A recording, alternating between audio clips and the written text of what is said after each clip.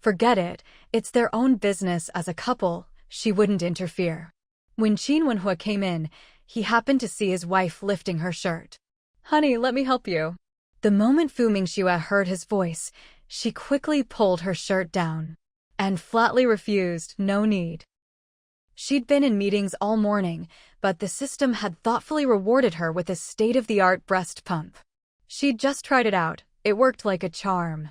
Qin Wenhua noticed her reaction and paused. Was there anything about her he hadn't seen? Weren't they an old married couple by now? There was no need to be so guarded around him. Go do your own thing, you don't need to stay here. Fu Mingxue still wasn't done, and with him around, she felt embarrassed. Qin Wenhua. All right, I'll go then. By the way, honey, do you need to go back to the factory this afternoon? Fu Mingxue replied, I'll go at 2. I'll take a nap at home first. Her answer made Qin Wenhua breathe a sigh of relief. Otherwise, he'd really be worried about her health. Okay, I'm off then. He turned and left, thoughtfully closing the door behind him. Once Fu Mingxue saw he was gone, she immediately resumed her unfinished task. A few minutes later, her mother's voice came from outside, Mingxue, come out and eat. Fu Mingxue didn't answer, afraid she'd wake her daughter. She tiptoed out quietly. Hurry up and eat, or it'll get cold. Fu Mingxue sat down and served herself a bowl of chicken soup. Mother Fu pointed to another dish. Have some more of the fish soup, too. Fu Mingxue's mouth twitched. Mom, next time if there's chicken soup, don't make fish soup. Otherwise, I'll be full of nothing but soup. Mother Fu immediately retorted, you're supposed to drink more soup anyway. Not long after Fu Mingxue finished her meal and returned to her room, the baby woke up crying. She immediately picked up the child and nursed him. At 2 in the afternoon, Fu Mingxue drove to the factory. The people in the family compound were absolutely green with envy. To them, Fu Mingxue's life was simply beyond anything they could imagine. After all, they'd never seen a woman at work who had a car assigned to her by the factory.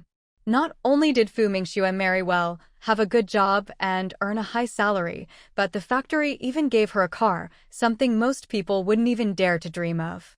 What's more, she could actually drive. If a woman could live like Fu Mingxue, they thought, her life would be truly worthwhile. Fu Mingxue's daily work schedule was to come home at noon, then leave for the factory at 2.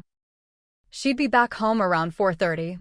Although her working hours were short, Director Geng and the others completely understood. Besides, Fu Mingxue never delayed her work in the slightest. She even worked on design drawings at home in the evenings. As the days passed, the new year was fast approaching. Mother Fu saw there were only about 2 weeks left. She couldn't help but ask, Mingxue, what are your plans for the new year? Are we celebrating here or going back home? Mom, we're not going back to Beijing this year. The baby is still so little, it's not suitable to travel far. Her words made Mother Fu breathe a sigh of relief. That's what I thought too. The baby is still so young, and it's so cold, traveling wouldn't do. Since we're not going back this year, you should call your mother-in-law and let her know, so she doesn't worry. Fu Mingxue nodded. All right, I'll call her tomorrow. Mother Fu thought that since they weren't going back to Beijing this year, it was time to start preparing for the new year here. Suddenly, she remembered something else. Didn't you say you had to go back every semester for classes? Have you done that this year? Fu Mingxue shook her head. No, but I've already spoken to the school. I'll take more classes next year. Anyway, she was busy with design work and didn't need to be in the lab all the time. We'll go back around April or May next year and take the baby with us. Mother Fu reacted quickly. If you take the baby back in April or May, what about Hao Hao and Kiki? They're still in kindergarten. Fu Mingxue chuckled. Mom, you said it yourself, it's just kindergarten. It's not a big deal. When we get to Beijing, they can transfer to another class. It'll give them a chance to make more friends. Of course, if you don't want to go, that's fine too, as long as you can take care of all 3 kids. Mother Fu replied without hesitation, then I'd rather stay. Anyway, you said you'd wean the baby around then, so little Jinjin can just have formula. When you leave, it'll be the perfect time to wean the baby off breast milk. Fu Mingxue. That's fine, we'll do as you say. She knew her workload would only increase, and she couldn't keep breastfeeding forever. Formula was just as good anyway. The next day, Mingxue called the Qin family. It was Mother Qin who answered. Mom, it's me, Mingxue. Mother Qin was overjoyed to get a call from her youngest daughter-in-law. Mingxue, how have you been lately? Mom, I'm doing well, and so is the baby. Oh, I wanted to let you know that this year, Wenhua, my mom, the kids, and I won't be coming back to Beijing for New Year's. We'll be celebrating here at the family compound. Mother Qin wasn't surprised at all. This year the child is still young, so it's better not to come back. No need to tire the child out. If you hadn't called, I was just about to call you myself. Mingxue really appreciated her mother-in-law's understanding and reasonableness. She chatted with Mother Qin for a while before hanging up. After all, long-distance calls were still quite expensive. But plans can never keep up with changes. On the day of the little new year, Qin Wenhua called. Qin Wenhua answered the phone. When he came back, his eyes were red. This gave Mother Fu quite a scare. Wenhua, what's wrong? Mom, my grandma fell. It's pretty serious. She's in the hospital and still unconscious. Mother Fu was shocked. How could that happen? You and Mingxue should hurry back to Beijing to see her. Mom, why don't you come back to Beijing with us? We'd worry about you here alone with the 3 kids. If the old lady pulled through, that would be great. But if she didn't, they probably wouldn't be able to come back here for a while. Mother Fu nodded quickly when she heard this. All right, let's all go back together. Go buy the train tickets quickly, or we might not get any. Since they'd decided to return to Beijing, there was a lot to pack. She had to start getting things ready right away. Qin Wenhua nodded. Mom, I'll go buy the train tickets now. With that, he went inside to get some money and hurried out. Mother Fu started bustling around. Just packing changes of clothes for the 3 kids was a lot. There were other things to pack too. Plus, since she thought they weren't going back, she'd bought a lot of New Year's goods. How were they going to bring all that? If they went back this time, they might end up staying in Beijing for quite a while. Qin Wenhua first drove to Mingxue's factory. He was Mingxue's husband, so the security staff recognized him. As soon as they heard he had urgent business with team leader Fu, they let him in right away. Mingxue was surprised to see Qin Wenhua. What are you doing here? Did something happen at home? She immediately noticed something was off about his expression. Wife, Grandma fell badly. She's still unconscious in the hospital. Can you go back? If she couldn't, he'd just buy a ticket for himself and not bring his mother-in-law and the kids. Mingxue was shocked. Grandma fell? And she's still unconscious? Of course I have to go back. Go get the train tickets, I'll go make arrangements here. All right, I'll head out then. By the way, if we're all going back, let's bring Mom and the kids too. I don't feel comfortable leaving Mom here alone with 3 kids. Mingxue agreed. Okay. Qin Wenhua didn't waste any time and left right away. Mingxue's side was almost wrapped up anyway, since she was about to go on New Year's break. But she still had to inform Director Geng and her whole team. Qin Wenhua managed to buy tickets for the 8 p.m. train. That was the only time with sleeper tickets left. There were no sleeper tickets at any other time, and none could be transferred either. As soon as he got the tickets, he went back to Mingxue's factory to let her know, then hurried home. Mom, the tickets are for the 8 p.m. train. We'll have to leave by 6:30. So early? But all this stuff, the time was really tight. I'll help pack. We just need to bring some clothes. With Qin Wenhua helping out, the packing went much faster. What about all these groceries? They'd bought several fish. There was no way to take those with them. And there was still so much meat. Mom, you can marinate the meat. As for the other vegetables that won't keep, I'll take them to the army base. Mother Fu agreed that was probably the best way to handle it. There's still a lot of rice and flour. What about those? Leave some for when I come back for the new year, and I'll send the rest to the cafeteria. Consider it a treat for my comrades. After thinking for a moment, Qin Wenhua added, just sort everything out and leave it in the yard. I'll have someone come pick it up in a bit. Mother Fu nodded. With everyone working together, They finished quickly and soon had a big pile of stuff in the yard. To be honest, Mother Fu felt a little sad seeing all that food go. But then she thought about how it would help improve the meals for the soldiers, and she felt better. After all, someone was going to eat it, might as well give it to those who work the hardest. They cleaned the kitchen and tidied up the house. The twins were excited to be going back to Beijing, but once they learned it was because their great-grandmother was sick, they started to worry about her. Mingxue didn't get back until 6:30. Since they were leaving, they couldn't leave the car parked in the residential compound, so someone else drove her home and then took the car away. As soon as she entered the yard, she asked Qin Wenhua, "Sorry, I had a lot to take care of and ended up running late. Is everything packed?" Qin Wenhua replied right away, "Mom, and I finished packing. Go check if there's anything else you want to bring. By the way, have you eaten?" "I ate at the cafeteria. I'll go have a look inside first." Mingxue went in to check her things. Qin Wenhua had already packed most of the clothes she needed to bring, and she'd already stashed some things away in her space. "There's really not much left for me to pack. By the way, can we take all this stuff with us?" "We can. I compressed it all down. It's just 4 bags and 2 suitcases." The 2 suitcases were filled with clothes for his wife and daughter, while he'd stuffed everyone else's clothes into the bags. "If you don't have anything else to bring, we can head out. Everything's already loaded in the car, we're just waiting for you." "All right. I'll carry Jinjin." "Mom, this time you can just focus on Hao Hao and Kiki." Mother Fu nodded. The kids were well behaved, too. "Let's go, time to get in the car." Since they had a lot of stuff, Instructor Xie arranged for 2 cars to take them. After dropping them off at the train station, they still had plenty of time. The 2 comrades who drove them didn't leave right away. They stayed to help carry all the bags and suitcases onto the train. Luckily, they didn't have to wait too long. Once the train arrived, the 2 comrades helped them load everything onto the train and quickly got off after making sure everything was in place. As soon as the family settled in, the train departed. Mingxue hadn't expected Qin Wenhua to be able to get a whole sleeper compartment for them at this time.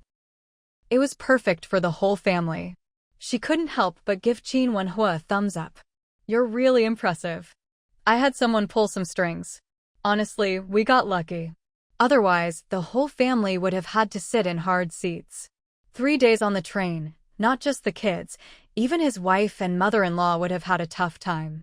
"Wife, the child is still sleeping. Why don't you take the chance to get some rest too?" "I'm fine. By the way, what exactly happened with Grandma? How did she get hurt so badly?" She hadn't asked for details earlier at the factory. At the mention of the old lady, Qin Wenhua's expression darkened. He seemed much more downcast. "I don't know the specifics. They didn't say much over the phone at the time.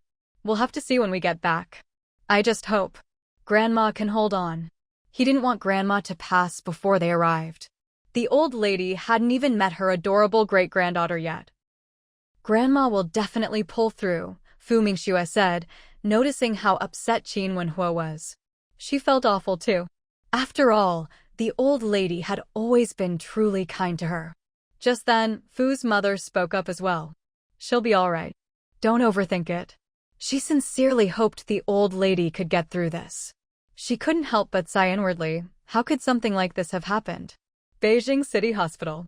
Qin's second aunt asked Qin's mother, "Well, has Wenhua come back yet?" Qin's mother's eyes were red. "They took the 8 p.m. train last night. Mingxue and the baby are coming back with him." But looking at the old lady, it seemed she might not make it. She hoped the old lady could hold on for 3 more days. Hearing that Wenhua and his family were on their way, the second aunt finally breathed a sigh of relief. "What about Weiniang? Have you been able to reach her?" Qin's mother shook her head. "No, she's on a flight mission. But I told her supervisor about Grandma and specifically asked them to let her know once she's back from her mission. She couldn't have Qin Weiniang called back in the middle of a mission. What if something happened?" The second aunt nodded in agreement. "That's true. But it was a pity. Weiniang probably wouldn't make it back in time to see Grandma one last time." Just then, a doctor came over. "Doctor, how is she? How much longer can our old lady hold on?" The doctor replied, if you want her to pass away at home, then you should take her home now. If you're okay with her passing here in the hospital, then let her stay. The doctor's words made the Qin family's eyes turn red all over again. It was as if he'd just pronounced a sentence. Everyone in the Qin family couldn't help but look at Qin's father. After all, he was now the head of the family. Qin's father spoke in a heavy voice, then let's take her home. I think she'd want to be at home at the end. Then he looked up.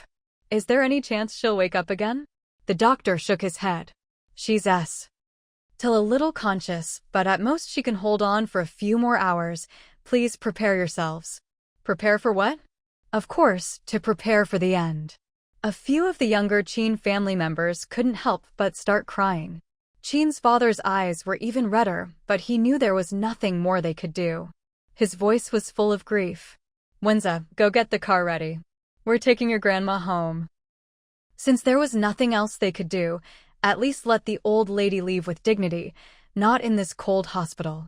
Qin Wenza nodded immediately. He and Qin Wuxu went to get the car ready. At this point, Qin's mother said, I'll go change grandma's clothes. The second and third aunts immediately chimed in, will help. The sisters-in-law all went into the ward together. After they'd changed the old lady into the clothes they'd brought, Qin's father came in to carry her. The others tried to stop him, but Qin's father wouldn't let them. Let me carry mom one last time. No one tried to persuade him anymore.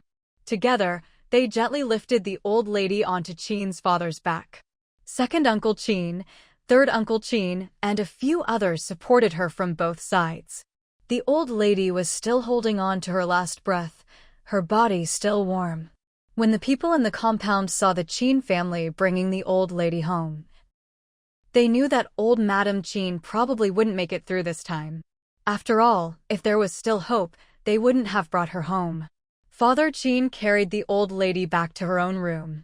The Qin family also refused visits from the other residents of the compound. Everyone thought she only had a few hours left, but somehow she kept hanging on. 2 whole days passed like this. The Qin family was puzzled. Since Dr. Xia, the granddaughter-in-law, was there, they asked her to take a look. Dr. Xia shook her head. Second Aunt Qin suddenly thought of something. She whispered to the others, is the old lady waiting for Wenhua? The Qin family agreed. After all, only Qin Wenhua and his wife, as well as Qin Weiniang, hadn't arrived yet. And the old lady, holding on to her last breath, was probably waiting for them. Someone quickly calculated the time and said, Wenhua and the others should be arriving soon. Let Wenza go pick them up.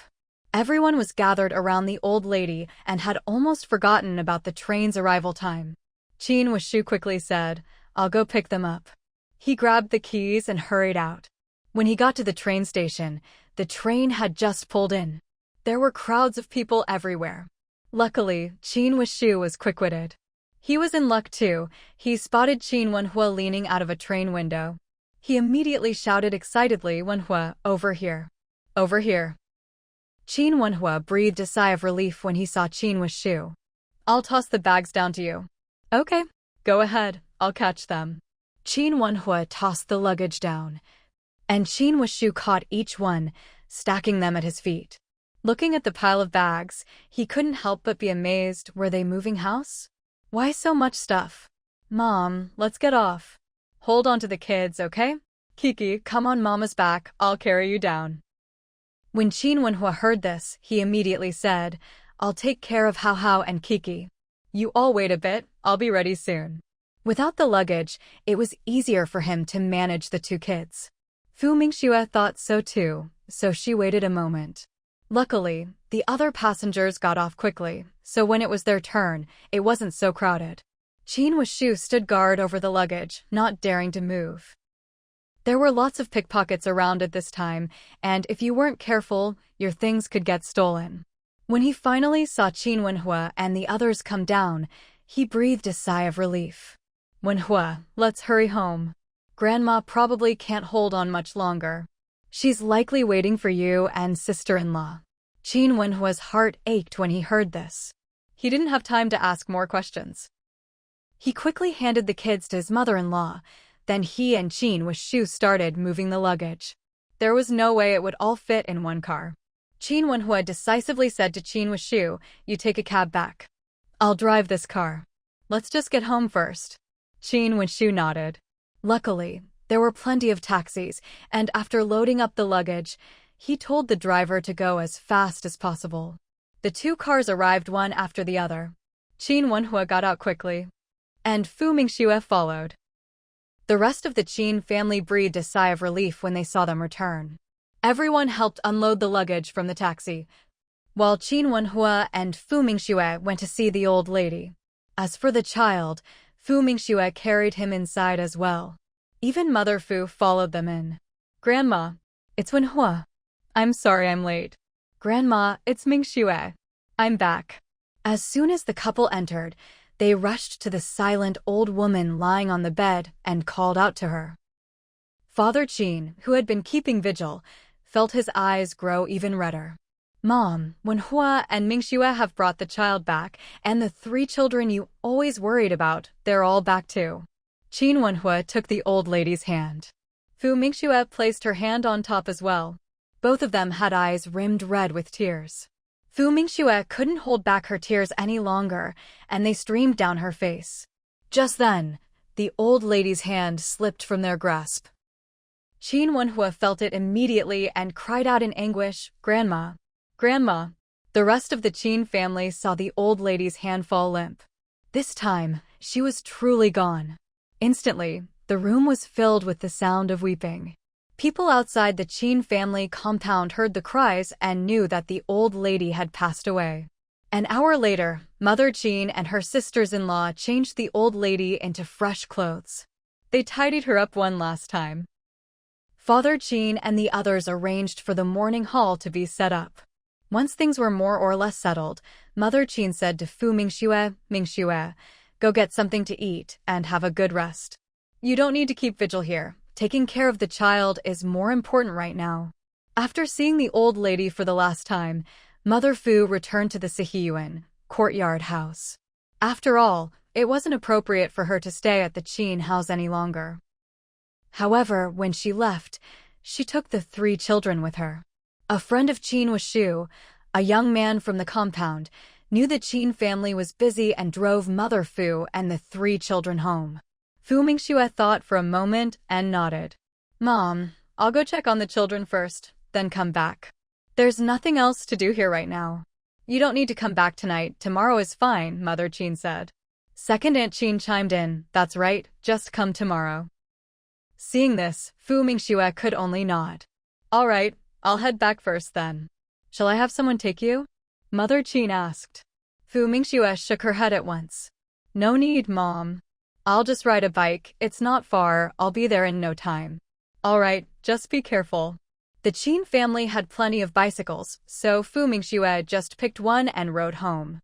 When she got back to the Sihiyuan, Mother Fu was cleaning up. Seeing her daughter return, she asked, "Why are you back?" "Mom told me to come home. By the way, how are the kids?" "They were hungry, so I fed them some formula. Now they're sleeping. I made some noodles for the other 2 kids, and after they ate, they went to sleep too." "You haven't eaten yet, have you?" "There are still some noodles in the pot, go have some." "Okay." Mingxue was indeed a bit hungry. She went to the kitchen and served herself a big bowl of noodles. After eating, she hurried to her mother's room to check on the children. Seeing all 3 kids sleeping soundly, she finally breathed a sigh of relief. Not wanting to waste any time, she came out and started to help with the cleaning. Mother Fu stopped her. "You don't need to help out here, I've pretty much finished. Just tidy up your own room." "All right." Mingxue went to her own room. Although no one had lived there for a while, it was still quite clean. Clearly, someone had been helping to keep it tidy. She guessed it was either her mother-in-law or Aunt Lee who had been asked to help. She did a quick tidy up and took a shower. Only then did she come out. "Mom, are you still not done here?" "It's all good now, really. Luckily your mother-in-law sent someone over to clean up a bit, otherwise I don't think I'd be feeling better even by tonight. By the way, are you going back over there?" Mingxue shook her head. "No, I'm not going back today. I'll go over tomorrow morning." Fu's mother thought about the kids that still needed looking after here. That's fine. Suddenly, she remembered something. Weiniang hasn't come back yet, has she? Fu Mingxue shook her head. No, she hasn't. She's out on a mission and probably won't make it back in time. Has the date been set? Fu's mother had come back a bit earlier than the others. She had left the Qin house half an hour after the old lady passed away, so she wasn't aware of what happened afterward. Fu Mingxue replied, yes, it's set for the 28th, which is the day after tomorrow. They want to get the funeral done before the new year. Fu's mother thought that was a suitable date. It's soon though. I just don't know if Weiniang will be able to make it back in time. Fu Mingxue honestly didn't know either. But if Qin Weiniang knew the old lady had passed, she'd definitely want to come back to say her final goodbye. After all, the two of them were very close. Still, it depended on when Qin Weiniang could finish her assignment. Hopefully, she'd be able to make it back. Everything's been cleaned up, Mom. You should get some rest early. You didn't get much sleep on the train these past few days, and you'll still have to help with the kids. You need to take care of yourself. I know, you go on and take care of your things. Don't worry about me, her mother urged her to leave. Fu Mingxue went to pick up her sleeping daughter and carried her back to her own room. Then she went outside to fetch a thermos filled with hot water. She didn't need to make formula tonight, since she could nurse her daughter herself. That night, Fu Mingxue didn't read at all. She went to bed early. The next morning, after changing and feeding the baby, she was just about to ride her bike over to the Qin house when she saw Qin Wenhua had come back. Her gaze fell on the bags of groceries he was carrying. Why did you bring back so many groceries? This morning, Wenza, some others, and I went shopping. I picked up some things for our place too. Just then, Qin Wuxu came in, both hands full of bags.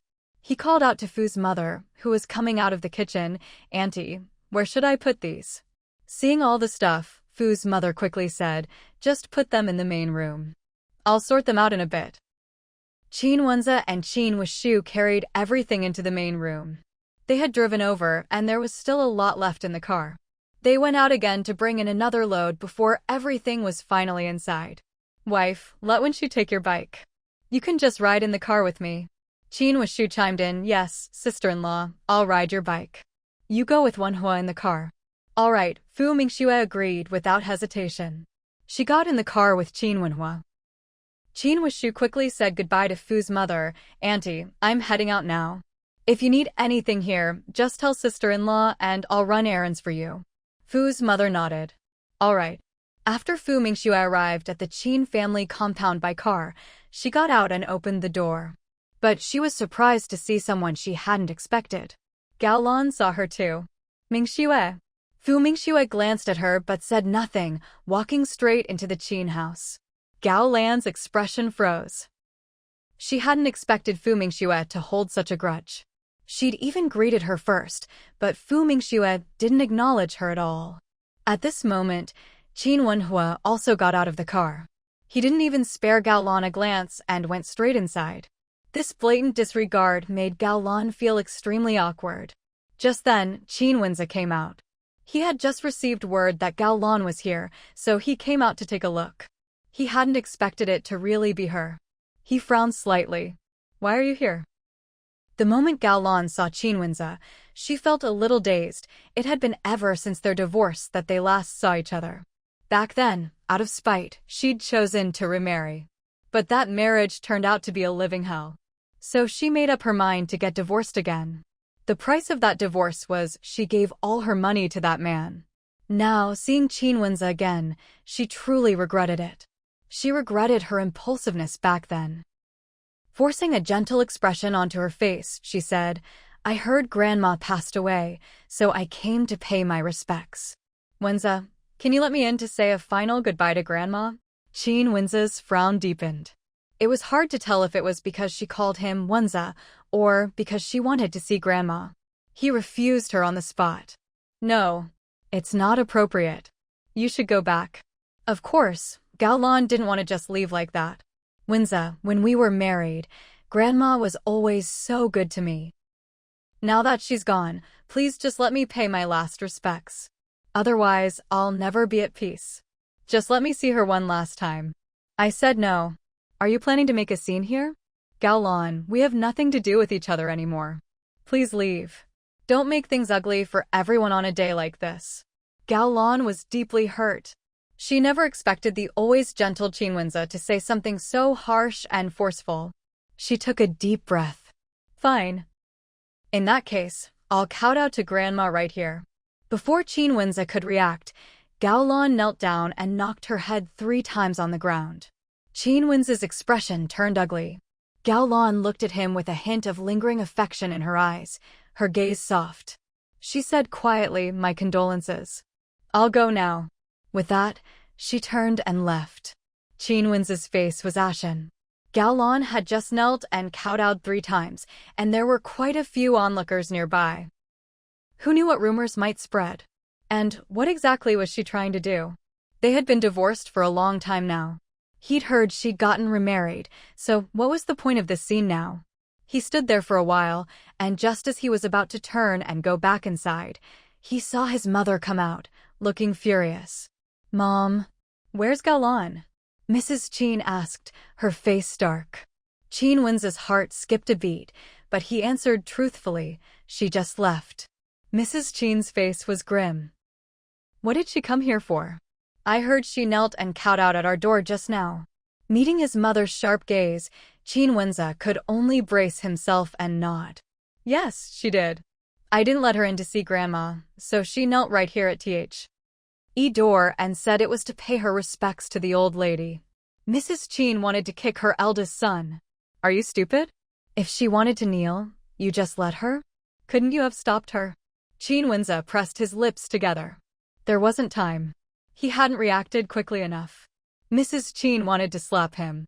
How could their whole family be so smart, yet end up with such an oddball? Was he switched at birth? Otherwise, how could he be so unlike anyone else in the Qin family? He didn't have a trace of their backbone. Mother Qin was truly furious beyond words. She forced herself to suppress her anger, trying hard to calm down. Then she warned sternly, "Whatever you and that woman are thinking, just keep it to yourselves. And from now on, stay away from her. I don't want any more messy entanglements. If you have anything unclear going on with her again, don't bother coming back to the Qin family. I'll have your father remove your name from the family register." After dropping these harsh words, she didn't care what kind of expression Qin Wenze had on his face. She turned around and left without another word. Qin Wenze was stunned. What did his mother mean by this? How could he possibly have anything going on with Gao Lan again? Besides, Gao Lan was already remarried. He'd have to be out of his mind to get involved with her again. Qin Wenze didn't know that Gao Lan was divorced again. Ever since his own divorce, he hadn't paid any attention to her affairs. But Mother Qin knew. She'd heard it from others. Back when Gao Lan remarried soon after her divorce, Mother Qin had actually breathed a sigh of relief. Marriage was good, it meant things had ended well. But unexpectedly, less than half a year later, she heard from others that Gao Lan was divorced again. That was hard to comment on. Of course, no matter what the issue was, Gao Lan's affairs had nothing to do with the Qin family anymore. She never expected Gao Lan to show up today and to make such a scene. Other people might not know what Gao Lan was thinking, but she certainly did. She had a feeling after Gao Lan's second marriage didn't work out, maybe she started thinking that Qin Wenze was still the best option. Maybe Gao Lan was aiming to get back together with Qin Wenze. In any case, no matter what Gao Lan was thinking, if Qin Wenze got involved with her again, well, she really couldn't keep this eldest son anymore. Mother Qin returned home, still fuming. Fu Mingxue noticed her expression, but felt it wasn't the right time to approach, so she pretended not to see. In the blink of an eye, it was the day of the old lady's funeral. Just as the pallbearers were carrying the coffin out, Qin Wenying rushed back, travel-worn and weary. The Qin family all breathed a sigh of relief when they saw her. Second Aunt Qin hurried over to Qin Wenying, whose eyes were red and swollen, and said, "It's good you're back. You can send your grandmother off on her final journey. She'd be so happy. Come, let me help you change your clothes." Tears streamed down Qin Wenying's face. Her grandmother was gone. She let second Aunt Qin lead her inside to change into mourning clothes. There were quite a lot of people in the funeral procession. Fu Mingxue spotted Gaolan in the crowd. Of course, Mother Qin saw her too. But this time, she didn't say anything. Not until the funeral was over and all the guests had left. The Qin family returned to their compound. Mingxue, the funeral's over. You should head home now, Mother Qin said. Fu Mingxue saw that there was nothing else she needed to do, so she nodded. All right. This time, she left on her own electric bike. Qin Weiniang didn't leave. She was feeling terrible. She really hadn't expected her grandmother to pass away so suddenly. And she hadn't even seen her one last time before she died. If she hadn't made it back in time today, she might not have been able to attend the funeral at all. After the various branches of the Qin family settled the final accounts, everyone went back to their own homes. With so many people gone, the Qin family compound suddenly felt much quieter. Weiniang, go take a shower and get some sleep, Mother Qin said, feeling sorry for her daughter. She could see the exhaustion all over Qin Weiniang's face, her eyes bloodshot with fatigue. Qin Weiniang nodded, but instead of going to her own room, she went to the old lady's room. Seeing this, Mother Qin didn't try to persuade anyone. She just let out a sigh. Then she turned her head to look at Qin Wenze. Her face immediately darkened. She snapped, Qin Wenze, what's the meaning of Gaolan showing up here again? As soon as she spoke, Father Qin and Qin Wenhua both turned to look at Qin Wenze. All three of their expressions were quite unpleasant. Faced with their sharp, accusatory stares, Qin Wenze felt deeply wronged. I have no idea why she came again. Besides, I didn't even see her. He'd been busy at the time. How could he have noticed Gaolan? Looking at the reproachful looks from his parents and brother, he just felt exhausted. If Gaolan wanted to come, it's not like he saw her. And even if he had, she was mingling in the crowd.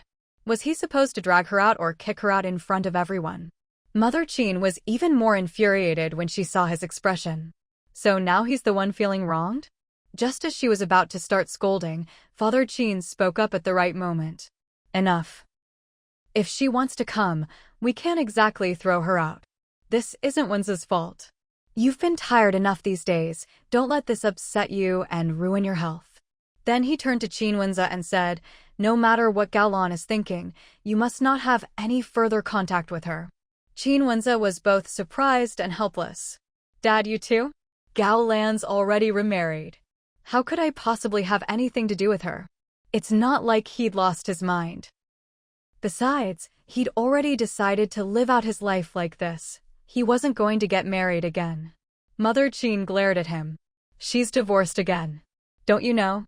Qin Wenze was a bit surprised to hear this, but quickly replied, Mom, what does her getting divorced have to do with me? When I divorced her, everything was already over. I compensated her plenty. Even if she marries and divorces again, that has nothing to do with me. You don't think she got divorced just to try and get back together with me, do you? That's impossible. No matter what she's thinking, you stay away from her. Don't be stupid enough to get caught up in her schemes again. Anyway, our Qin family will never accept her. If you can't make a clean break, you might as well change your surname. There's no place for you in the Qin family. After saying this, Mother Qin didn't care about his reaction or what he thought, she just walked away. She still had a ton of things to do and didn't have the energy to argue with this foolish son. Besides, if she spent too much time with an idiot, wouldn't she become one herself? Qin Wenze. He was utterly helpless. He turned to his father. Dad, you don't really think the same way as Mom, do you? Do I really look that clueless? Your mother's right. Just remember what she said. Father Qin finished, then called for Qin Wenhua. You too, come to the study. Oh, and bring your sister too. Qin Wenhua nodded and went to the old lady's room. He saw Qin Weiniang with red, tear-filled eyes, clearly still grieving over the old lady's passing. Dad wants you upstairs. He has something to say. Qin Weiniang wiped her tears, her voice nasal. Got it. Then the siblings went upstairs. They reached the study and pushed the door open. Father Qin told them to close the door. Just now, I forgot that Mingxue will be home a bit later. But Wenhua, You can tell her about this when you get back, it's the same. The three of them didn't ask what it was about. Father Qin glanced at them and spoke again. This is about what your grandmother left behind. Everything else has already been divided among your uncle's families. What's left for our family? I plan to give this money to you three. The old lady really did leave behind quite a bit of inheritance. She had prepared all of this a long time ago. After all, she knew she was getting on in years, so she made sure her affairs were in order well in advance. When old Master Qin passed away, the inheritance had already been divided once. But only a small portion was distributed back then. The bulk of it hadn't been touched. The properties had already been divided up long ago. So this time, what was left was just money. The old lady left 30,000 yuan each to our family and to each of your uncle's families. Each of your three aunts gets 5,000. As for our share, your mother and I have decided not to keep it for ourselves. We'll split it among you three siblings, 10,000 each. Father Qin took out the money and placed it on the desk. You can take it yourselves. As for the gold the old lady left, he didn't bring that out. Those things would only be given to the three siblings after he and his wife passed away. I get a share too? I don't really need to take it, Qin Weining hesitated. Father Qin shot her a look. What are you saying? Of course you get a share. Our family doesn't do that favoring sons over daughters nonsense. If your brothers get some, so do you. He didn't care how the other families handled their shares or how they divided things. But in his family, whether it was the brothers Qin Wenze and Qin Wenhua or their sister Qin Weining, he and his wife never believed in favoring sons over daughters. Qin Weining said nothing more and simply reached out to take her share, slipping it into her pocket. Father Qin waved his hand. All right, you can all go now. Get back to whatever you were doing. The three siblings left together. None of them said a word as they walked out. Qin Weining felt nothing in particular today. Qin Wenhua felt much the same. He stayed at the Qin house for a while to help tidy things up, and after finishing up, finally returned to the courtyard. Fu Mingxue was a little surprised to see Qin Wenhua back so soon. You're back already? Everything at home settled? Qin Wenhua nodded. All done. Here, you take this money, Grandma left it for us. My dad and each of my uncle's families got 30,000. Our family's share was split among us three siblings. Dad and Mom forgot to mention it earlier, so they asked me to give it to you. He pulled out the thick wad of cash from his pocket. Fu Mingxue was genuinely surprised. 30,000 for each family? 5,000 for each of the three aunts? Goodness, the old lady was really loaded. In this day and age, that's an enormous fortune. Looks like the old lady really did have a solid foundation. Fu's mother, overhearing this, couldn't help but gasp. The old lady was really that rich? Other people count their money in tens or hundreds, but in the Qin family, it's counted in tens of thousands. Honestly, she could hardly wrap her head around it. Back in her day, she'd think twice about eating an egg that cost just a few cents. Truly, the gap between rich and poor is just enormous. But it's also thanks to these good times. If this had been a few years earlier, if people had found out about so much money, who knows what might have happened. She didn't even dare to imagine. Really, she couldn't imagine it. Fu Mingxue took the money without hesitation. All right, I'll keep it then. Qin Wenhua turned to his mother-in-law. Mom, are we short on anything for the New Year's preparations? I can go out and buy whatever we still need. Fu's mother quickly replied, we're not missing much. Mingxue had someone buy a lot yesterday, and we've even opened up the extra fridge. We're pretty well stocked. How about this? Why don't you look into kindergartens for Hao Hao and Kiki? They can just go to one here. Then my mom won't have to go back to the family compound. Qin Wenhua was taken aback by this. Your job is here now too? Fu Mingxue explained, I have classes to attend here. After all, I've missed 2 semesters worth of courses, so I need to catch up. Besides, I can do design work here as well. And I can travel back and forth if needed. Either way, I won't be staying at home for long periods. Qin Wenhua still felt a bit disappointed inside. After all, this meant that the two of them might have to spend long stretches apart as a married couple. He never had a fixed schedule for his assignments to begin with. And now his wife would be spending most of her time in the capital. He felt like the sky was falling. Most importantly, he wouldn't be able to see his little girl, his adorable little daughter, and the twins. Maybe he should see if he could get transferred back to the capital. He'd never thought about this before. But now he felt it was worth considering. After all, his wife couldn't stay over there forever. The base closest to the capital was currently being expanded. It was being built specifically for the convenience of the research institute here. There was a good chance his wife would be transferred back here. Mother Fu didn't concern herself with the couple's affairs. She really didn't mind where she lived. Whether it was the family compound or here, it was all the same to her. She could handle taking care of 3 kids on her own. This year's New Year was a little less festive because of the old lady's passing. But it was still quite a good one. This time, the 2 families simply decided to have New Year's Eve dinner together. They had lunch at the Qin family's main house. Mother Fu came along too. In the evening, they all ate together at the courtyard house. Aunt Li and Mother Qin came over in the afternoon to help with the cooking. New Year's Eve was quite lively. But the happiest of all were the kids. They received even more red envelopes than last year. Not to mention the Qin family's newest little member, Fu Jinbao. It was her first time receiving New Year's money. All the other branches of the Qin family sent red envelopes, and each family gave a full 100 yuan. Qin Weiniang hadn't known before that the child's surname was Fu. Now that she did, she thought it was great. Why should a woman's child have to take the father's surname? Was it the man who carried the baby for 10 months? He didn't do a thing, yet wants the child to have his surname. Why should that be? She secretly gave Fu Mingxue a thumbs up. As for Fu Mingxue hiding her pregnancy from Qin Wenhua and the family, she had felt a bit guilty about it and figured she'd get an earful. But since the old lady passed away, no one brought it up again. As the child's aunt, Qin Weiniang was especially generous this time, giving 100 yuan in a red envelope. Of course, she didn't play favorites. The other 4 kids each got 100 yuan too.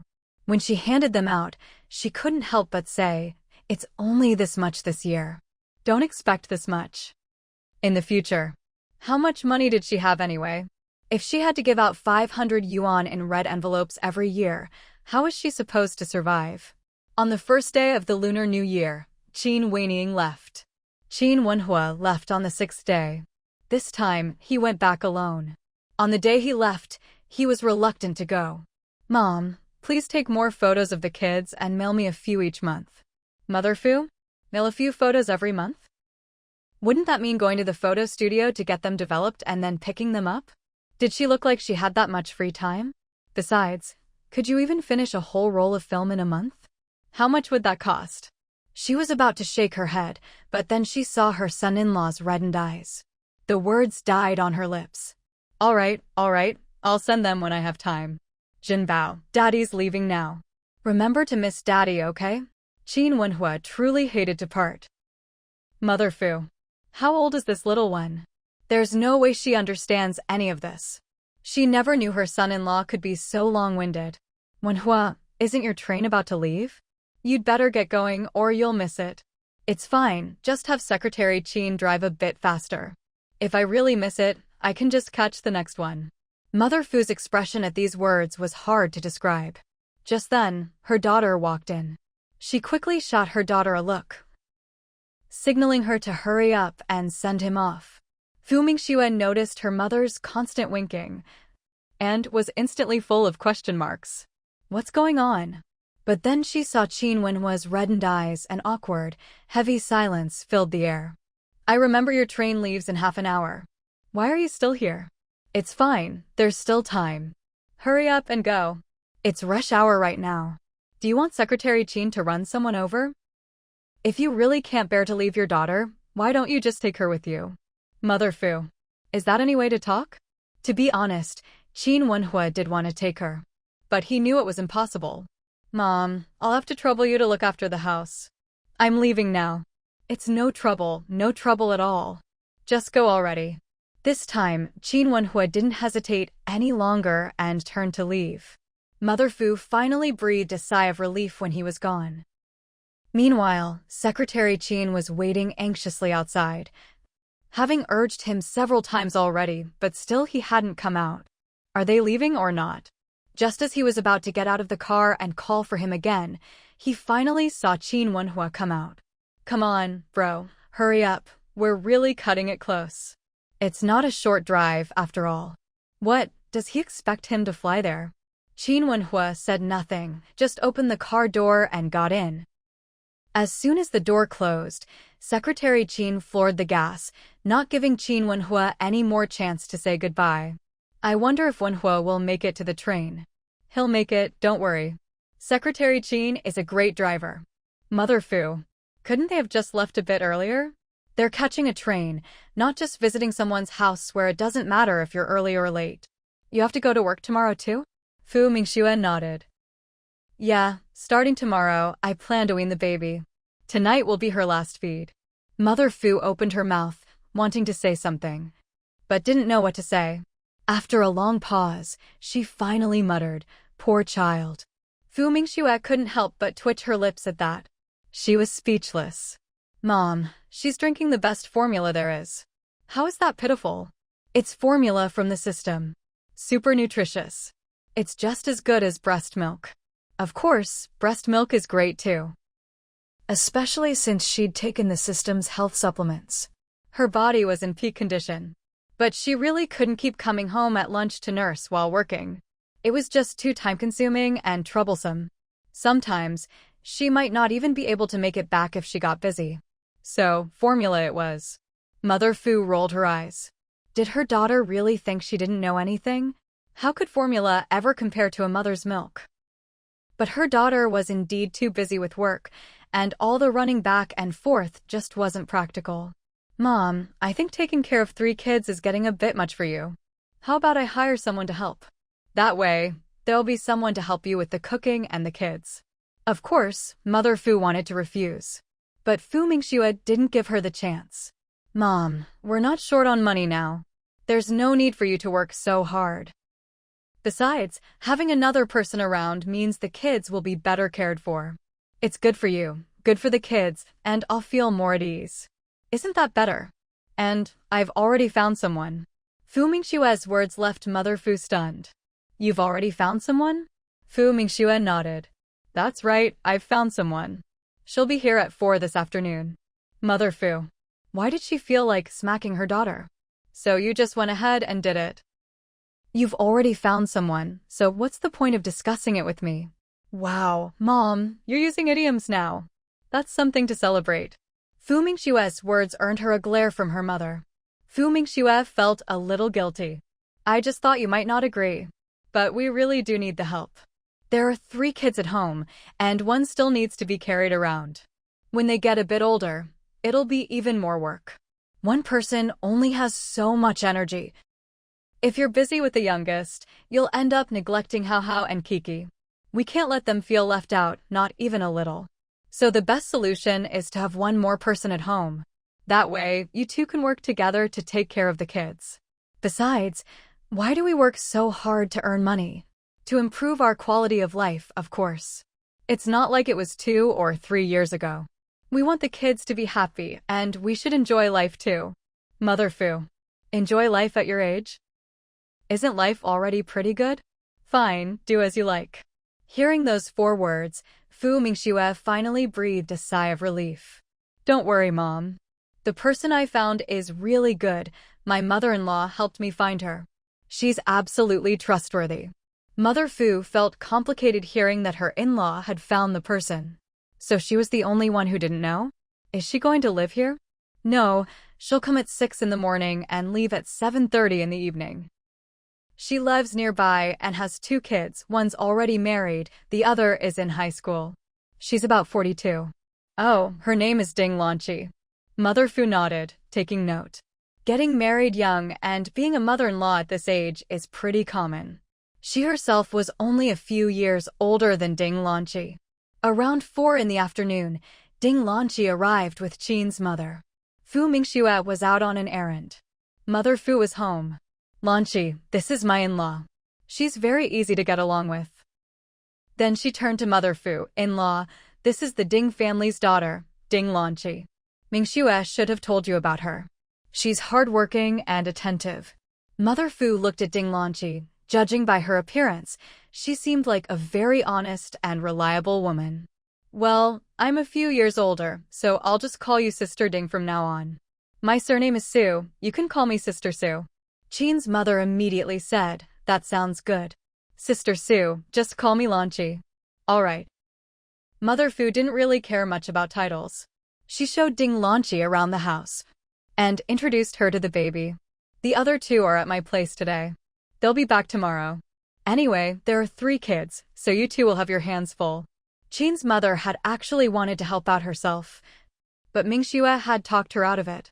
After all, Mingxue was right, she couldn't come over all the time, nor could she stay here every day. Once everything was settled, Ding Lanqi left, planning to come back the next day. That evening, Fu Mingxue returned home at 7:30. Mom, what did you think of her? She's great, quick, and reliable. By the way, how much are you paying her? Mother Fu hadn't thought to ask earlier. 45. The amount Fu Mingxue offered was actually quite high. But this was Beijing after all. Most importantly, wages were rising these days. Besides, offering a bit more would make people more dedicated to their work. Mother Fu was silent for 2 seconds. Alright. Since they'd already recruited this person, they really couldn't offer too little. Wages in big cities like this were still much higher than back in her hometown. The next morning, Fu Mingxue got up and came out of her room. She saw Aunt Ding already doing the laundry. At that moment, Ding Lanqi also saw her. She greeted her proactively, Comrade Fu, you're up. Aunt Ding, just call me Mingxue. Ding Lanqi readily agreed. Alright, I'll call you Mingxue from now on. Just then, Mother Fu walked out from the kitchen. I told her not to do the laundry, but she insisted.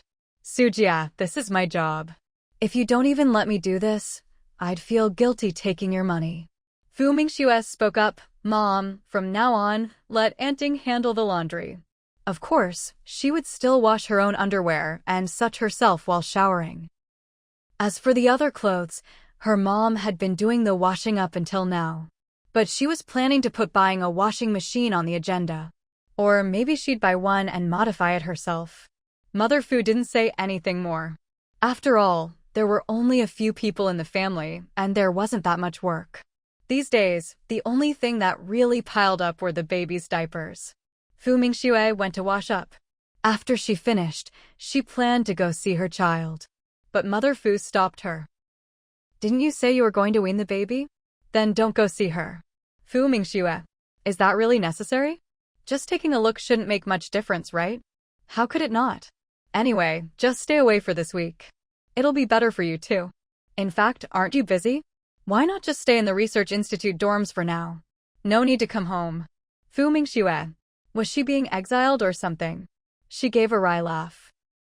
Didn't the baby get used to formula pretty well before? I don't think it'll be a problem. It was just weaning, she wasn't going off formula altogether. Honestly, if she didn't see her little one, she would really miss her. Mother Fu didn't insist. Whatever, just do as you see fit. Fu Mingxue didn't think her little darling would be too hung up about weaning. After all, the little one had never rejected formula. Just then, the twins came in from outside. Following behind them was Mother Qin. The 2 kids had stayed at the Qin house yesterday and spent the night there as well. When they saw their mom, they ran over happily. Mama! Mama! Fu Mingxue squatted down and gave each of them a kiss on the cheek. Good morning, my babies. Mama, Kiki missed you so much. Hearing this, Fu Mingxue immediately scooped her little cutie into her arms. Mama missed you too. Hearing her mom say she missed her too, Qin Kiki's little face visibly lit up with happiness. At that moment, Mother Qin smiled and said, they woke up at 5 this morning, saying they wanted to come home to see their mom. They almost ran home without even having breakfast. I had to talk them into eating before they left. Qin Kiki snuggled in her mother's arms and said softly, we just missed you, Mama. Kiki even dreamed about you last night. Fu Mingxue looked down at her. What did you dream about, Mama? Mommy is sick. I'm so worried, Qin Kiki said, her words making Fu Mingxue's heart melt. Kiki, don't worry. Mommy won't get sick. Oh, didn't you two say you missed your little sister? Go on, hurry and see her. As soon as she said this, the twins immediately ran off to see their baby sister. Besides missing their mom and grandma, they also missed their little sister. Qin's mother watched the two children run off and couldn't help but laugh. Maybe it's because they're not used to sleeping in a new bed. Both little ones wet the bed last night and were too embarrassed to say anything. That's probably why they woke up so early. Fu Mingxue. She remembered that it had been a long time since the kids last wet the bed. No wonder their expressions had seemed a little odd, so that was the reason. But her little girl's dream was real, too. If she hadn't had that dream, she wouldn't have said anything about mommy being sick. From now on, I'll take care of dropping off and picking up the kids from kindergarten. I'm not busy anyway, she offered. In the past, the old lady used to help out, but now that she was gone, she had nothing to do in the mornings. Before Fu Mingxue could say anything, her own mother jumped in, let me do it. Now that we have Ding Maisie at home, I have time on my hands. Besides, I have a tricycle. It's quick and easy, and the kindergarten is close by. It won't take much time at all. The kindergarten Qin Wenhua had chosen wasn't the same one his niece Qin Ruoqiao had attended. Besides, Qin Ruoqiao was in elementary school now. Hearing her mom's words, Fu Mingxue immediately turned to her mother-in-law and said, Mom, let's do it this way. We have an electric tricycle here. It's really convenient and doesn't take much time. That way you won't have to make a special trip. Seeing that everyone was in agreement, Qin's mother nodded. All right then. If you ever don't have time, I can do it. On weekends, you can send the kids over to my place to play with Qiao Qiao and Jaya. Sure, Fu Mingxue agreed. Just then, the sound of a baby crying came from inside the house. A moment later, Qin Hao ran out, Mommy, little sister is crying. Fu Mingxue was about to go in and check, but Qin's mother stopped her. No need, I'll go. Don't you have to go to work? Go ahead and get ready. She'd heard from her in-law that the younger daughter-in-law planned to switch the baby to formula, which was good. It would save Mingxue from running back and forth. Fu's mother nodded quickly. Yes, don't go in. You're all thumbs anyway and can't really help. Hurry up and get to work. Fu Mingxue. It seemed the two moms had reached a consensus to keep her away from the kids. Did they forget she hadn't had breakfast yet? Oh well, if they didn't want her to see the kids, she wouldn't insist. She sat down to eat breakfast and immediately noticed something different about the meat buns. Just then, Ding Lanqi came in after finishing the laundry. Seeing her, Fu Mingxue had a guess. Sister Ding, did you make these meat buns? Ding Lanqi nodded. Yes, I made the filling. Why, don't you like them? She looked at Fu Mingxue nervously. Seeing her anxious expression, Fu Mingxue smiled and said, they're delicious. I think your meat filling is really tasty, and the bun itself is so soft and fluffy. What she didn't say was that they were even tastier than her mom's buns. Of course, her mom's buns had that special mom's flavor that no one else could match. Getting this approval, Ding Lanqi let out a sigh of relief. As long as they tasted good, that was all that mattered. After all, she really cared about this job. After finishing breakfast, Fu Mingxue rode her bicycle to the research institute. Before leaving, she said to Ding Lanqi, Sister Ding, please let my mom know that I won't be coming home for lunch today. If I'm not back by 5:30 in the evening, don't wait for me for dinner. I might have to work overtime or stay at the dorm.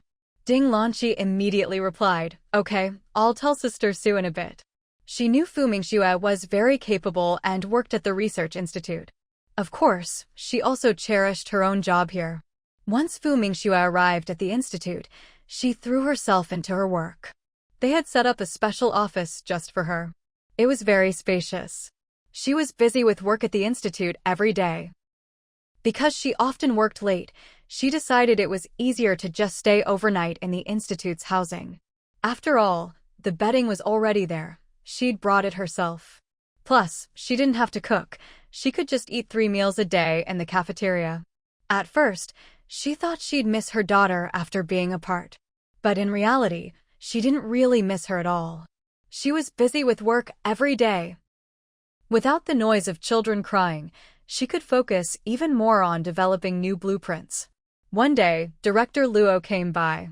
Xiao Fu, get ready to head to the base. Fu Mingxue was a bit surprised. Director Luo, which base? Not this one, the one in S province. The fighter jet there will have its first test flight in 10 days. Go over and check the data on your engine. Fu Mingxue's eyes widened in surprise. It's ready for a test flight already? Wait, the finished product is done so soon? Director Luo said, actually, their aviation team has always worked faster than yours. Now that your team's engine is ready, of course the pace has picked up. Everyone's been working around the clock to get this done. Of course, you should have faith in our team's abilities. Everyone was giving it their all, more energetic than if they'd been injected with chicken blood. Fu Mingxue asked, when do we leave? It was supposed to be in half an hour, but considering you have young children at home, how about I give you 2 hours to go back first? I'll have someone drive you. Fu Mingxue felt a bit embarrassed to have others wait 2 hours for her. But thinking that she might be away for a long time this trip, she thickened her skin and agreed. All right. Director Luo told her to pack up, and a car would be waiting outside. Fu Mingxue quickly tidied up her desk. When she got home, Ding Lanqi and her mother were both surprised. Why are you back at this hour? Don't tell me you're going on another business trip, her mother asked. Fu Mingxue nodded. Yes, Mom, I have to go on a trip. It'll probably be a month or maybe even longer. Please take care of the kids at home with Sister Ding. Oh, and remember to let my in-laws know I don't have time to say goodbye to them myself. Her mother was already used to her taking long business trips from time to time. She nodded right away. All right, I know. Don't worry about the kids at home, just focus on your work. Aren't you leaving soon? Go pack your things. Okay. By the way, Hao and Kiki are at kindergarten, so I can't say goodbye to them either. Please let them know for me. Fu Mingxue still felt a bit guilty. She really wasn't a very good mother. All 3 kids were still so young. Yet all year round, she was either away on business or on the road for work. She hadn't been a good mother at all. All right, I got it. I'll talk to them. Mother Fu was now fully supportive of her daughter's work. After all, the salary was sky-high, to say the least. And according to her in-laws, her daughter's job was really impressive. It was the path of a strong nation. What could she say to that? Of course, she had to give her full support. Fu Mingxue went inside, but not to her own room.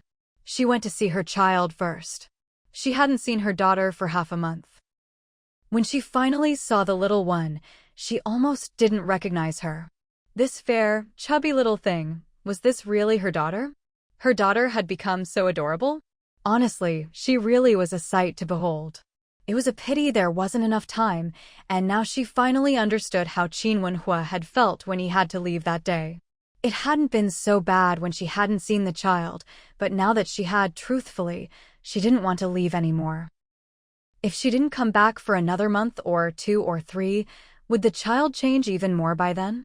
The 2 hours included travel time, so she had no choice but to force herself to go pack her things, even though she was reluctant.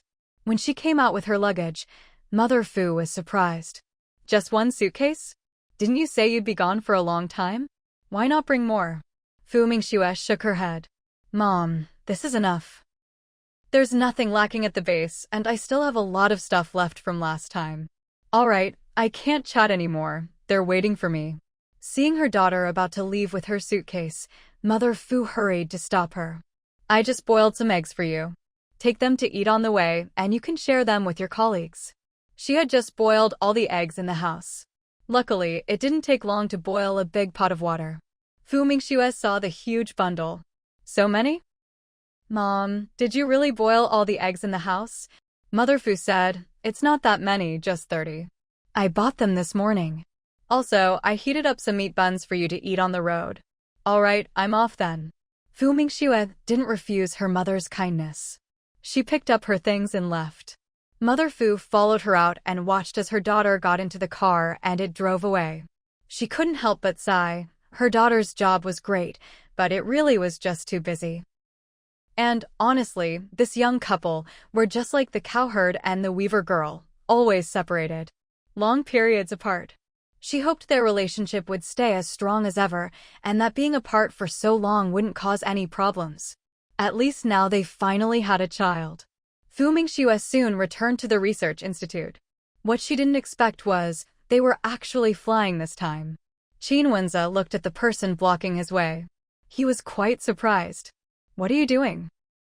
Gao Lan's eyes were red. Wenza, can I talk to you? Hearing this, Wenza frowned deeply. I don't think there's anything for us to talk about. Please move. I need to go home. Wenza, let's talk. It won't take long. Look, everyone's watching us. Just half an hour, okay? Let's go over there and talk.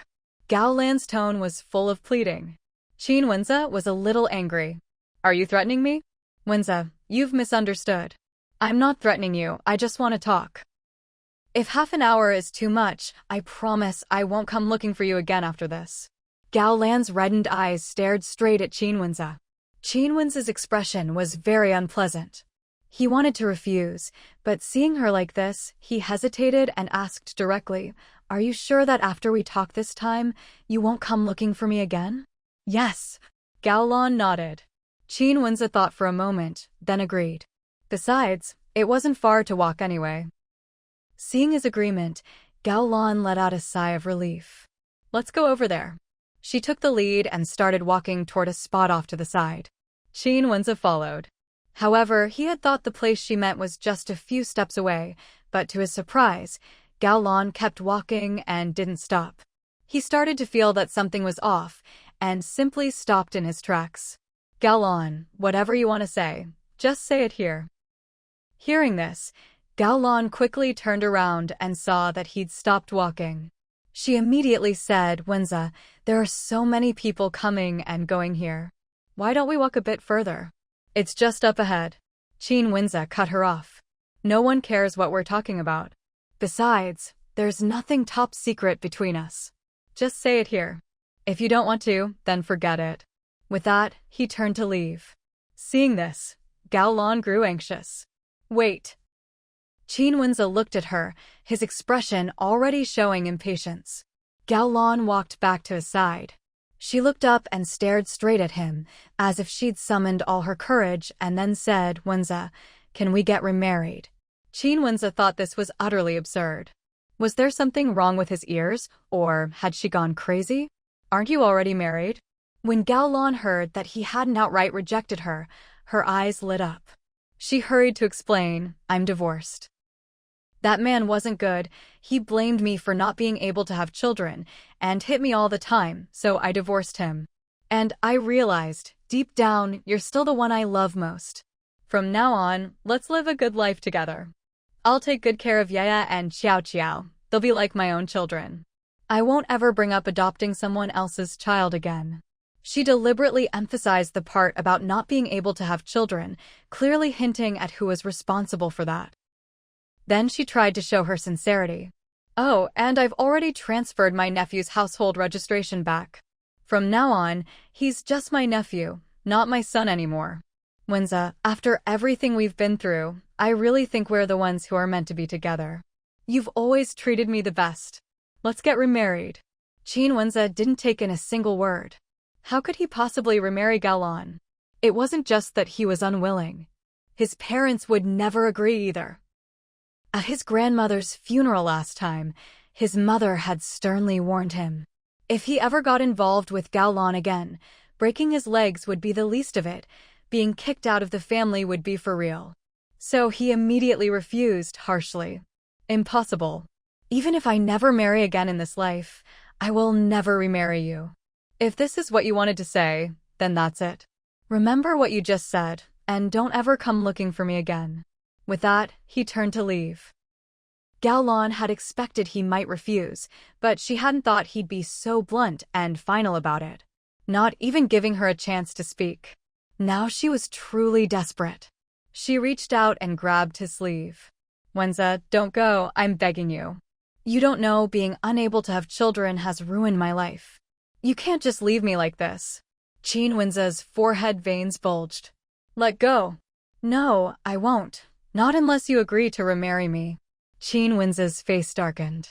Impossible, Gao Lan. You weren't like this before. How did you become like this now? Back when Gaolan first returned to the city, she was still such a kind and considerate person. Now, she seemed almost unrecognizable. Was this really the same understanding, optimistic person from before? I've become like this, and it's all my fault? If I could have children, would I have ended up this way? Do you have any idea how important having a child is to a woman? Of course, you have a child of your own, so how could you possibly understand how I feel? When I married that man, things were fine at first, but less than a month later, his whole family started calling me a hen who couldn't lay eggs. I lived with that kind of humiliation every single day.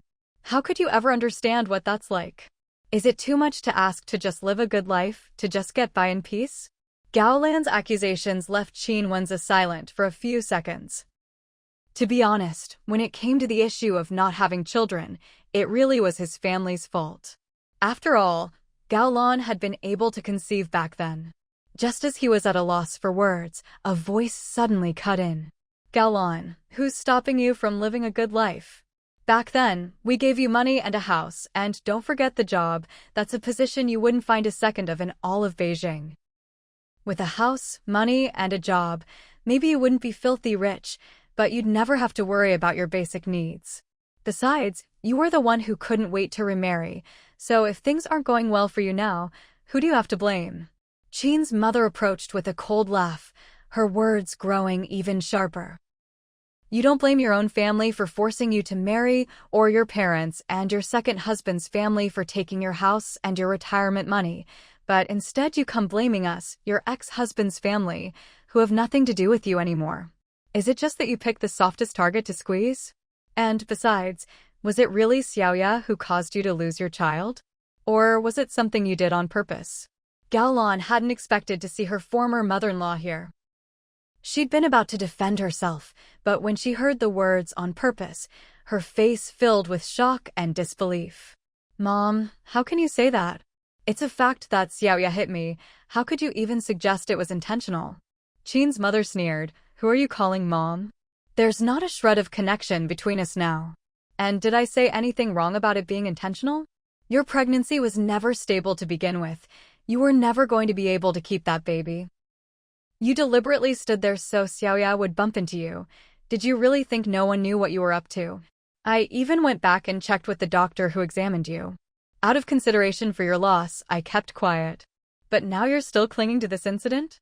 Should I bring Doctor Who here to confront you? The moment she mentioned Doctor Who, all the color drained from Gaolan's face. She looked like she might collapse at any moment. At this, Qin Wenze grew anxious. Mom, what's going on? Qin's mother shot him a glare and spat out 2 words, idiot. Then she ignored him completely. She turned to face Gaolan's ashen, bloodless face directly. Gaolan, if you keep pestering Qin Wenze, then we'll settle all the old scores. You should know that the truth always comes out in the end, including how you schemed to marry Qin Wenze after you returned to the city. Oh, and Doctor Who, I'll be reporting him to the hospital as well. With that, she prepared to leave.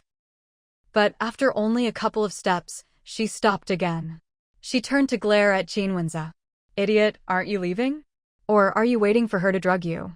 As she spoke, her gaze deliberately fell on Gaolan's pocket. Gaolan's face was now more than just pale, it was stricken with fear. How did she know? She forced herself not to reach for her pocket. Qin Wenze looked at her in disbelief. He couldn't help but glance at Gaolan, seeing how deathly pale she was, not even daring to meet his eyes anymore. What else was there not to understand? You were planning to drug me? Gaolan shook her head frantically, denying it. And no, I wasn't. Qin Wenze's gaze fell on her left pocket. Then, step by step, he approached her. Terrified, Gaolan stumbled backward, then suddenly turned and ran. A moment ago, Qin Wenze still had some doubts. But now, seeing how fast Gaolan ran, what else could he not understand? She really did bring the drug. He could hardly imagine what would have happened if she had actually succeeded. As he struggled to process this unbelievable revelation, Qin's mother spoke up. I think we should call the police. A woman this malicious, if we just let it go this time, Who knows what she'll do next? The word police made Qin Wen's brow furrow even deeper. Mom, it's not like she actually did anything yet, right? I don't think we need to call the police. Let's just let her off this once. She's had it tough too. Qin's mother was furious. You're such an idiot. Fine, I'm done with your business. But let me make this clear, if you get involved with that woman again, don't even think about coming back to the Qin family, and don't call me your mother. I don't have such a stupid son. With that, she stormed off in a rage. Watching his own mother leave, Qin Wenza felt a splitting headache. To really call the police on Gaolan, he just couldn't bring himself to do it. After all, no matter what, she really couldn't have children anymore. And that was after she got pregnant with his child. If only he had insisted on not having kids back then, or waited a year or two, maybe Gaolan's pregnancy wouldn't have gone wrong. Maybe she wouldn't have ended up on this path. Luckily, his mother didn't know what he was thinking, or she'd be even more furious. Some people just have a way of rationalizing everything to themselves. At that moment, Qin's mother returned home, still fuming. Qin's father saw how angry she was and couldn't help but ask, "What's wrong? Who made you so upset?" "It's your idiot eldest son. He's going to be the death of me." Then she poured out the whole story. Qin's father's face darkened. "Do you think we should call the police? What's the point now? Even if she bought the drug and had the intention, she's probably already gotten rid of it. Just let it go. After what you said to her, I doubt she'll dare try anything again." Hearing this, Qin's mother got even angrier. What if she wanted that idiot son to move out? If it weren't for the 2 grandkids, she'd really want to strike Qin Wenza from the family register. "I'm never getting involved in Qin Wenza's affairs again." Qin's father knew she was just venting. How could she really ignore their eldest son? How about this? Didn't the old lady give him some money last time? Have him hand it over so you can put it away for the 2 kids. Qin's mother shot him another glare. "You're quick enough to give out money, but you didn't even tell me." Qin's father. "The old lady gave it.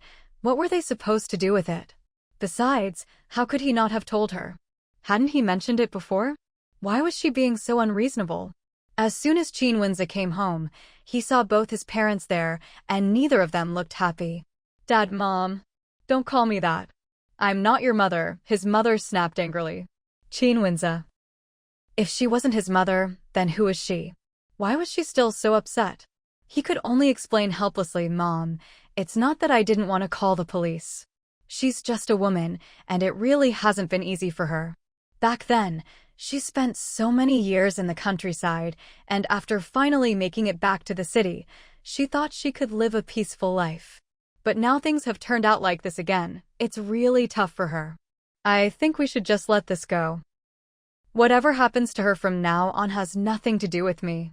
Hearing this, his mother got even angrier. She was about to explode when Qin Wen's father reached out and stopped her. "That's enough. I'll handle this," he said. Qin Wen's mother was still fuming. "Fine, I'm done with you too," she said, getting up and walking away. Qin Wen's father turned to him and said in a low voice, "If someone tricks you once, that's an accident. If they trick you twice, that's being gullible. But if you get tricked 3 times or more, that's just being stupid. Your mother told me everything that happened today. If she hadn't happened to be passing by, you'd probably be tied to Gaolan again, this time for life." A cold sweat broke out on Qin Wen's back. He lowered his head. "Dad, I'm sorry. I didn't think she'd pull something like that. I don't want to talk about it anymore. Since you don't want to call the police, do as you wish. But the money the old lady left you last time, leave it with your mother. That money will be for Yaya and Xiao Xiao." Qin Wenza agreed without hesitation. "Okay, I'll go get it from upstairs in a bit." He hadn't touched that money, nor had he put it in the bank. Besides, leaving it with his mother was probably for the best. He trusted she'd take better care of it than he would. When Yaya and Xiao Xiao got married, they could split it between them. "Take a look at these test pilot lists," Director Luo said, handing the list to Fu Mingxue. Fu Mingxue took it, and when she saw a familiar name, she was quite surprised. Director Luo noticed her shocked expression and smiled. "Wen Ying is really something. I heard she passed the assessment this time, and she even ranked first." Fu Mingxue had always known Qin Weiniang was impressive. First place, that's amazing. But she sure knows how to keep a secret. I had no idea about any of this. Well, she had to keep it secret. If she couldn't even manage that, she wouldn't be qualified for this. Come on, let's go take a look. Fu Mingxue nodded. All right. She had to admit, no matter how many times she'd seen it, her heart still raced every time she saw a real fighter jet up close. This was the latest model, a symbol of a new era's grand beginning. And she and her team had participated in developing its newest engine. She felt an indescribable sense of pride. The sense of accomplishment was truly beyond words. I heard the blueprints for their even more advanced fighter have already come out. How's your team's progress? Director Luo asked. Fu Mingxue replied, we have some ideas already, but we still need to have some in-depth discussions with the team.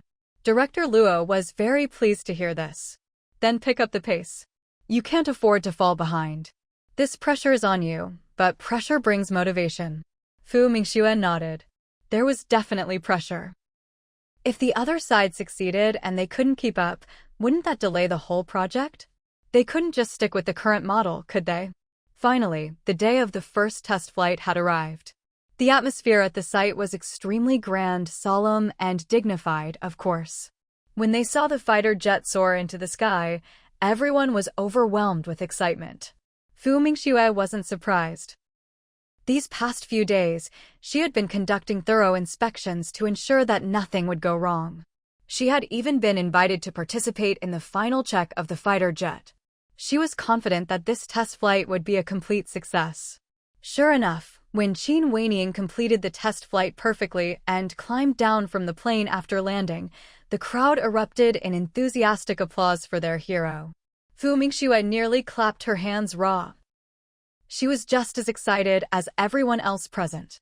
She was deeply proud, not just because Qin Weiniang was her sister-in-law, but even more so because Qin Weiniang, as a female pilot, was so outstanding. When Qin Weiniang came over, she wasn't at all surprised to see Fu Mingxue there. But her gaze only lingered for a second. She had to go report to the chief commander. Fu Mingxue knew this wasn't the time to talk, but she now had another role to play. She needed to ask about the flight situation, and later, she would join the other senior maintenance engineers to inspect the aircraft. That day, Father Qin came home with a broad smile on his face. Mother Qin had never seen him so cheerful before. Curious, she asked, what's made you so happy today? You look absolutely delighted.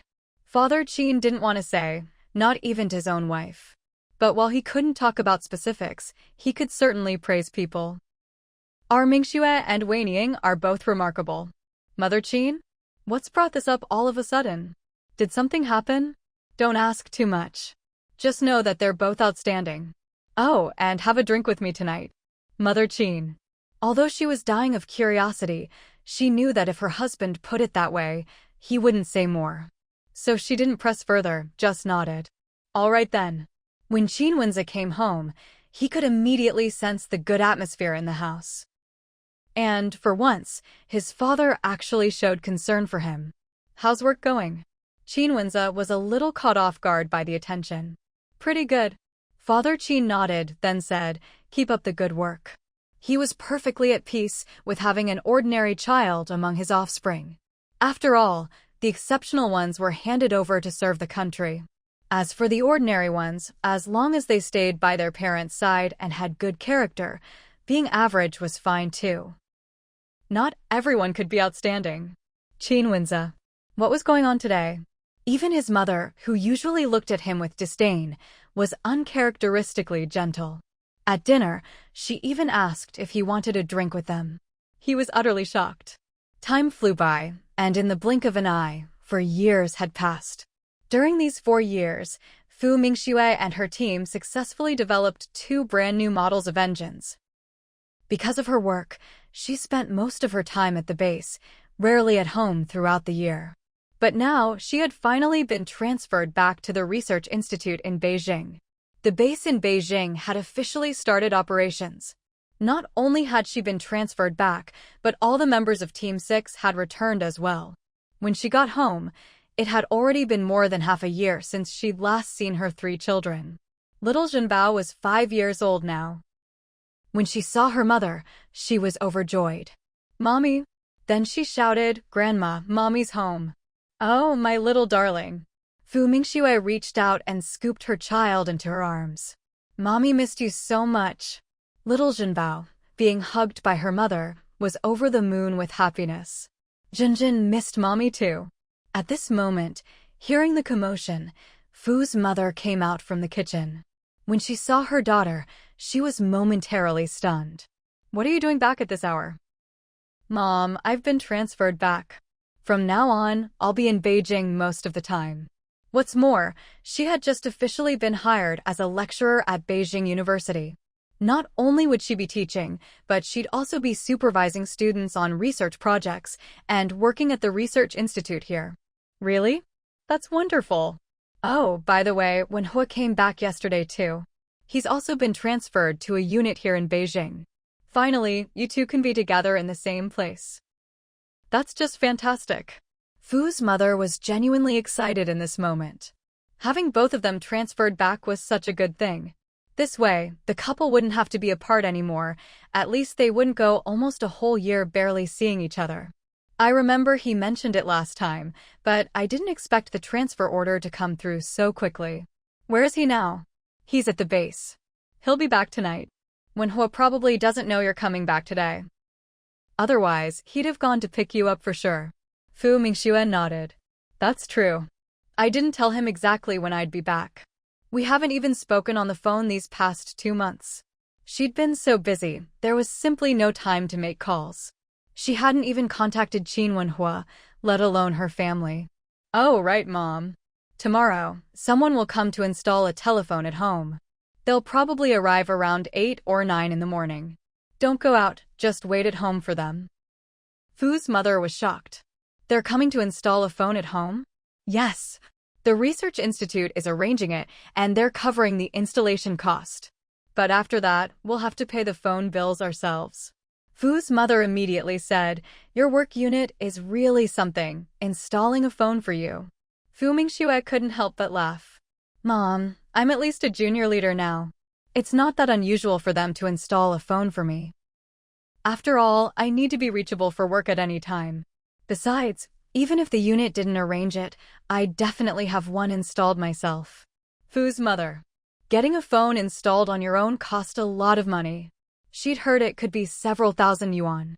In the past, this was something ordinary families wouldn't even dare dream of. If you didn't have a work unit to vouch for you, you couldn't get a phone installed. Now, while regular families could technically get one, who would spend several thousand just for a phone?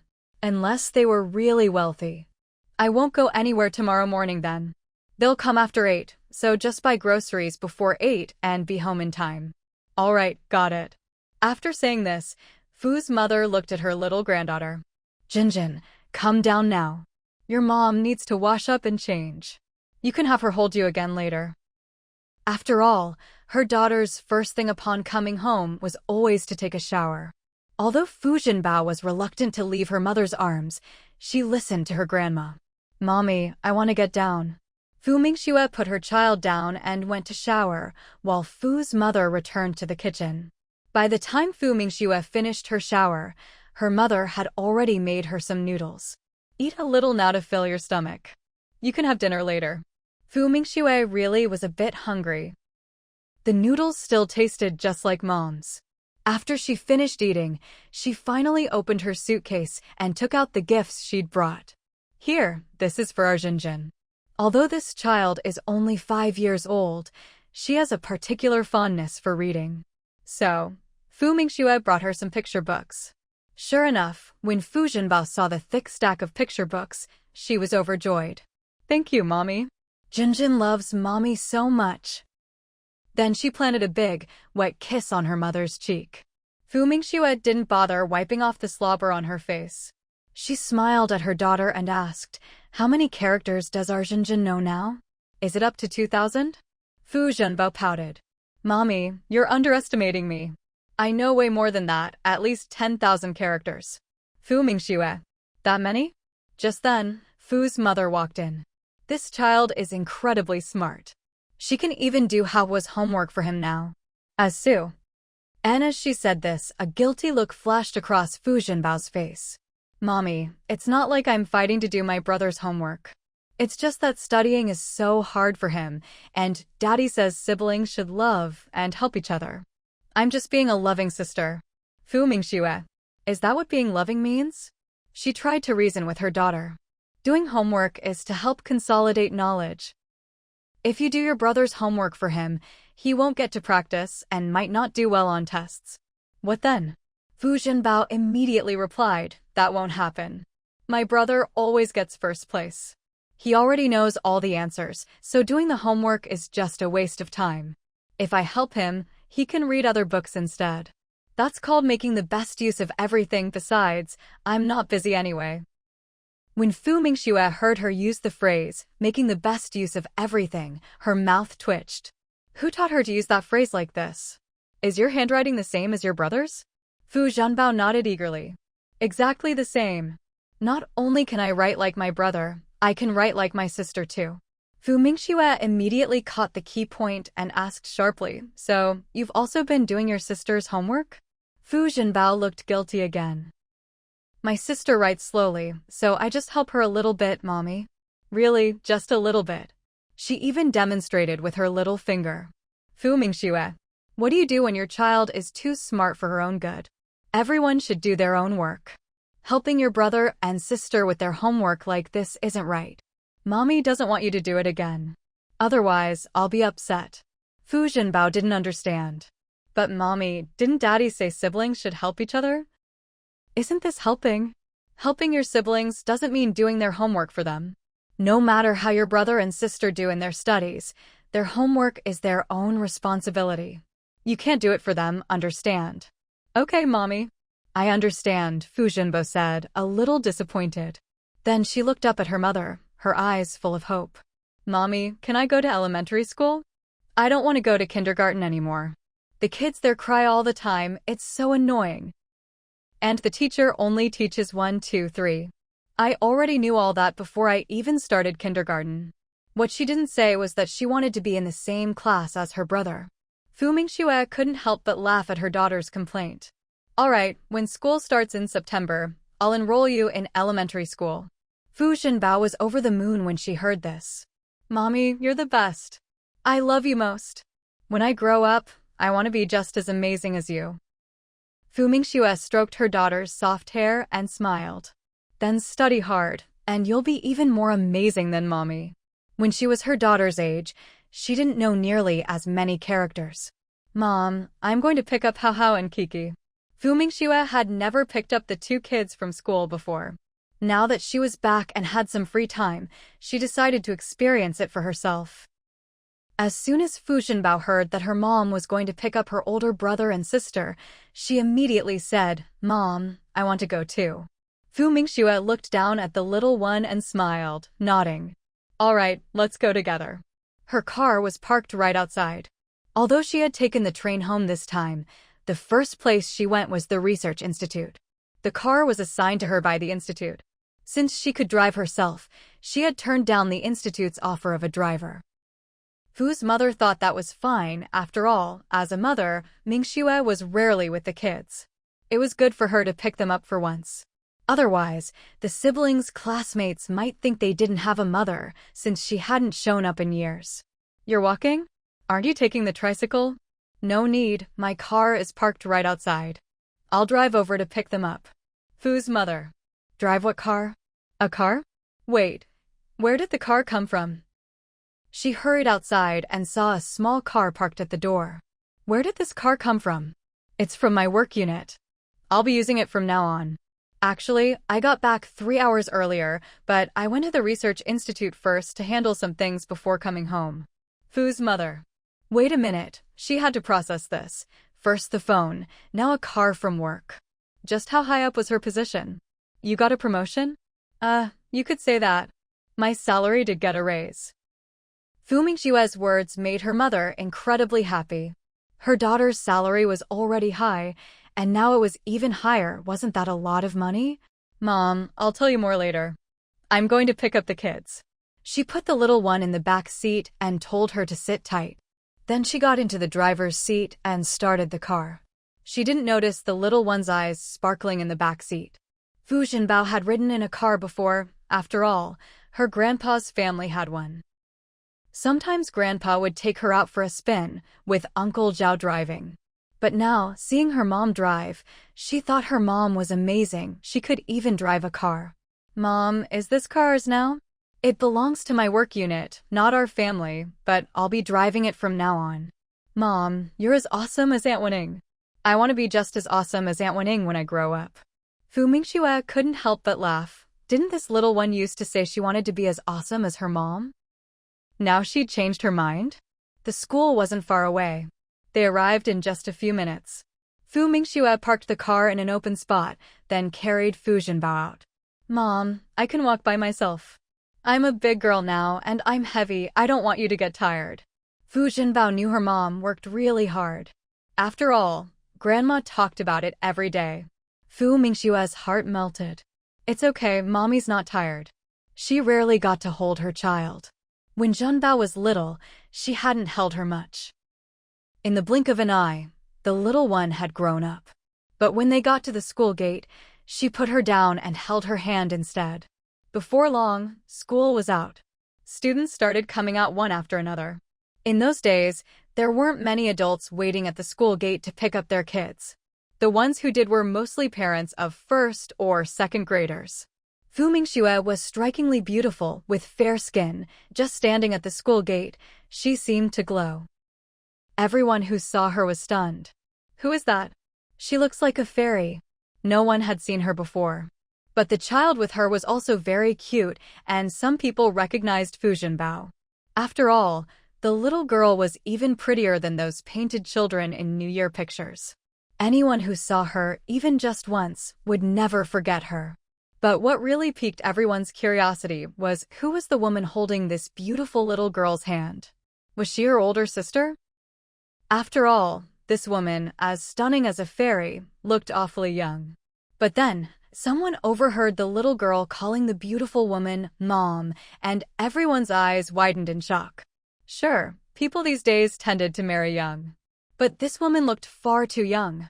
How could she already have a child who was 4 or 5 years old? While everyone was still reeling from surprise, the students began to file out of school, backpacks slung over their shoulders. The little one's eyes sparkled as she searched the crowd of students coming out. In no time, she excitedly shook her mother's hand. "Mom, look. Big brother and big sister are coming out."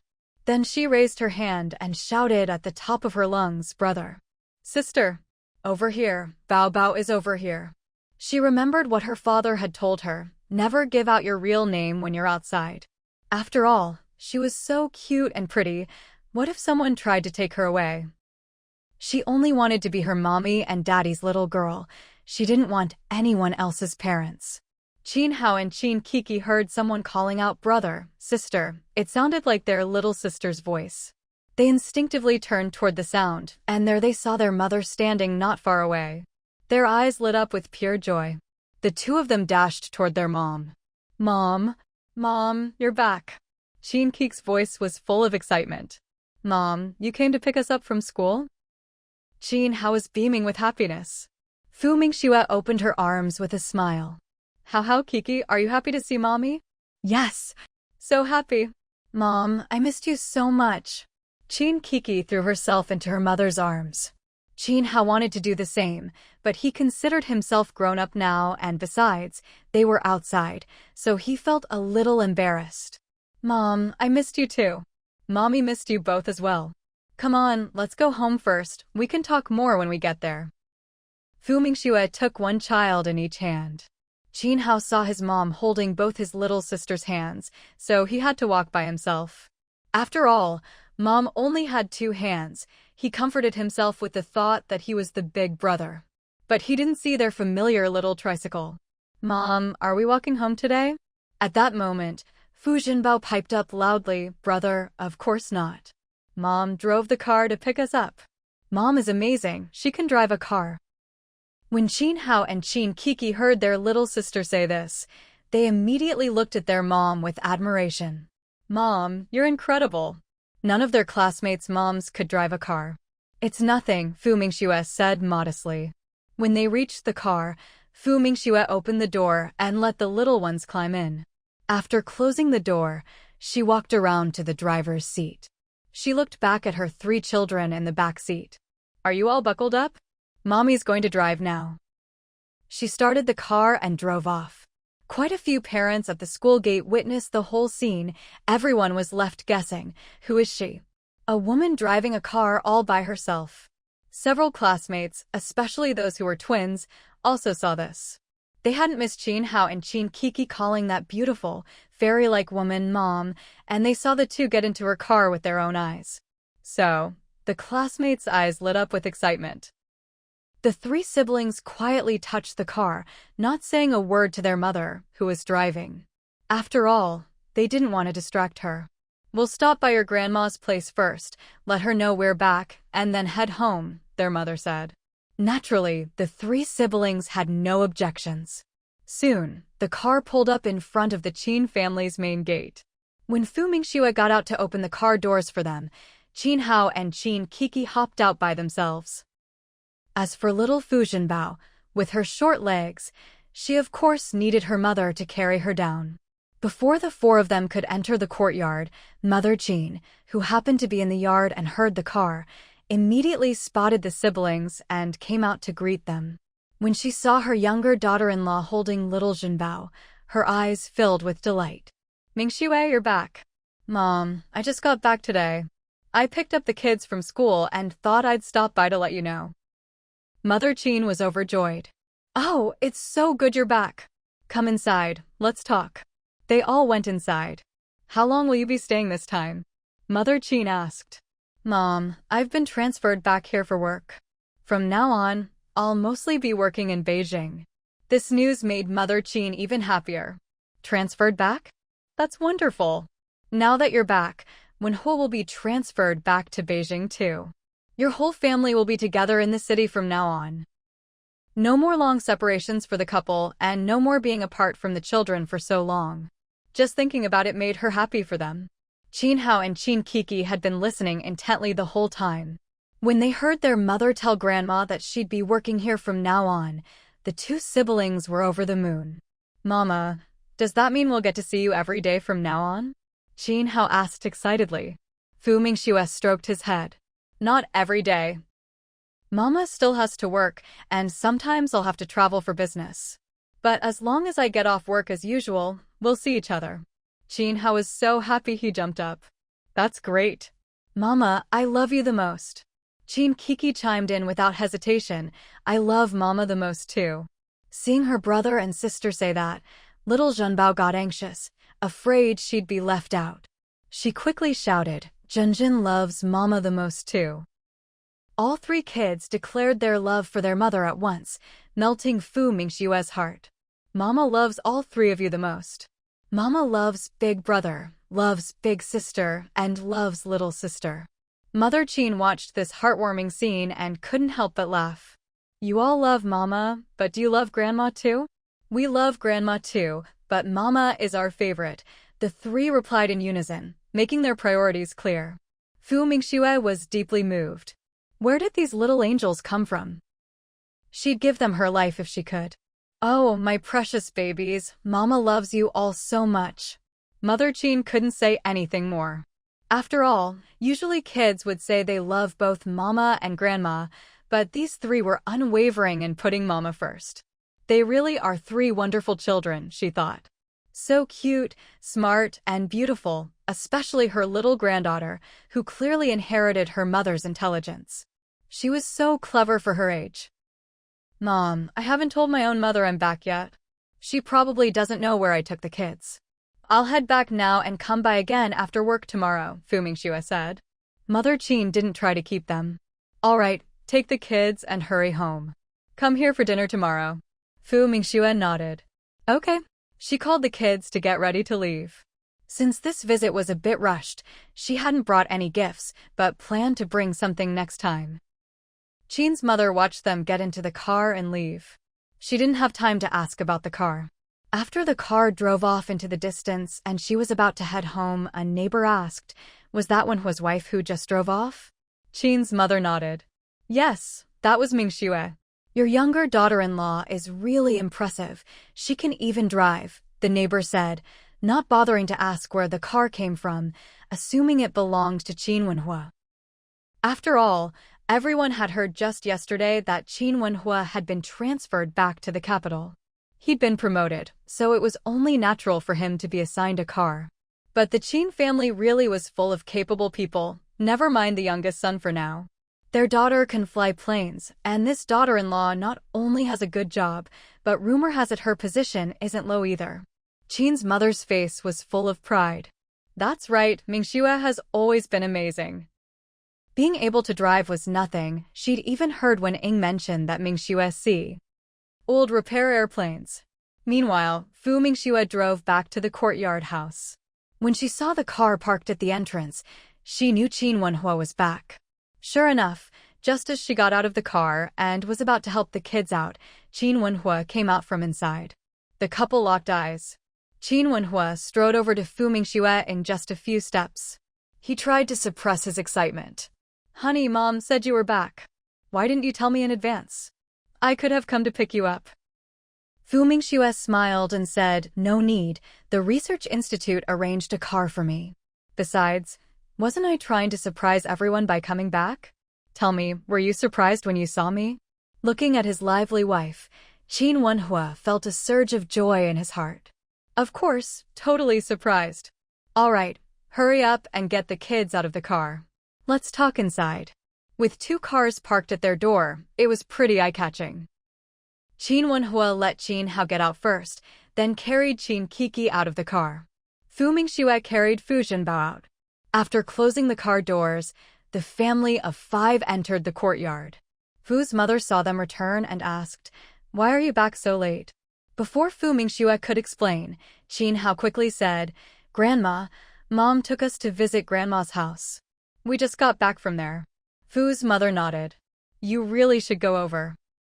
Even if they hadn't gone just now, after dinner she would have sent them over to the Qins anyway. "Dinner's ready.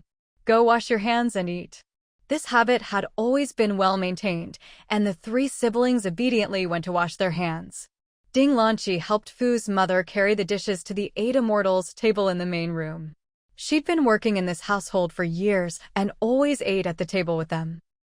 Once everyone was seated, Fu's mother couldn't help but sigh. At last, the whole family is together again. Ding Lanqi smiled and nodded. That night, they had stewed chicken. Qin Hao picked up a drumstick and put it in his mother's bowl. "Mom, this drumstick is for you." "Thank you, my precious Hao Hao." Hearing the word precious, the young boy's face turned a little red. "And no need to thank me." Fu Zhenbao had dibs on the other drumstick. Whenever the family had chicken, the 3 kids would take turns having the 2 drumsticks, so if someone didn't get one this time, they'd get it next time. It was all about fairness. This time it was Fu Zhenbao's turn. Seeing her brother's gesture, she didn't hesitate to put her own drumstick into her mother's bowl as well. "Mom, Zhenjin's drumstick is for you too." "Thank you, my little Zhenjin sweetheart." Fu Mingxue didn't refuse. After all, this was an expression of love from her son and daughter. "No need to thank me, Mom." Little Zhenbao was especially happy. The only one feeling a bit left out was Qin Wenhua. Why did both of them give their chicken drumsticks to Mom? Why didn't anyone think of Dad? It was as if Fu Zhenbao sensed her father's disappointment.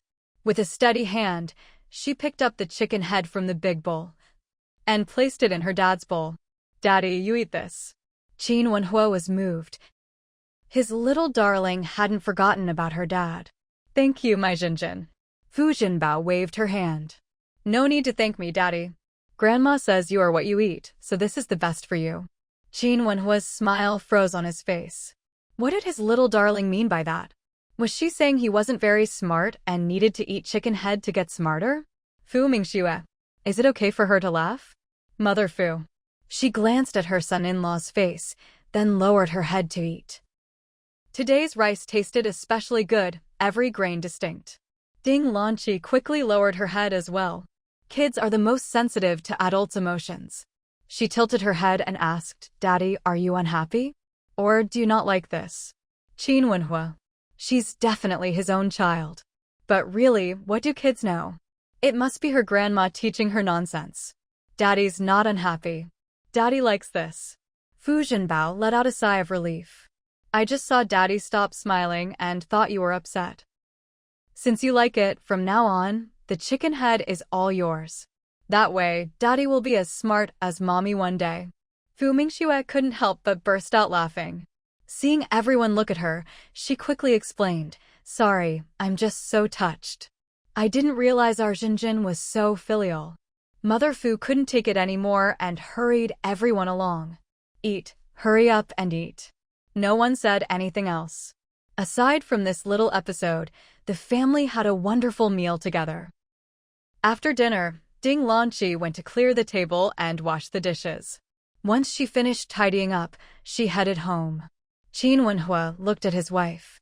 Honey, how about we go for a walk to help digest dinner? Fu Mingxue thought about how the whole family had never gone out together like this before. She nodded. Sure. The 3 kids were over the moon. After all, today both Mom and Dad were taking them to the little park. This family was truly a sight to behold. When they appeared together, they really were the most eye-catching scene around. Especially since it was still bright outside at this hour, and lots of people were sitting at their doorsteps chatting after dinner. Wenhua, your wife's back? Yeah, my wife's back. That's great. Where are you all off to? Just going for a walk after dinner. Qin Wenhua responded warmly to the neighbors in the alley. When they got to the park, they drew the attention of another group of elderly folks.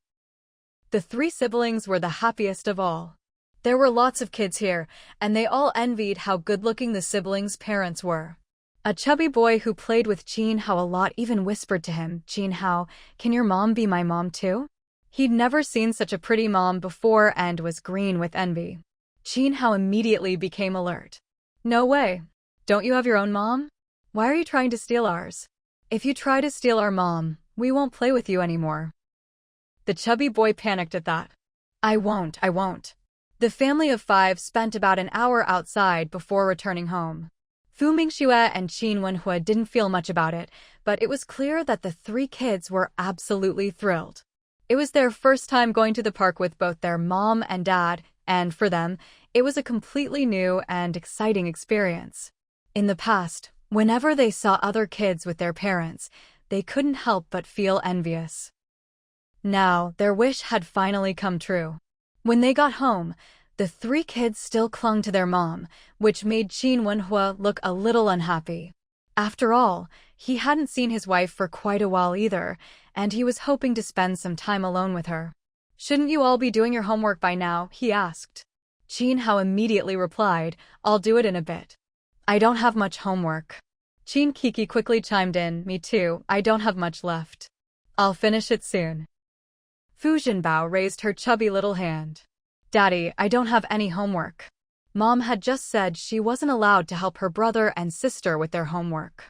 Fu Mingxue looked at the twins, then at Qin Wenhua. You go do your thing. I want to talk to the kids for a bit. Let them start their homework in half an hour. Qin Wenhua. With his wife at home, what could possibly be more important? But seeing the look on her face, he figured she probably had something to say to the kids, so he nodded. All right, honey, I'll step out for a while. With that, he left and thoughtfully closed the door behind him. As soon as he was gone, Fu Mingxue turned to the twins. Tell me, why did you have your little sister help you with your homework? The twins' eyes widened in surprise. Mom, All right, I'm not here to scold you right now, but do you think that's the right thing to do? Qin Hao was quick to admit his mistake. Mom, it's not right. I'm sorry, I was wrong. Qin Kiki hurried to apologize too. Mom, I was wrong too. I shouldn't have asked my sister to help me with my homework. From now on, I'll do it myself. Good. Knowing your mistake and correcting it makes you a good kid. I hope this doesn't happen again. Sibling love isn't shown in this way. The twins replied in unison, We understand, Mom. That's good. Fu Mingxue then turned to the youngest. Seeing her mom look at her, Fu Zhenbao quickly said, Mom, I know I was wrong too. I won't help my brother and sister with their homework anymore. They should do it themselves. Then she added quickly, Xiaobao will supervise them and make sure they study well. Fu Mingxue, do you even know how old you are? Supervising your brother and sister's homework already? All right, good girl. Oh, by the way, you two haven't gotten your gifts yet. Let me go get them for you. With that, she got up and went to her suitcase this time, the big one. When she opened it, it was filled not just with toys, but also lots of books. Of course, there were plenty of new clothes for the three siblings as well, all specially made. For Qin Kiki, there was a huge stuffed doll, a reward from the system. Even though she wasn't always with the kids, whenever they got perfect scores on their exams, the system would drop a reward, and she'd accumulated quite a few in her space. Of course, she wouldn't give them all out at once. Mom, this doll is so big. Thank you, Mom, I love it so much. Qin Kiki was overjoyed with her gifts, whether it was the stuffed doll or the pretty new dress. She loved them all. She just adored anything beautiful. Qin Hao also liked the gifts his mother gave him, a model airplane and a book of rather challenging math problems. He was always quite sharp when it came to math. Fu Mingxue then brought out some pastries and candies for them to eat. All three children were delighted with the treats their mother had prepared. Fu Mingxue, meanwhile, started asking about the twins' studies. She paid special attention to Qin Hao, asking him a few more questions. After all, he was doing well in school, and if there was anything he didn't understand, she could help him with it. Little Zhenbao especially loved being with her mother. Not only were there delicious snacks, but she also loved listening to her mother's gentle voice. Mommy, can I sleep with you tonight? As soon as she said this, the twins immediately looked at their mother with eager eyes. Seeing the anticipation in all three children's eyes, Fu Mingxue smiled and said, of course. In a bit, we'll go to your grandma's room and sleep together on the kang. How about that? The three children cheered at her words. Mom, that's wonderful. Qin Hao was 10 by Chinese reckoning and 8 by Western age. He had his own room. But tonight, he also wanted to sleep with his mother. As for Qin Kiki and Fu Zhenbao, the brother and sister always slept with their grandmother anyway. Just as the three siblings were celebrating, Fu's mother pushed open the door and came in. What are you all so happy about? Grandma, Mommy is going to sleep with us tonight. Qin Kiki couldn't help but announce the good news.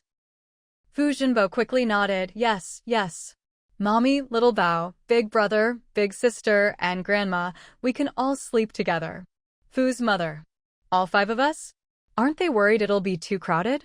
She certainly thought it would be. What about your dad? Qin Hao immediately replied, Dad's a grown-up. He can sleep by himself. Grandma, it's rare for Mom to be home. We all want to sleep with her. Just thinking about it made him happy. Fu's mother looked at him, then at the 2 sisters who were beaming with joy. TSK, it looked like her poor son-in-law was the unlucky one tonight.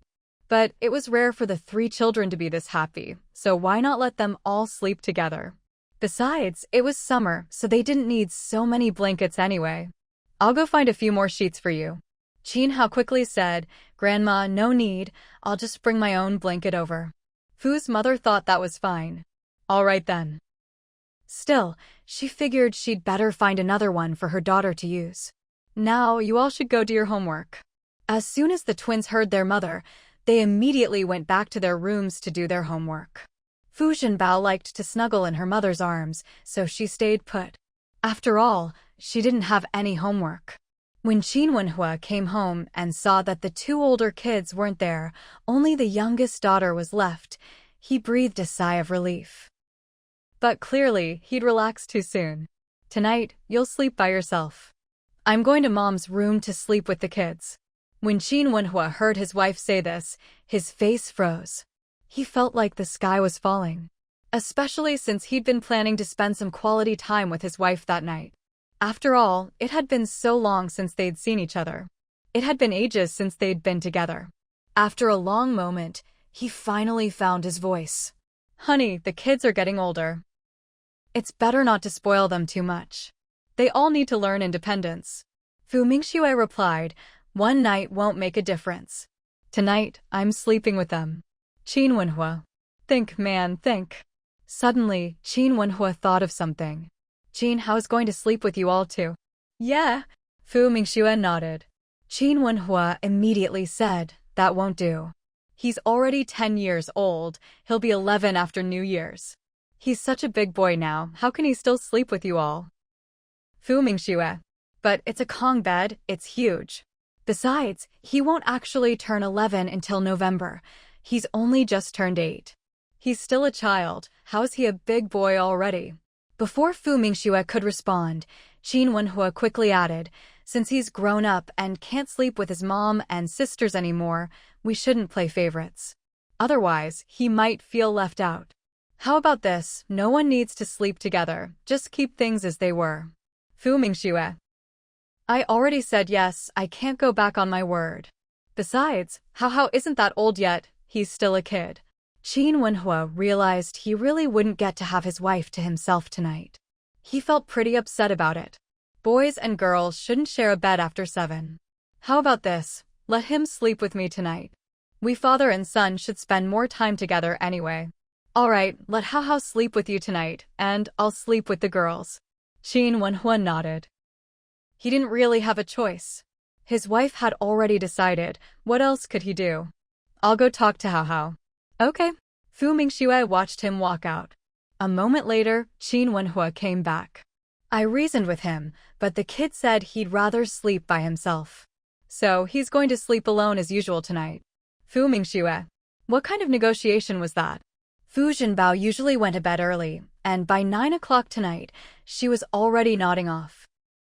Luckily, she was snuggled up close to her mom. The soft, sweet scent of her mother made her feel so happy.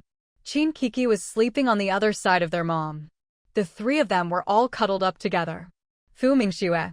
It wasn't even cold tonight, but this was definitely a sweet burden. The next morning, when Fu Mingxue opened her eyes, both kids were already awake. Fu Zhenbao had been lying there, watching her beautiful mom. As soon as she saw her mom open her eyes, she called out happily, "Good morning, Mommy." "Good morning, baby." The other one quickly chimed in, "Good morning, Mommy." Fu Mingxue smiled, "Good morning, my precious Kiki." The sisters were both delighted. Fu Mingxue noticed they were already dressed. So she said, "Go brush your teeth and wash your faces. Mommy's getting up too." The clothes she needed to change into were in the room across the hall. The sisters climbed off the kang. Fu Mingxue got up too and went to wash up first. Then she went to her own room to change. When Qin Wenhua came in, Fu Mingxue had just finished changing. When he saw his wife in a long dress, he was stunned by how beautiful she looked. But more than anything, he was surprised. He hardly ever saw his wife in a dress, she usually wore work clothes. "Wife, why are you wearing a dress today? Didn't you say you were going to work?" "Oh, I just felt like wearing one today. I'm not going to the base, so it's fine. Besides, even if I go to the research institute later, I'll just put on my work clothes." She wanted to feel young for a change. It felt pretty good. If you don't enjoy your beauty at this age, are you going to wait until you're old and gray? Qin Wenhua immediately said, "Wife, you look so beautiful in that dress today." Seeing his beautiful and energetic wife, he suddenly felt a sense of crisis. Maybe I should change my clothes. His wife was so radiant and beautiful. He just wanted to keep her at home, hidden away from everyone else. Of course, that was something he could only admit to himself. He'd never dare say it out loud. Fu Mingxue was getting ready to go out. She saw Qin Wenhua still standing there, dazed and unmoving. He was blocking her way. "Honey, are you coming home tonight?" "I am. We're having dinner at Mom and Dad's tonight. I already told Mom yesterday, and I'll come home a bit early this afternoon. By the way, can you come home early today too?" Qin Wenhua replied immediately, "Yes, I'll come home early." "All right." Oh, and the phone's being installed at home this morning. Qin Wenhua was a little surprised it was happening sooner than he'd expected. Okay. Actually, even if her side hadn't arranged it, he'd been planning to get it done himself in the next few days. Now that he'd been transferred back, having a phone at home would definitely be more convenient. Thinking of something, he turned around and locked the door. Then he walked back over to Fu Mingxue. Honey, can I kiss you? He hadn't slept much at all last night, thinking about his wife the whole time. There were several moments when he'd almost gone to her room to bring her back. Mingxue. First thing in the morning, wasn't he worried about being too bold? Besides, the 3 kids were outside. They could come in at any moment. Before she could even refuse. Qin Wenhua pulled her into his arms and lowered his head to kiss her. Mama, Mama. Huh? Why did Mama close the door? Mama, it's me, your adorable Jinjin. Come open the door for Jinjin. Hearing the voices of the 2 children, Mingxue immediately pushed Qin Wenhua away. She said awkwardly, the kids are here. Qin Wenhua looked at her with a wounded, aggrieved expression. Having so many little ones around could be such a hassle sometimes. He took a deep breath, trying to calm himself down. Honey, you go out first. I'll tidy up in here. Hearing this, Mingxue's eyes instinctively glanced downward, her face flushed red. She quickly nodded, then hurried over to open the door. She slipped out fast, closing the door behind her just as quickly. Ready for breakfast? Mama was just changing clothes. Let's go eat. The sisters nodded. We can have breakfast now. The 3 of them went to sit in the main room. Qin Hao was being a very responsible big brother, helping Grandma bring breakfast to the table. Mama, here are your wontons. Grandma and Aunt Ding made them together this morning. Mingxue thanked him right away. Thank you, my sweet Hao Hao. Qin Hao blushed. Mama, here are some meat buns too. Grandma said you love these the most. He then divided the buns between his 2 younger sisters. Thank you, big brother, the sisters chimed in. Fu's mother came in last. Huh, where's Wenhua? Didn't I just see him? Didn't you kids call your dad for breakfast? Mingxue nearly choked on her wontons at her mother's words. She quickly replied, he's just tidying up a few things. He'll be out in a minute, don't worry about him. Hearing this, her mother didn't ask any more questions. Hao Hao, sit down and eat too. You all have to go to school soon. Mingxue added, I'll take you all to school in a bit. Fu Zhenbao got anxious, worried she'd be left behind. She hurriedly asked, Mama, what about me? Will you take me to kindergarten too? I'll take you, Qin Wenhua said, cutting in before his wife could speak. Fu Zhenbao's little face scrunched up, looking rather unhappy. Qin Wenhua, why does he feel a little hurt by this? What's wrong? You don't want Daddy to take you to kindergarten? Don't you like Daddy? It's not that, I do like Daddy, but Fu Zhenbao glanced at her dad, then at her mom. She wanted to say she liked Mommy more. What should she do? If she said that, would Daddy be sad? But kids aren't supposed to lie. But what? Are you trying to say you like Mommy more? Fu Zhenbao's little face was full of shock as she looked innocently at her dad. Daddy, how did you know? Qin Wenhua? If he couldn't even pick up on something this obvious, what business would he have staying in the army? Seeing this, Mingxue said, all right, I'll take her. I'm headed that way anyway. She barely finished speaking before Fu Zhenbao could even get excited. Just then, Grandma Fu came out and said directly, none of you need to take her. I'll do it in a bit. It's too early to go now, there's no need to get to kindergarten so early. If she goes now, she'll probably be the first one there. Fu Zhenbao. She looked at her dad, then at her mom. Then at her grandma finally, she nodded meekly. Then Grandma can take me. Mingxue. Qin Wenhua. Let's go. Mingxue called to the twins to get in the car. The brother and sister put on their backpacks. Bye, Grandma. Bye, Dad. Fu Zhenbao was so envious. Maybe when she starts elementary school, Mommy can take her just once. Wait, how could she forget? If Mommy can't drop her off, can't she pick her up? Maybe she could ask Mommy to pick her up. Thinking of this, she hurriedly ran outside on her little legs.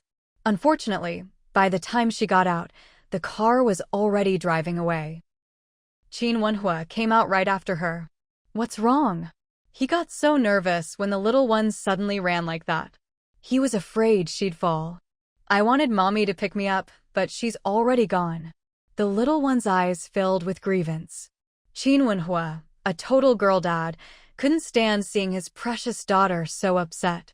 He immediately scooped her up. He said gently, Mommy can't pick you up, she has to go to work. But Daddy will come home early today. How about Daddy picks up our little Jinjin, okay? Okay. Not that she really had a choice. After all, Mommy has to work and can't pick her up. Qin Wenhua. That reluctant tone, he really was a little heartbroken. But, well, he's her dad after all. He carried her back into the yard. When Grandma Fu saw the father and daughter come back, she said to Qin Wenhua, "All right, Wenhua, you'd better get to the base. I'll take care of her." Qin Wenhua really did need to go. He nodded. Okay. He put the child down. Daddy's going to work too. Jinjin, be good and listen to Grandma. Daddy, Jinjin is always the best at listening to Grandma. Not only does she listen, she even helps Grandma with chores.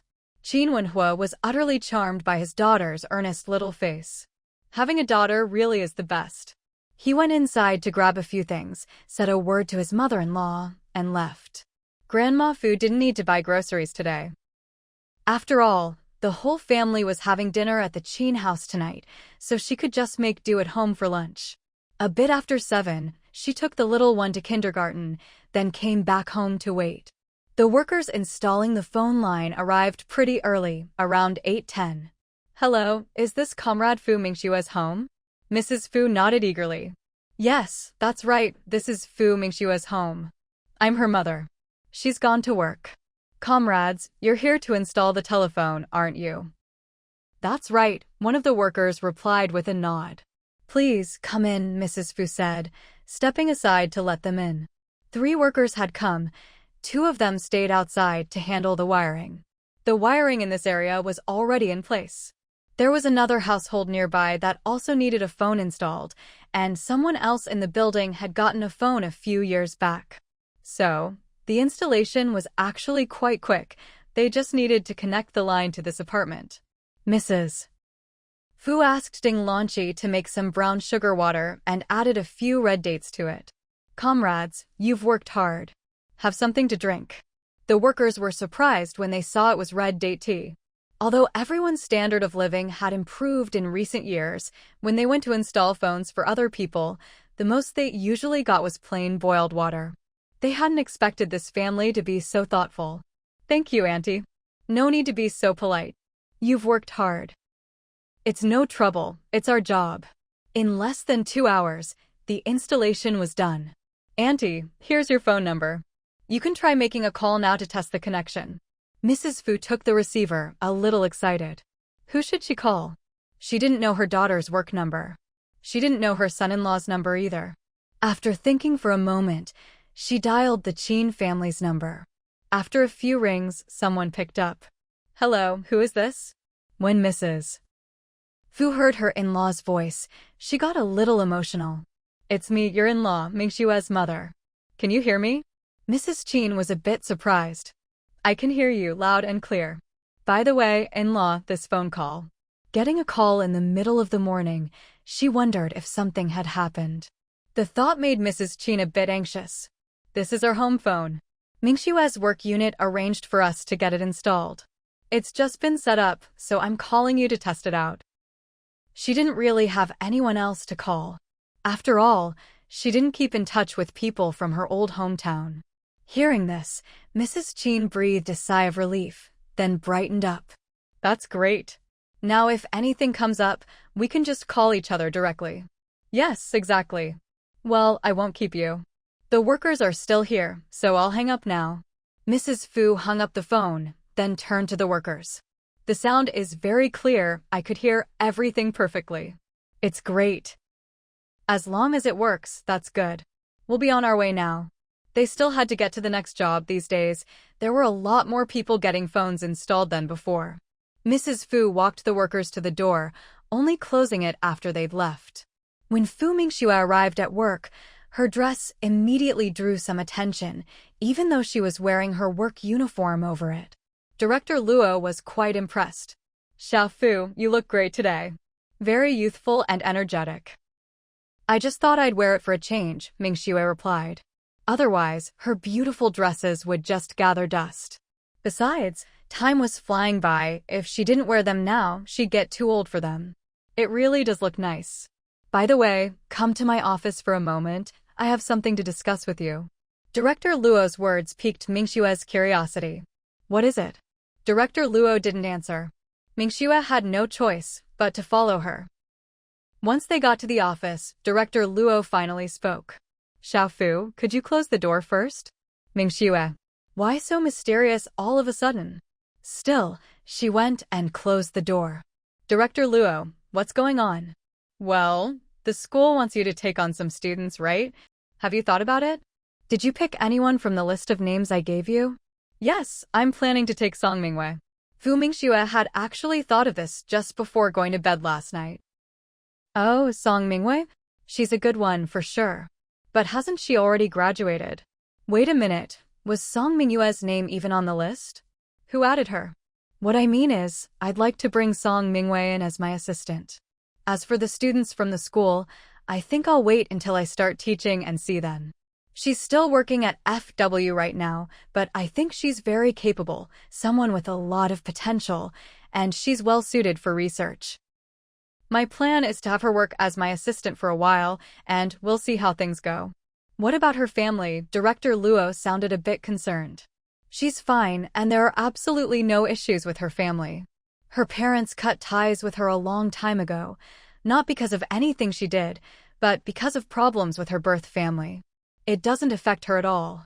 She's not married yet, but she's dating someone who works closely with Director Zhang, and the guy's family is perfectly fine.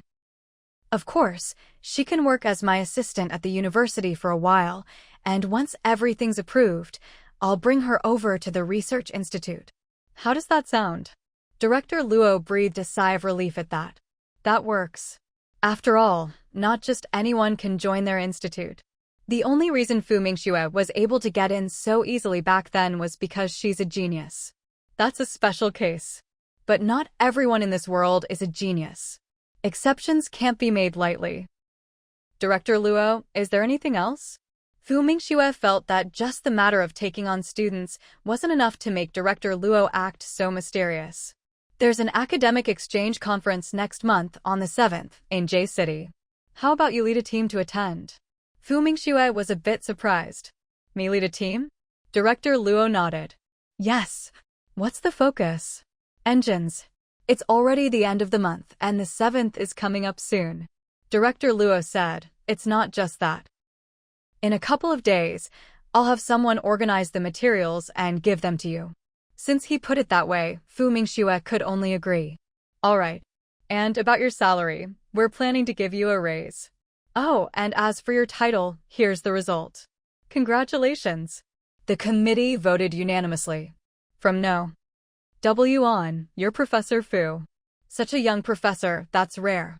You have to understand, their ranking system is extremely strict. Normally, it would take at least 10 or 20 years. But Fu Mingxue is different. She's made outstanding contributions not only in the aerospace field, but also in other areas of research. The computer system at their institute was upgraded by Fu Mingxue and a team of engineers she led. And she contributed the most. Fu Mingxue. Professor Fu? She felt a bit embarrassed. Did she really deserve this? Director Luo, this. You absolutely deserve it. Don't worry, it was a unanimous decision. Also, take a look at your salary. It's gone up quite a bit. Fu Mingxue looked down. It was several times higher than before, definitely a big increase. Thank you, Director Luo. Director Luo immediately said, no need to thank me. You deserve this. All right, go on and get back to work. Okay, I'll head out then. Fu Mingxue walked out of the office. Afterwards, when she ran into her colleagues from the research institute, each one congratulated her in turn. Fu Mingxue's face was practically frozen from smiling so much. But in her heart, she was truly happy. It wasn't just about the raise. It was a kind of recognition for her. At 3 in the afternoon, Fu Mingxue left the research institute early. It still wasn't time to pick up the twins yet. So she decided to go to Fu Zhenbao's kindergarten first. After all, the kindergarten here let out earlier. Sure enough, after a little while, the kids started coming out of the kindergarten. Mingxue, what are you doing here? Fu Mingxue turned around and saw it was her mother. She couldn't help but smack her forehead. How could she have forgotten to go home and let her mom know first? I got off work early today, so I came to pick up the kids. Mom, why don't you head home first? Her mother nodded. All right, just remember to pick up Hao and Kiki too. Okay, I got it. Seeing this, her mother turned and left. She had come on her tricycle and before long, it had disappeared down the road. Mingxue waited a bit and soon spotted her daughter. She had to admit, among all these kids, her daughter was definitely the brightest little one. Jinjin, mommy's here. At her call, Fu Jinfu spotted her. Her eyes instantly lit up with joy. She quickly ran over. Looking up, her little face was full of happiness. Mommy, how come you're picking me up today? Mommy got off work early today, so I came to pick up our Jinjin. Come on, let's get in the car and go home. Mingxue scooped up the little one with ease. She was strong, which made the child feel very safe. Mommy, I love you the most. The excited little Zhenbao gave her mom a big kiss. Mingxue was delighted too. Really? Mommy loves you, your brother, and your sister. The three of you are all Mommy's favorites. She never showed favoritism. And she truly did treat all three children equally. Once they got in the car, little Zhenbao happily asked, Mommy, are we going to pick up brother and sister now? Not yet. It's still early for their school to let out. We'll go to the store first. Mommy needs to buy a few things. No kid can resist a trip to the store. So as soon as she heard they were going shopping, the little one was beside herself with excitement. They drove to the store and Mingxue found a place to park. Although there were a lot more cars on the street these days, it was still rare to see such a beautiful young woman behind the wheel. Especially when that beautiful woman got out and carried an equally beautiful little girl from the car. Goodness, whose family were these sisters? How did their parents manage to have such good-looking kids? Fu Jinbao was used to being stared at. After all, whenever she went out with her grandma or her grandparents, people always looked at her like this. What could she do? She was just that cute. Just then, a young man hurried over and blocked Mingxue's path. He looked quite excited.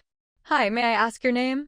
Mingxue glanced at the man, her brow furrowing ever so slightly. All these years, she'd spent most of her time at the base or the research institute and had never really encountered someone trying to hit on her in the street. Was it really this open nowadays? Perhaps it was the way Mingxue was looking at him, as if he were a lecher, that made the man instantly realize his words just now might have caused a misunderstanding. He hurried to explain, Hello, I'm from the Jingying Film Studio. We're preparing to shoot a movie, and we think you and this little girl are both perfect for roles we need. I wanted to invite you and the young lady to act in our film. Mingxue. A movie? She sized up the man in front of her, regardless of whether he was telling the truth or not. She had absolutely no interest. We're not interested in acting, nor do we want to. Please move aside. Of course, the man was unwilling to give up. The pair, a grown woman and a little girl, were practically tailor-made for the movie they were planning. Miss, please think it over. The pay we're offering is quite generous. Seeing that he was still blocking their way, Mingxue's brows furrowed ever so slightly. Move. We're not interested. The man noticed her growing impatience. It seemed his offer really didn't appeal to her. He was a bit confused. Normally, wouldn't any young woman be overjoyed to be approached by a film studio to act in a movie? Why was she so indifferent? Still unwilling to give up, he sweetened the deal. It's a proper film, and if you agree, you can play the lead actress. Plus, you'd become an official actor at our Jing City Film Studio, with excellent salary and benefits. At that moment, Fu Jinbao suddenly spoke up. My mom has a job. She doesn't need your job. The word mom left the man utterly shocked. She looked so young. Was she really a mother? And with a daughter this big? Was this for real? While the man was still in disbelief, Mingxue simply picked up her daughter and walked straight into the store. By the time the man snapped out of it, he could only watch helplessly as the pair disappeared from sight. Inside, Fu Jinbao asked in a small, curious voice, Mom, is acting in a movie the same as the movies we see on TV? Mingxue turned to look at her. That's right. Why, is my little darling interested in that? Fu Zhenbao immediately shook her head like a rattled drum. No way. I don't want to act in movies. When I grow up, I want to be amazing just like you, Mom. Fu Mingxue was a little surprised. But then, she felt gratified. After all, her daughter was quite smart and well-suited for a career in scientific research. Of course, it was still too early to say anything for sure. Everything was undecided. They'd have to wait until she grew up. At the store, Fu Mingxue bought some cigarettes and alcohol for her father-in-law. Passing by the gold jewelry counter, she thought those looked nice too. So she bought 2 gold bracelets, one for her mother-in-law and one for her own mother. As for gifts for the kids, she didn't need to prepare anything. She already had something for them. Seeing that it was about time, she picked up her things and got ready to head to the school to pick up the children. When they came out, the man from before blocked their way again. Hello, this is our studio's phone number. If you change your mind, you can call us. No need. We really aren't interested. Fu Mingxue didn't take the slip of paper with the phone number. She held her child in one arm and her shopping in the other, and strode off without looking back. The man wanted to chase after her, but was afraid of truly annoying her, being treated like a creep. After all, she was so beautiful that if she shouted for help, there'd probably be people all around ready to catch a pervert for her. As he hesitated, he saw her open the door of a car. After settling the children, she got into the driver's seat herself. The man was stunned. He finally understood why she'd refused to act in his movie. A woman who could drive, and so young too. There were only a handful of women like that in all of Beijing. Those who could drive were usually chauffeurs for government officials. A woman like her, driving her own kids around, meant her family's background was, if not powerful, then certainly well off. Such a perfect fit for their movie's female lead, looked like it really was hopeless. The man couldn't help but feel disappointed. But Fu Mingxue didn't pay any attention to these little episodes. She drove to the school where the twins studied. Not long after, the 2 children came out. When they saw that their mom had come to pick them up again, they were overjoyed. Fu Mingxue told them to hurry and get in the car. As soon as the car started moving, the twins excitedly chattered, "Mom, when we got to class today, a lot of our classmates were asking about you. They all wanted to know if you were really our mom." Fu Mingxue. Of course we said yes. Our classmates were so envious. They said our mom is so pretty. They also said they saw you driving yesterday and that moms who can drive are amazing. I told them my mom can not only drive a car, she can fly a plane. All our classmates looked at us with such admiration. They even asked if they could come over to our house, but I turned them all down. And some classmates were even more outrageous. They asked if you could be their mom too. They said they wanted to join our family. As if. Don't they have their own moms? How dare they try to steal ours? The twins took turns talking, chattering away, and making the car lively and noisy. When Fu Zhenbao heard that her brother and sister's classmates wanted to steal their mom, she immediately protested. Mom is our mom. Nobody else can have her. Fu Mingxue. She'd become a hot commodity. Mom, would you ever be someone else's mom? Fu Zhenbao asked worriedly. She hadn't even had enough time with her own mom yet. She couldn't let anyone else take her away. Besides, she didn't want to share her wonderful mom with anyone. Fu Mingxue couldn't help but twitch her lips. She said firmly, "No, I only have you 3 siblings. I won't be anyone else's mom." Maybe her tone was too resolute because the 3 siblings were overjoyed. At that moment, they all had the same thought. They had to protect their mom. They drove home. "You 2 get out. Be careful." Fu Mingxue got out of the car carrying the youngest.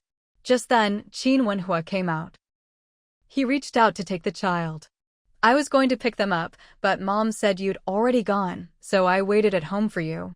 The twins breathed a sigh of relief when they heard this. Thank goodness Dad didn't go. "Dad, today a strange uncle stopped me and Mom at the store in trance," Fu Zhenbao said, making Qin Wenhua's expression change. What happened? Fu Mingxue hadn't expected the little one to be such a chatterbox. She even told him about this. Just as Fu Mingxue was about to explain, She heard the little one continue. That strange uncle said he was from a film studio and wanted Mom and me to be in a movie. Mom said no, and then the strange uncle tried to give Mom his phone number. When Qin Wenhua heard this, he looked at Fu Mingxue again. But Mom didn't take it. Fu Mingxue, who was about to speak. Well, looks like she didn't need to say anything after all. Let's talk inside. As soon as Fu Mingxue said this, the whole family headed into the courtyard. When little Chatterbox slipped down from her father's arms, she ran over to tell Grandma all about what happened at the store. Fu Mingxue. She hadn't expected the little one to be such a good storyteller. Qin Wenhua didn't ask any more about it. After all, how could his own wife possibly go act in a movie? When his daughter had just said a man stopped them, he'd thought someone was causing trouble.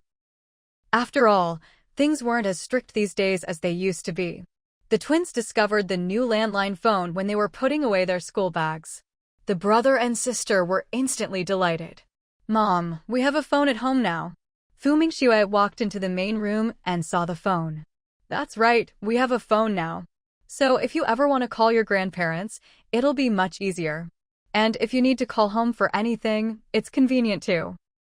At this moment, Qin Wenhua added, you two shouldn't just make calls for no reason, understand? If they called home at the drop of a hat, that wouldn't do. The twins nodded in unison. We know, Dad. Go get ready. We'll be heading to your grandparents' house soon. Fu Mingxue went into her room to get the gifts she'd prepared for Qin Yu and Qin Ruoqiao, the brother and sister.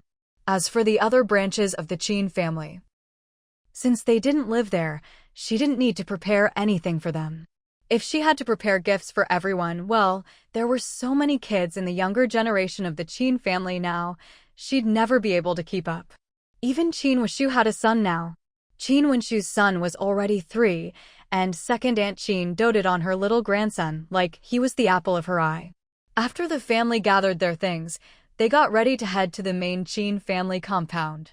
Mom, we're heading out. We'll come back after dinner. Mother Fu nodded. All right, drive safe. There are a lot of people getting off work around this time. They could actually stay the night if they wanted. This time, Qin Wenhua was driving, and before long, they arrived at the Qin family home. Mother Qin had been waiting for them, and when she saw their car pull up, she was overjoyed. Qin Yu and Qin Ruoqiao had heard their little aunt was coming, so they waited at the door with Grandma. When they saw their little aunt get out of the car, Qin Ruoqiao quickly ran over. Auntie.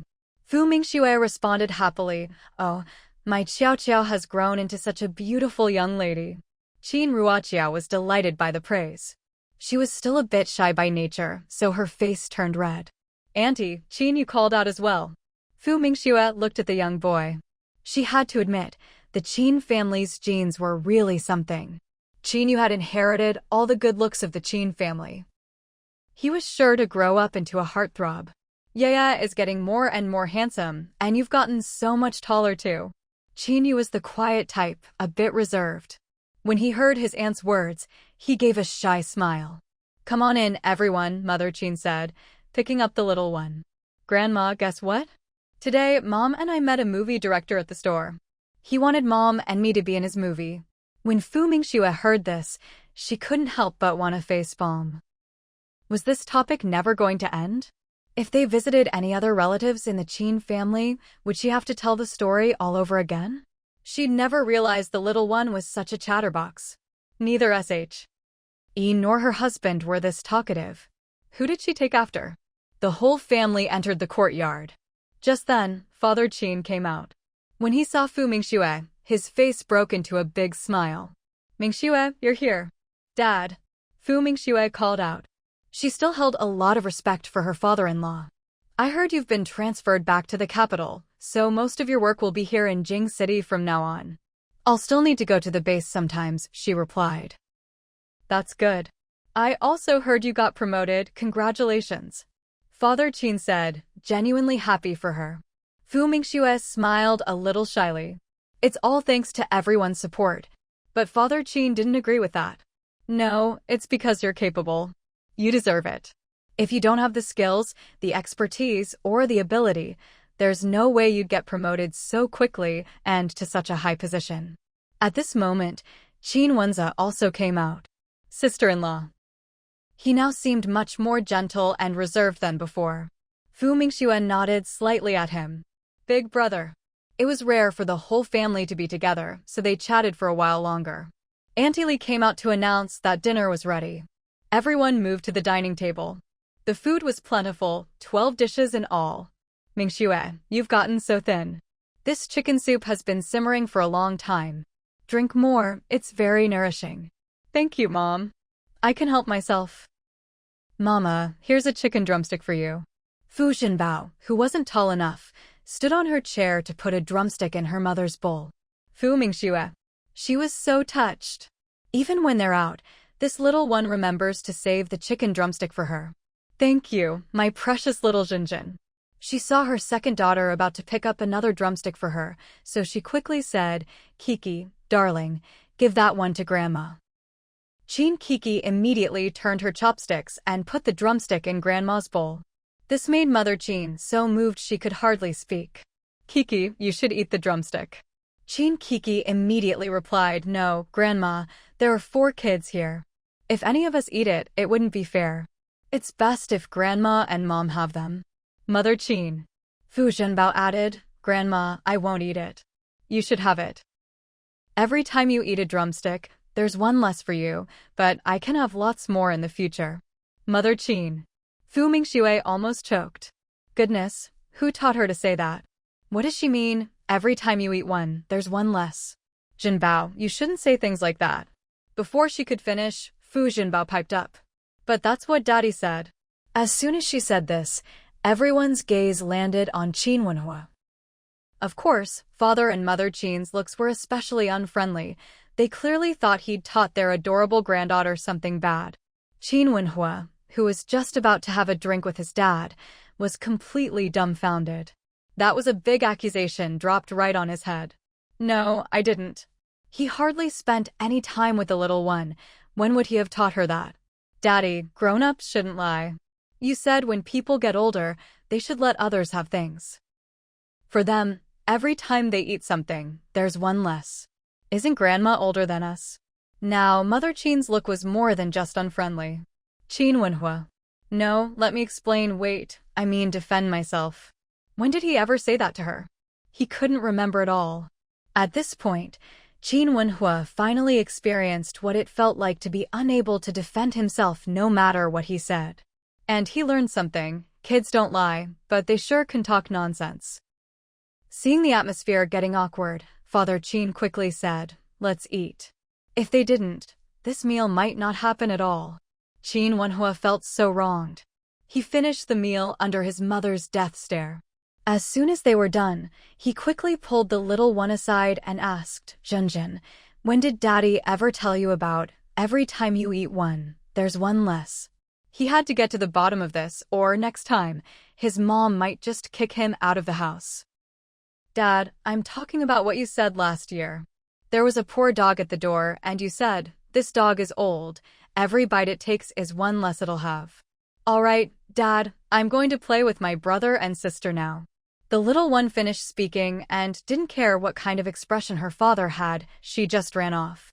Qin Wenhua was left standing there, looking utterly embarrassed. He remembered now he'd said that to the dying dog at the door. Why did his daughter have such a good memory? She was so little last year. How did she remember something he just said offhandedly? Just then, Mother Qin walked over. The moment she saw Qin Wenhua, she got angry. She glared at him fiercely. Qin Wenhua, from now on, don't come to the Qin house so often. What did he mean, every bite is one less? Was he hoping she'd die or something? What was even more infuriating was that he actually said something like that in front of a child. Mom, I was talking about the dog at the time. What? Are you saying you think I'm a dog? Mother Qin was shocked, her anger blazing. No, that's not what I meant. Anyway, I wasn't talking about you. Can you not take it so personally? Mother Qin was about to explode. She looked around. Where's my broom? Where's my feather duster? Seeing his mother's furious face, Qin Wenhua realized this was no place to linger. He really shouldn't stay here. Honey, I've got something to do. I'll come back to pick you up later. With that, he hurriedly slipped away. His retreating figure looked rather pathetic. Qin Wenhua probably hadn't been this embarrassed in years. Mother Qin rolled her eyes at his back. Humph, you really think I can't put you in your place? At this moment, Fu Mingxue walked over. Mom, don't be angry. Mother Qin immediately smiled. I'm not angry. How could I really be angry? Oh, and don't mention this to Zhenjin again. What could a child possibly do wrong? If anyone's at fault, it's her father. He insists on teaching her nonsense. He never did well in school, and see, this is what happens when you don't study properly. You can't even be a decent father. Fu Mingxue. Looks like mother-in-law is really dissatisfied with Qin Wenhua. But honestly, he had it coming. Come on, let's not worry about this. Come chat with me. Mother Qin took Fu Mingxue's hand and led her back to the living room. Father Qin was there too. It was rare for the three of them to be together. Fu Mingxue could chat easily with both father and Mother Qin. Before they knew it, an hour had passed. Just then, Qin Wenhua arrived. He was still in the courtyard, but his voice came in first. Sis-in-law, I heard you were back, so I came to see you. Didn't expect you really were back. How come I didn't see Dr. Xia? Fu Mingxue was used to calling her Dr. Xia and hadn't changed the habit yet. Of course, when she was face-to-face with Dr. Xia, unless they were at the hospital, she'd call her by name or as sister-in-law. My Dr. Xia is busy. She's got a big surgery this afternoon, probably still not done yet. Sis-in-law, I heard you've been transferred back to Beijing. Are you going to be working here from now on? Sort of transferred back, but I still have to travel for work. Every business trip of hers lasted more than just a day or two. By the way, why didn't you bring your child? He's still little, and it's too late to bring him out. Whenever Qin Wenhua talked about his son, he always felt it was a real pity he didn't have a daughter. But it's too late for that now. Of course, even if they could have another, he and his Dr. Xia didn't plan to. After all, his Dr. Xia was way too busy. Her workload was no less than his sister-in-law's. Fu Mingxue said, next time, bring your child over to my place to play. I haven't seen your son in ages. He's probably grown a lot taller by now. Qin Wenhua nodded immediately. Sure, I'll bring my son over anytime. He just loves playing with Zhenjin. Every time we visit your place, he never wants to go home. She'd heard that Zhenjin didn't really like playing with younger kids. She seemed to prefer hanging out with older boys and girls. Still, Qin Wenhua's son had inherited all the best features from his parents, and he was already quite handsome. At that moment, Qin Wenhua glanced around, but didn't see the person she was looking for. Huh, where's Wenhua? Didn't he come with you? Hearing this, Fu Mingxue cleared her throat lightly. He had something to take care of and stepped out for a bit. He should be back soon. Speak of the devil and he appears. Just then, Qin Wenhua walked in from outside. Wife, it's getting late. We should head home. Fu Mingxue glanced at her watch. They really had been here for quite a while. So she stood up to say goodbye to her parents-in-law. Dad, Mom, we'll head home now. We'll come by again when we have time. All right, come over whenever you're not working overtime. Okay. Oh, and if anything comes up, just call the house. Qin's mother quickly said, I know, your mom already called me this morning and gave me your new number. I've got it written down. Qin Wenhua, listening from the side, was a little surprised. Sis-in-law, you guys got a phone installed? What's the number? Fu Mingxue immediately gave him the number. Then she asked Qin Wenhua to go upstairs and call the kids down. Qin Wenhua agreed and headed upstairs. When he came back down, he was carrying the youngest one in his arms. Zhenjin, sweetheart, say hi to Uncle. Uncle, Fu Zhenbao greeted sweetly. That made Qin Wenhua especially happy. If he weren't worried about Dr. Xia getting mad, he'd really want to swap Fu Zhenbao with his own son for a while. He'd always wanted a daughter. Fu Mingxue said to the three kids, say goodbye to Grandpa and Grandma. Goodbye, Grandpa and Grandma. Goodbye. Father and Mother Qin were really reluctant to see the three kids go. They wished the children could stay with them longer. Fu Mingxue and Qin Wenhua took the kids and drove home. Fu's mother came out to open the door. Grandma, I missed you so much. I missed you so much I couldn't even eat. Qin Wenhua. If he wasn't mistaken, the amount of rice in her bowl at dinner was the same as her sister's. And she hadn't skimped on the dishes either. Her belly was stuffed round. But Fu's mother was deeply moved by the little one's words. My Zhenjin, did you not get enough to eat? Now that I see Grandma, I feel like I have my appetite back. Grandma, can I have an ice cream? The little one blinked her eyes and looked up longingly. With a child like this, you'd want to give her the stars if she asked for them. Fu's mother replied at once, no. As soon as Fu Jinbao heard that, her little head drooped. Ice cream is too cold, you can only have one a day. You already had one after school today, so you can't have another. If you're hungry, Grandma will get you a steamed bun. Mom, don't listen to her. She ate plenty tonight. If you don't believe me, just look at her little belly. It's about to burst, Fu Mingxue said, exposing her daughter's little trick.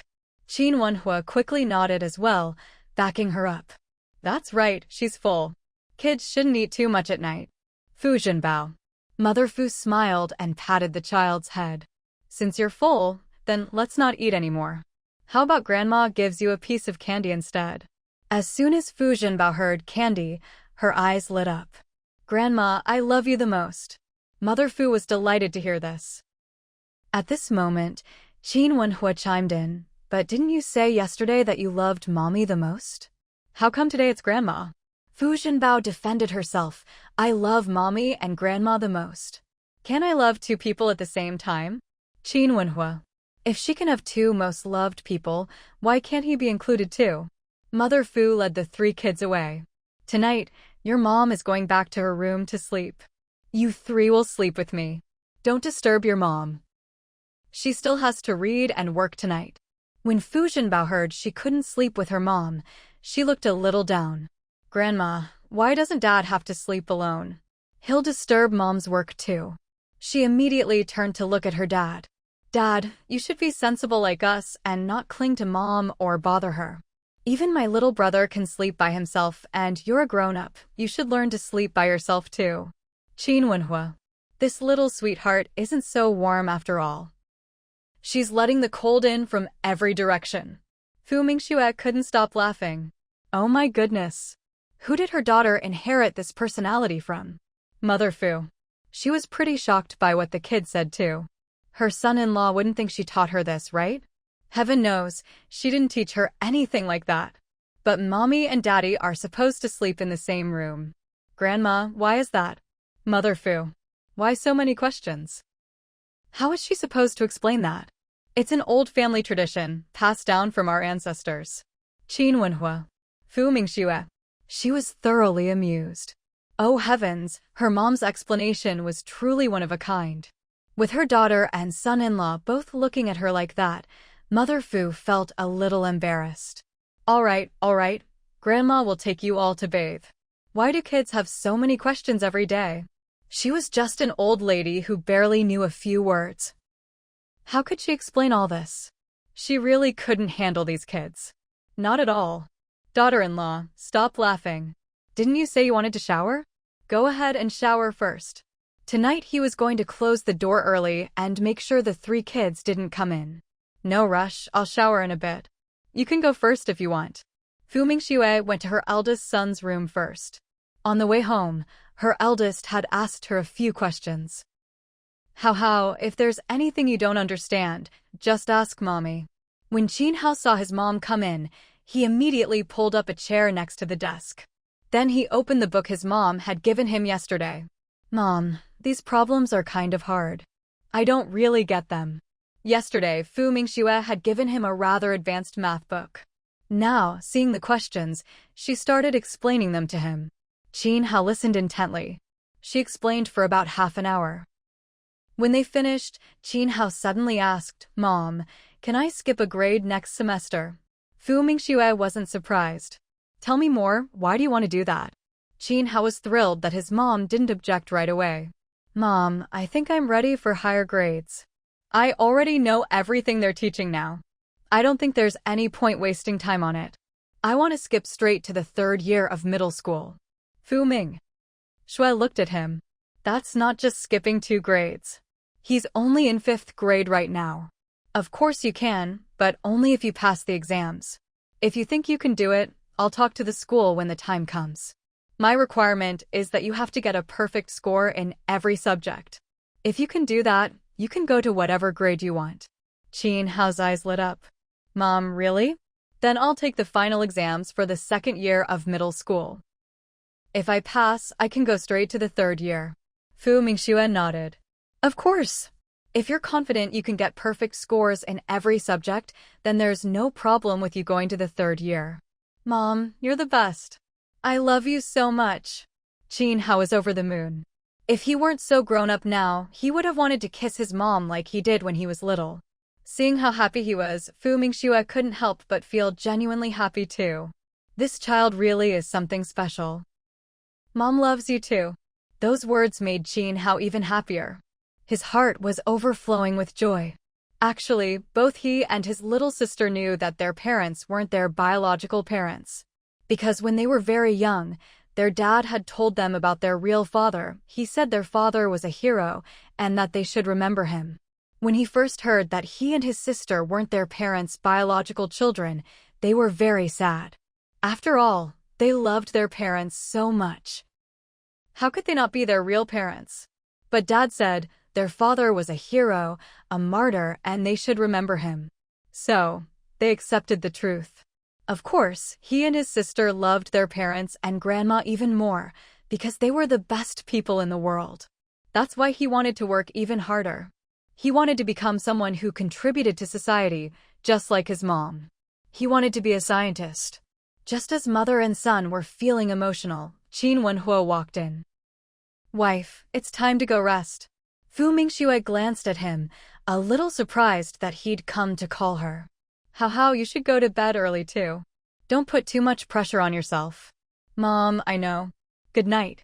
Good night. Fu Mingxue walked out. Qin Wenhua quickly followed her. What were you talking to our son about just now? How wants to skip grades. He wants to go straight to the 3rd year of middle school. Huh? What grade is he in now? We're diving deep today, and remember, on this channel, we never leave a story halfway, we always finish the novel. If you appreciate the full journey, please like the video, subscribe for the complete series, and share it with your fellow book lovers. Also, if you want to support the channel even further, we now have YouTube memberships available. If you're interested in signing up for exclusive perks and helping us keep these stories going, just click the join button below the video for all the details. Fu Mingxue couldn't help but be speechless at that. You don't even know what grade your son is in? Qin Wenhua. He wasn't home often, wasn't it normal not to know? But meeting his wife's gaze, his previously confident heart suddenly felt a bit guilty. Wife, do you know? 5th grade. He was supposed to be in 6th grade next semester, but his grades are excellent. Since he wants to skip, let him skip. Fu Mingxue also thought it would be a waste of time otherwise. Actually, your little girl wants to start elementary school too, so I'll talk to the school about both of them. Qin Wenhua was still processing all this. He felt a little uneasy. Is it really okay for him to skip all the way to 3rd year? Can he handle it? We shouldn't push him too hard. Also, if he skips, what about Kiki? Kiki will stay in her original grade, of course. Fu Mingxue gave him a strange look. It's not like her brother has to stay in the same grade just for her, right? Besides, what about high school? University? They won't be in the same class anyway. Their grades are different, so it's impossible for them to always be together. It's not a bad thing for Kiki to get used to it early. Qin Wenhua still hadn't recovered from the shock of his son wanting to skip a grade. Now he was hearing that his little daughter wanted to start elementary school. Isn't she a bit too young for that? There's no need to rush, is there? Compared to sending her to school so early, he actually preferred the idea of his little girl staying in kindergarten with kids her own age, having a carefree time. She could experience the hardships of studying when she was older. There was no hurry. Fu Mingxue could immediately see his reluctance. It was her own request. Qin Wenhua hesitated, then said, Honey, we shouldn't spoil the kids too much. We can't just agree to everything they ask for. We need to say no to some unreasonable requests. Fu Mingxue, what was he talking about? When it came to spoiling the kids, did she ever go as overboard as he did? He was talking such a good game now, but that was only because the child hadn't come to him directly. Your daughter is capable. She's smart, she can handle it. Keeping her in kindergarten would just be holding her back. Hearing this, Qin Wenhua was filled with pride. See? His daughter really was different from the rest. She got her brains from him, well, from her mom. Then we'll do as you say. You make the decision. For elementary school, let's enroll her in the same central school as Hao Hao. As for middle school, she can go to number 1 middle school next door. I think that's perfect. I'll listen to you. Fu Mingxue shot him a look. Qin Wenhua immediately said, I'll make some calls tomorrow. All right, Fu Mingxue nodded. She believed Qin Wenhua and the Qin family had enough connections for this. And if not, she could always reach out herself. After all, she was now a professor at Beijing University, a formally appointed one at that. She could always contact the school directly if needed. After the couple finished discussing the kids, Qin Wenhua went to take a shower. Fu Mingxue, meanwhile, went to check on their 2 daughters. She checked the older daughter's homework. She had to admit, the level was pretty average. The only reason her grades stayed above 90 was thanks to her overachieving older brother's tutoring. She was still in elementary school now, but once she got to middle or high school, those grades probably wouldn't hold up. Just as Fu Mingxue was focused on checking homework, Qin Kiki suddenly piped up, Mom, can I learn to play the arrow? Fu Mingxue looked up in surprise. You want to learn the arrow? Qin Kiki nodded shyly. Yes. Then she asked, Mom, can I? I can use my own New Year's money to pay for lessons. I have a lot saved up. Every year, she and her brother got more New Year's money than anyone else in their class.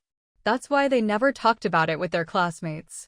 After all, other kids got 50 cents or $1, while they got way more, several times as much, in fact. And their family never took their New Year's money away.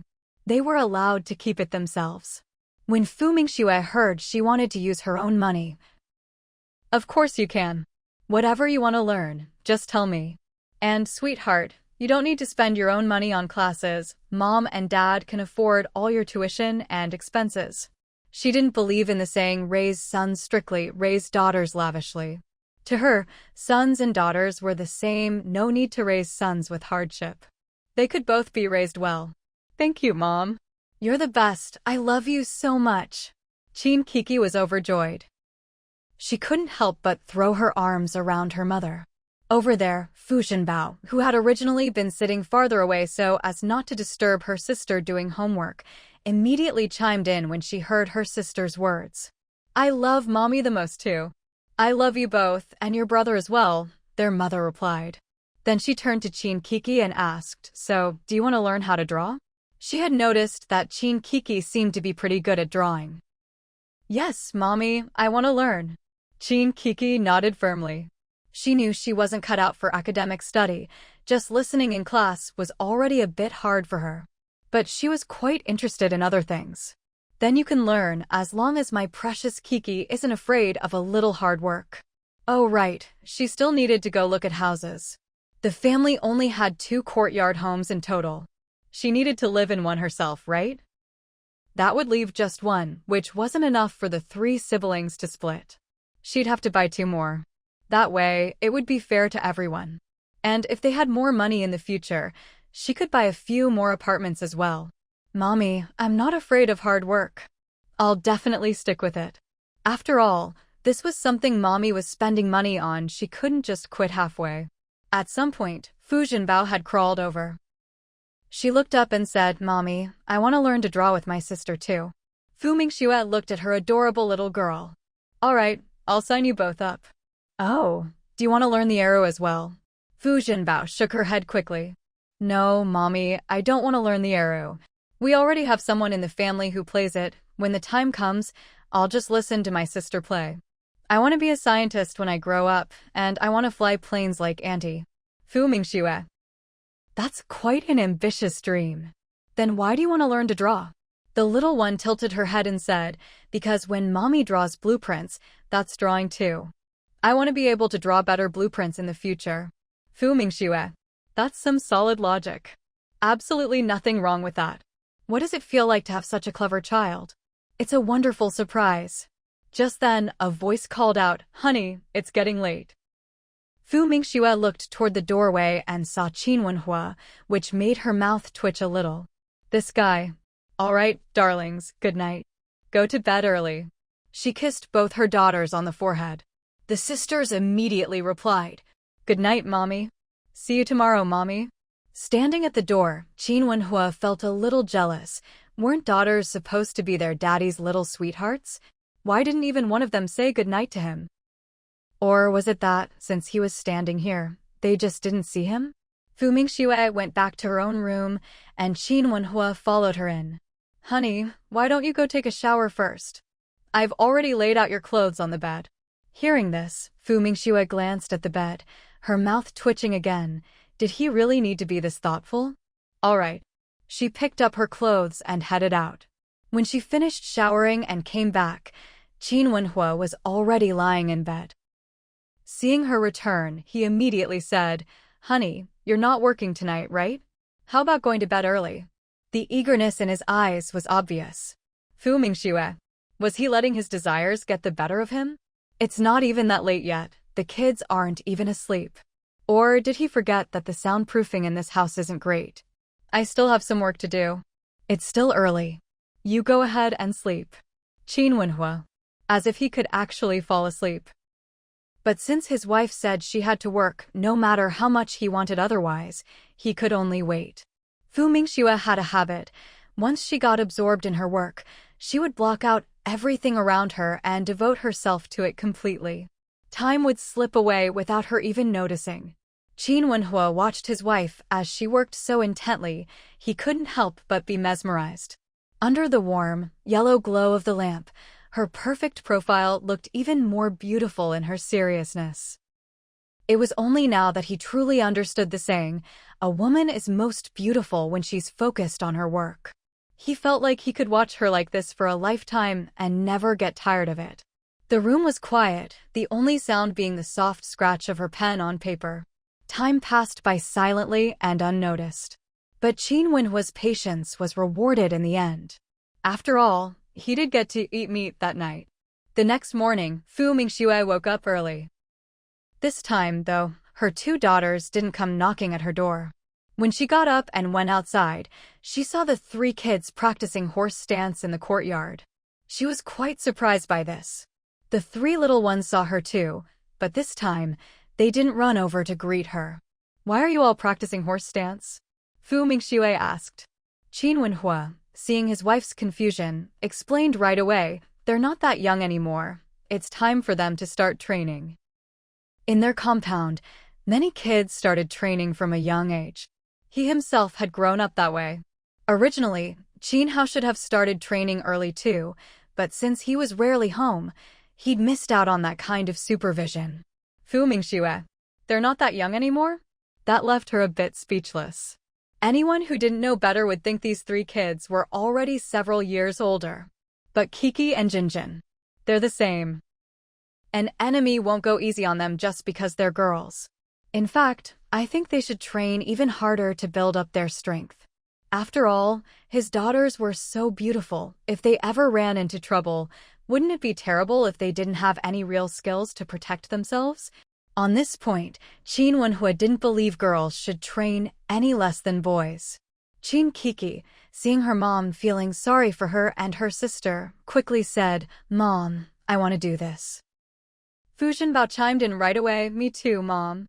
Daddy said if we train hard, not only can we protect ourselves, but we can protect you too. I want to protect you when I grow up." Fu Mingxue was touched. "Then keep it up. I'll be waiting for you to protect me." "Honey, why don't you join us too?" Qin Wenhua suggested. Fu Mingxue rolled her eyes at him. "No thanks, I'll pass. I'm not as young as I used to be. I'll just wait for my son and daughters to protect me." She was busy enough as it was. No need to put herself through that. Qin Wenhua didn't push her. "How about this? Let's go running in the mornings. With your workload, you need to take care of your health even more." Fu Mingxue.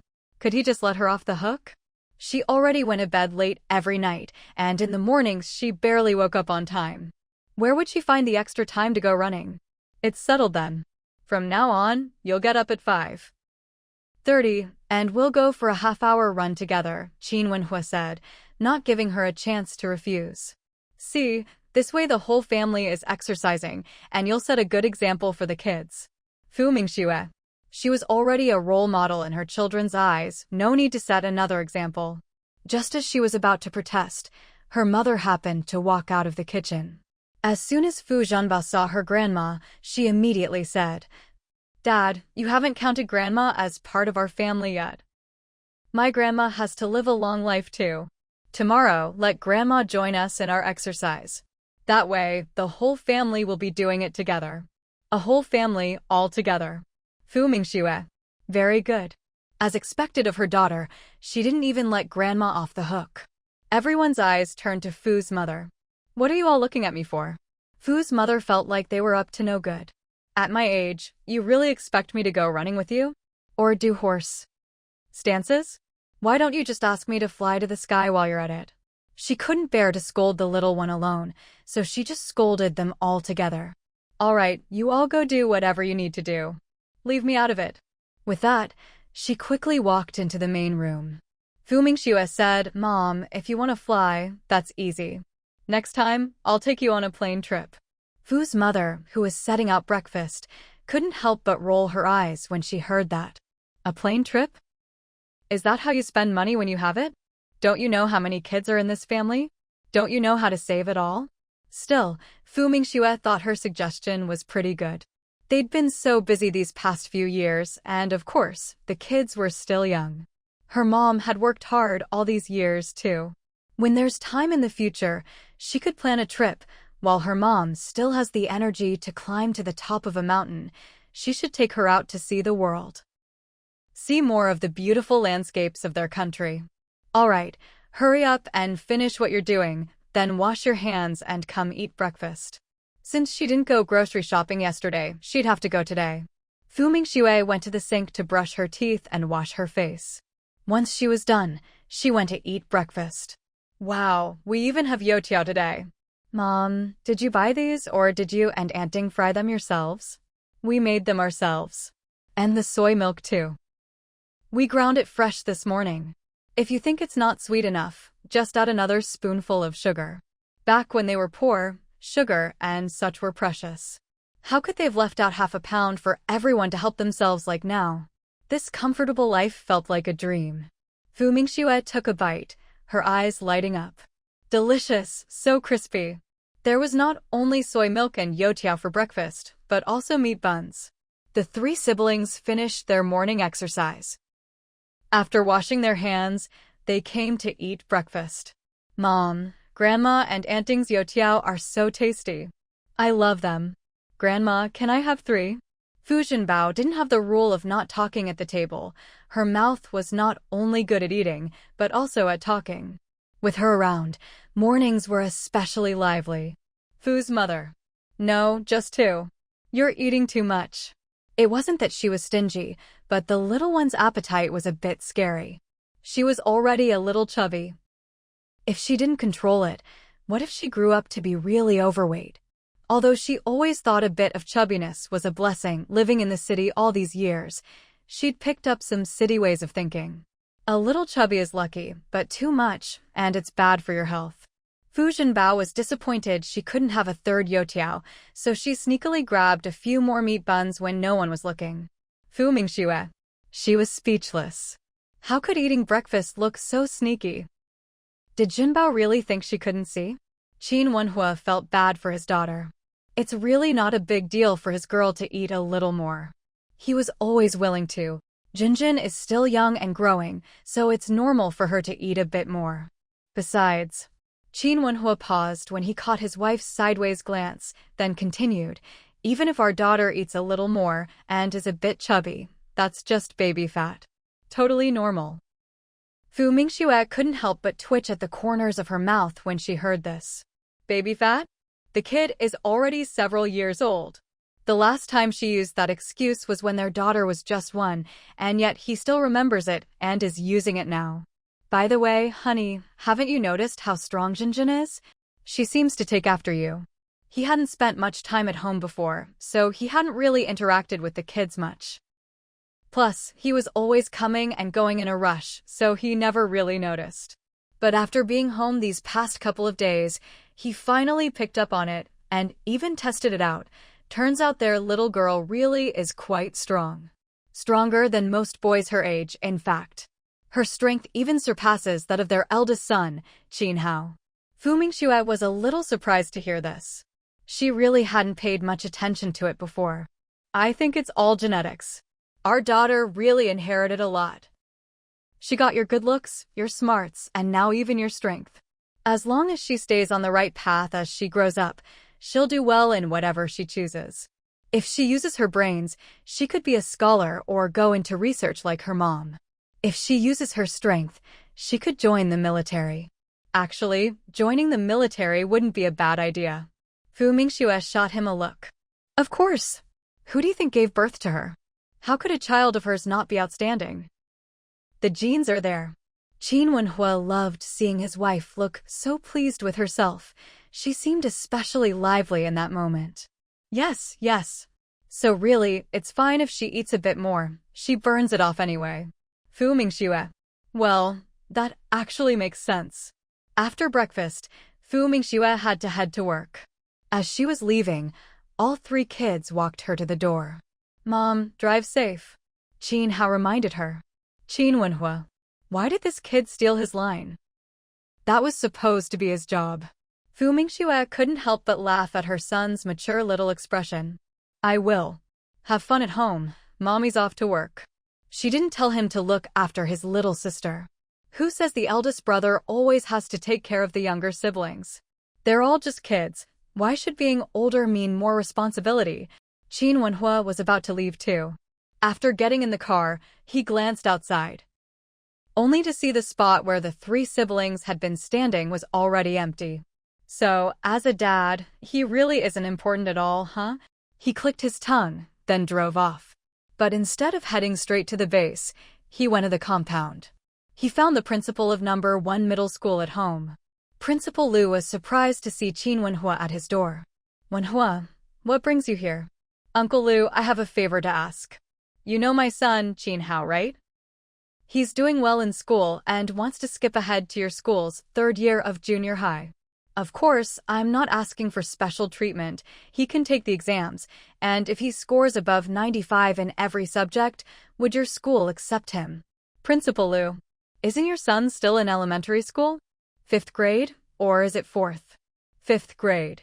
He's always done well, and this was his own idea. My wife and I talked it over and think it's doable. So, you mean he can score 95 on a test meant for 8th graders? Yes, Qin Wenhua nodded. He had originally wanted to say a perfect score of 100. But he thought he should give his son a chance. After all, 100 would mean no mistakes at all.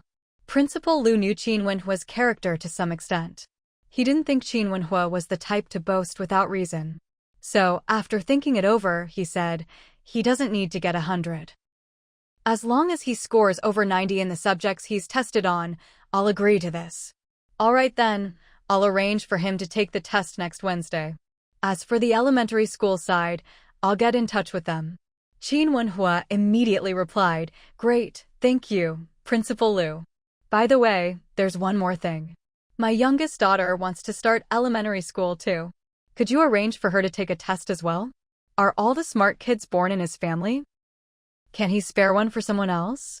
All right, I'll let Oldly know. Thank you, Uncle Lu. When you have time, let's have a drink together. Principal Lu, sure. I'll get going then. Qin Wenhua left Principal Lu's house. After he left, Principal Lu's envy was written all over his face. That Qin Wenhua really married well and has such smart kids. He's truly a lucky guy. Not to mention the older two, but even the youngest was already well known. Exceptionally bright, a rare little prodigy. His own grandson was in the same kindergarten class as Qin Wenhua's youngest daughter. And his daughter-in-law happened to be the teacher of that class. After mother and son came home, they would often talk about Bao. Especially his daughter-in-law. She practically wished she could bring Qin Wenhua's daughter home. or swap her own son for that little girl. Fu Mingxue arrived at the research institute. Director Luo had gotten there before her. Mingxue, I have something to discuss with you. Let's go to my office. All right. She followed Director Luo into the office. Take a look at this. Country has submitted a proposal for cooperation. These are the second-hand core technologies they're offering to transfer. Have a look. Fu Mingxue was a bit surprised. She hadn't heard about this. She took the documents and examined them carefully. Where are the blueprints? They're here, Director Luo said, opening a box. Everything's in here. I looked through it last night. Honestly, this material isn't as advanced as what your team has developed. You've already made a brand new breakthrough. Director Luo's face was full of pride as he spoke. By the way, they're also sending a technical advisor. He's quite young. And he specifically asked to meet you. Fu Mingxue looked up in surprise. Meet me? Why? To give you guidance, of course. Huh, they must think our engine still hasn't made a breakthrough and we're relying entirely on their imports. What do you think? Fu Mingxue thought for a moment. Let someone else handle the meeting. It'll be a good opportunity for learning and exchange. Even though they'd already made a technological breakthrough themselves, there was always something to learn from others, no matter what it was. Director Luo's eyes lit up. That's exactly what I was thinking. We don't want outsiders to know that you're the chief engineer just yet. How about letting Chang Qingze handle it? Chang Qingze was a good fit. He had enough authority for the role. Fu Mingxue nodded. Sure. Seeing this, Director Luo said, I'll let Chang Qingze know in a bit. By the way, while they're here, I'll have people treat you as an ordinary research staff member. He felt it was still necessary to keep Fu Mingxue's identity a secret. At the very least, no one could know that Fu Mingxue was actually the chief engineer behind the engine development. She was the treasure of their research institute. Director Luo's decision was exactly what Fu Mingxue wanted. She nodded without hesitation. All right, that's fine. Oh, by the way, there seems to be a problem with the algorithm on the computer over there. Could you take a look? As soon as Fu Mingxue heard this, she nodded. Sure, I'll go check it out. When she reached the door, she suddenly remembered something and turned back to look at Director Luo. Director Luo, those people won't be coming to our research institute, will they? Director Luo immediately shook his head. How could that be? This is our core facility. Even if it's the base, outsiders aren't allowed in, not even for technical guidance. We've already arranged a separate small base for their technical exchanges. Fu Mingxue nodded to show she understood. Then she walked out. That evening, she worked until 8 before getting off work. But then she remembered something else, so she drove over to FAW, First Automobile Works. The security department at FAW still recognized Fu Mingxue. After all, the security staff were the same people, and Fu Mingxue's face was quite distinctive. Just her face was enough to get her car through the gate. They let her through without question. Fu Mingxue drove straight to the office building of Director Zhang. It had to be said, FAW had developed a lot in recent years. The office building had even been rebuilt. The scale of the factory had also expanded quite a bit. Just as she got out of the car, Director Zhang happened to come out.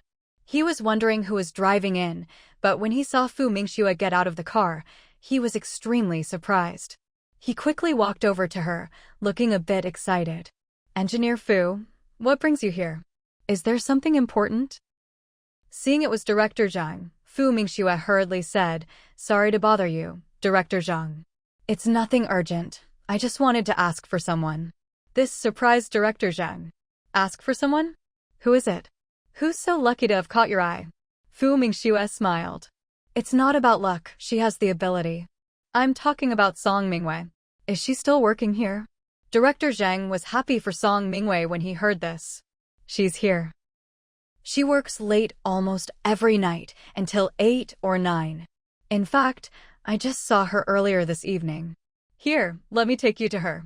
Fu Mingxue was about to say she could find her on her own.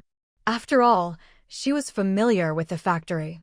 But since Director Zhang was so enthusiastic, and since she'd need to talk to him again after speaking with Song Mingwei, she nodded. All right, I'll trouble you to lead the way then. No trouble at all. By the way, Engineer Fu, I heard you got promoted. I haven't congratulated you yet. Really, congratulations, you're so young and accomplished. Truly impressive. A real genius in the industry. Fu Mingxue was a bit surprised at how well-informed he was. Thank you. Oh, right, Engineer Fu, about our factory's engine, would you mind giving us some advice? Director Zhang was hoping that Fu Mingxue could design another model for their factory, or at least offer some advice. Right now, they were in desperate need of a newly developed engine. Fu Mingxue didn't refuse. Sure, I'll come by and discuss it when I have time. This made Director Zhang extremely happy. That's wonderful. We'll be waiting for you. As they spoke, they arrived at the workshop managed by Song Mingwei. At that moment, Song Mingwei was busy calibrating and recording data. Director Zhang raised his voice and shouted, "Song Mingwei, stop what you're doing and see who's come to see you." As soon as Song Mingwei heard this, she immediately turned around. When she saw Fu Mingxue standing next to Director Zhang, she was both shocked and excited. She hurried over to Fu Mingxue. "Professor Fu, what brings you here?" And she'd come to see her. This made Song Mingwei so excited she could hardly contain herself. It had been quite a long time since she'd last seen Professor Fu. At least close to a year. Fu Mingxue looked at Song Mingwei, who was now dressed in work clothes. She really had changed a lot. Then her gaze was drawn to Song Mingxue's belly. "Are you pregnant?" Song Mingwei blushed and smiled. 3 months along. Upon hearing this, Fu Mingxue quickly said, "Congratulations, congratulations." She truly hadn't expected Song Mingwei to be pregnant. But then again, she realized she hadn't thought it through. Since Song Mingwei was married, it was perfectly normal for to be expecting. "Thank you, Professor Fu. By the way, what brings you here to see me?" Fu Mingxue hesitated a little, but still said, "Well, I was hoping you could be my assistant. What do you think?" Song Mingwei was thrilled. Of course, she was more than willing. It was something she'd dreamed of. She was about to nod and agree when she suddenly remembered she was pregnant. Her expression dimmed. "Professor Fu, I'm pregnant right now, so I might not be much help to you. It's actually quite simple. I won't ask too much of you, just helping organize some materials and such. I need an assistant to help sort out documents for my classes at Peking University. The salary will be the same as what you're making now." She knew Song Mingxue's current salary wasn't low. Of course, the university would be paying for this. Dean Luo had already discussed it with her. Originally, she'd thought she could pay out of her own pocket. But Dean Luo didn't agree, insisting that the university should cover it. Song Mingwei was clearly tempted. She really wanted to accept, but then she thought about her pregnancy. She'd have to give birth soon. After the baby was born, she'd need at least a month for postpartum recovery, right? Plus, she'd need to rest for half a month before the birth. Wouldn't that definitely delay Professor Fu's work? Just as she was about to reluctantly refuse, Director Zhang, who was getting anxious for her, spoke up. "Xiao Song, what are you hesitating for? Getting to be assistant to Engineer Fu, why are you overthinking it? Just say yes. Besides, even if you need time off for the baby, it's not like Engineer Fu can't wait a few months for you. This was a once-in-a-lifetime opportunity. After all, working with Fu Mingxue would mean a much brighter future than staying at FAW." Hearing this, Song Mingwei looked over at Fu Mingxue. Fu Mingxue immediately said, "That's right. If you need maternity leave, of course you'll get it. It won't be a problem. I can manage on my own for now. Once you're done with your leave, you can come back to work." Although Song Mingxue's pregnancy had caught her a bit off guard, it really wasn't an issue. Actually, if she hadn't overheard Song Mingwei talking about her pregnancy last night, she would have thought Song Mingwei wasn't even married. She didn't recall ever hearing about Song Mingwei having a wedding. Of course, it was also possible that she hadn't seen Song Mingwei in a long time and simply didn't know that she was already married. "Teacher Fu, you really don't mind? I really won't get in the way of your work." Song Mingwei was still a little worried. Fu Mingxue looked at her and said, "Since I've decided to take you on, I have my own reasons. Just tell me if you agree or not." Song Mingwei was truly moved. She hadn't expected Teacher Fu to be so good to her. She felt that if she refused again, she'd really be failing to appreciate kindness. Besides, she really didn't want to miss this opportunity. After all, it had always been her dream to work with Teacher Fu. This time, she didn't hesitate. She immediately stood up straight, her expression serious. Teacher Fu, I promise I won't let you down. I'll work hard. Factory Director Lu said happily, that's more like it. As for your resignation paperwork, just go to HR tomorrow and take care of it. He was making things as easy as possible for her. Song Mingxue understood and thanked him gratefully. Thank you, Director Lu. No need to thank me. All right, that's settled. You can head home early today, Director Lu said to Song Mingxue. Then he turned to Fu Mingxue. Engineer Fu, are you leaving too? If you're not in a hurry, would you come to my office for a bit? We could talk about some of our factory's engine projects. He quickly added, don't worry, I won't take up too much of your time. Since he'd said so much, Fu Mingxue certainly wouldn't just leave. She nodded, all right. Director Lu was very pleased. The two of them left together, one after the other. Watching them go, Song Mingxue didn't rush off. Instead, she returned to her workstation. After all, she still wanted to do her job well until the very end. Besides, her husband would be coming to pick her up after work soon. Meanwhile, Fu Mingxue arrived at Director Lu's office. Engineer Fu, would you like something to drink? I have a few kinds of tea here, though I'm not sure if you'd like them. No need, Director Lu, don't trouble yourself. I don't drink tea. Just show me the blueprints you mentioned. All right. Director Lu really did have them on hand. He immediately unlocked a drawer and took out the blueprints. Take a look, this is what we've developed since last time. See if you spot any issues. Fu Mingxue glanced at him, then focused her attention on the blueprints. Daddy, why does Mommy have to work so late? She works so hard. Fu Zhenbao felt sorry for her mother. Qin Wenhua looked at his little girl, whose eyelids were drooping. She was clearly very sleepy. Yes, Mommy works hard. So, Jinjin, you need to be good and go to bed now. When you wake up in the morning, you'll see Mommy. Really? Then I'll go to bed now, Daddy. Fu Zhenbao hugged the big teddy bear her mother had given her and went back to her grandma's room. Qin Wenhua watched her go, then checked his watch. It was already 9:30. Why isn't she home yet? Should I go pick her up? He quickly dismissed the idea. After all, his wife drove herself. There was no point in him going. After thinking for a moment, he headed to the kitchen to make noodles so his wife could have something to eat when she got home. Mother Fu was just about to head back to her room to sleep when she noticed that the light in the kitchen was still on.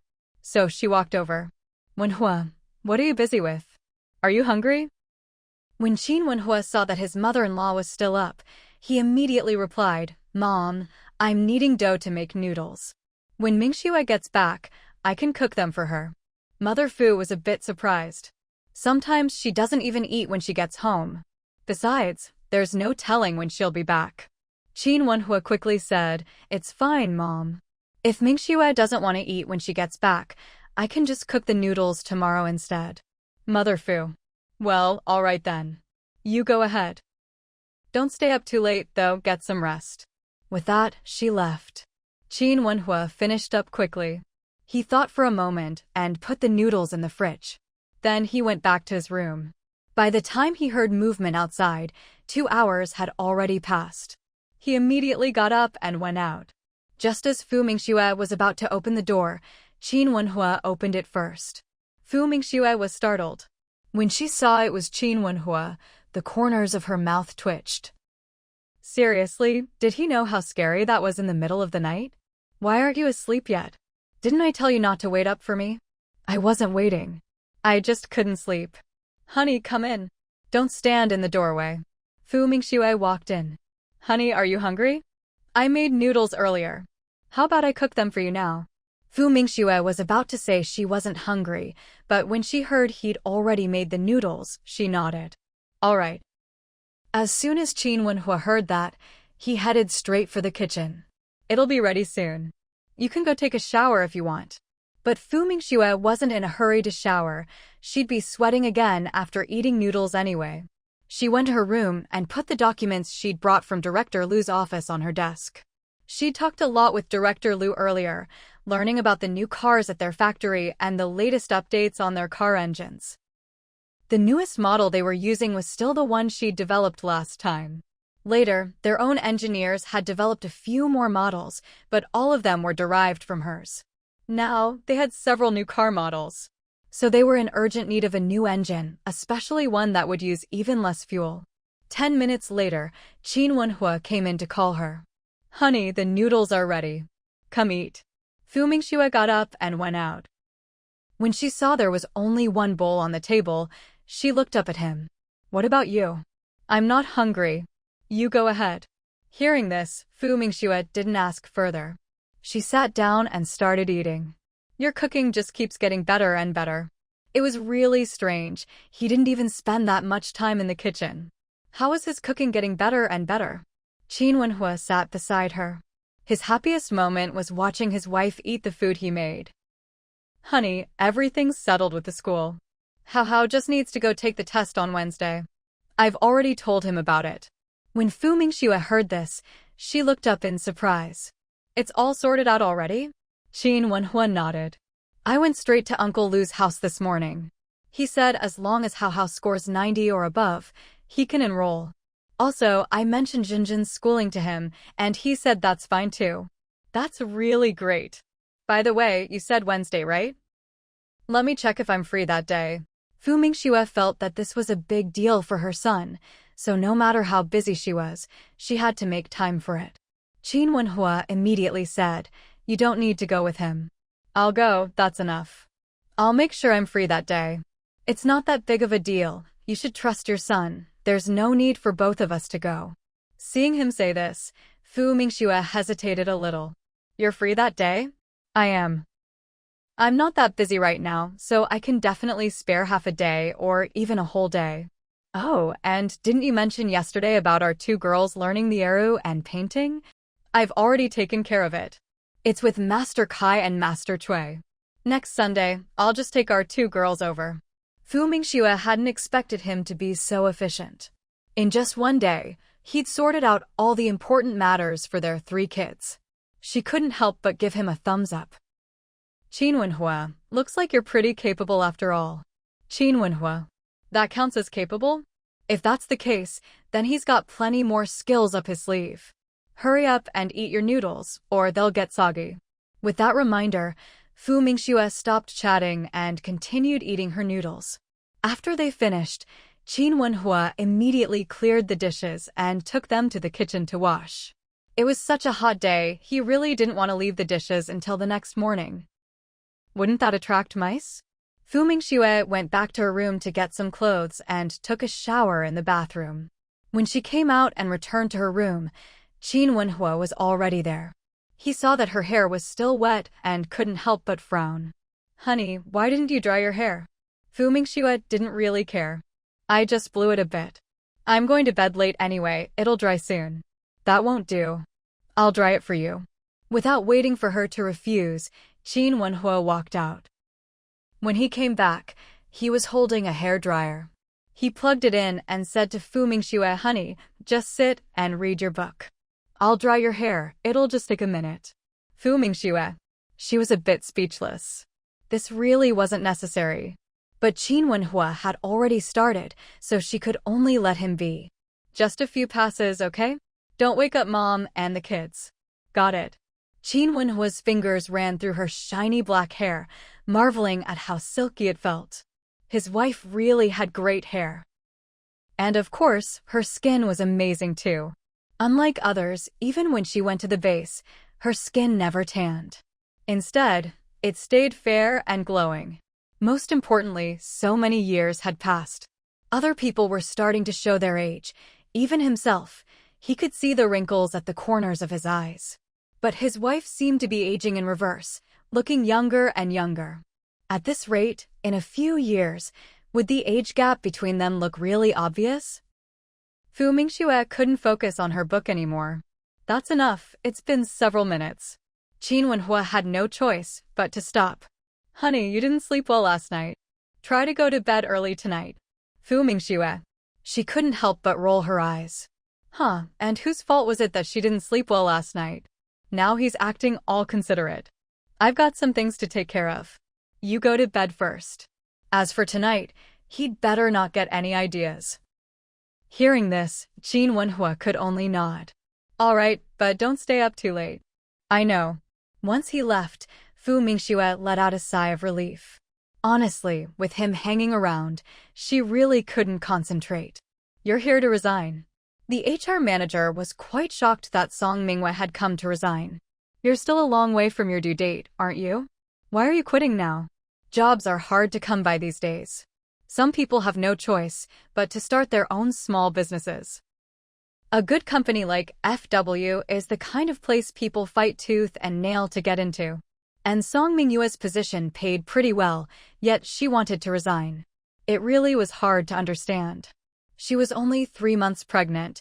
Wasn't it a bit much to quit and stay home just for that? Thinking of this, the HR manager spoke earnestly. Xiao Song, I really think you should reconsider resigning. This is a good job with a high salary, and it's not particularly exhausting. Even though Xiaoli's family is well off and he treats you well as a woman, it's important to have your own job. When you have your own income, you have confidence. Besides, when you give birth, the factory will give you maternity leave. After your maternity leave, your job will still be here waiting for you. If your mother-in-law can't help with the baby, with the high salaries you and your husband earn, you could easily hire someone to help. Song Mingwei knew she meant well. So she smiled and explained, Sister Shin, I found another job, so I have to leave this one.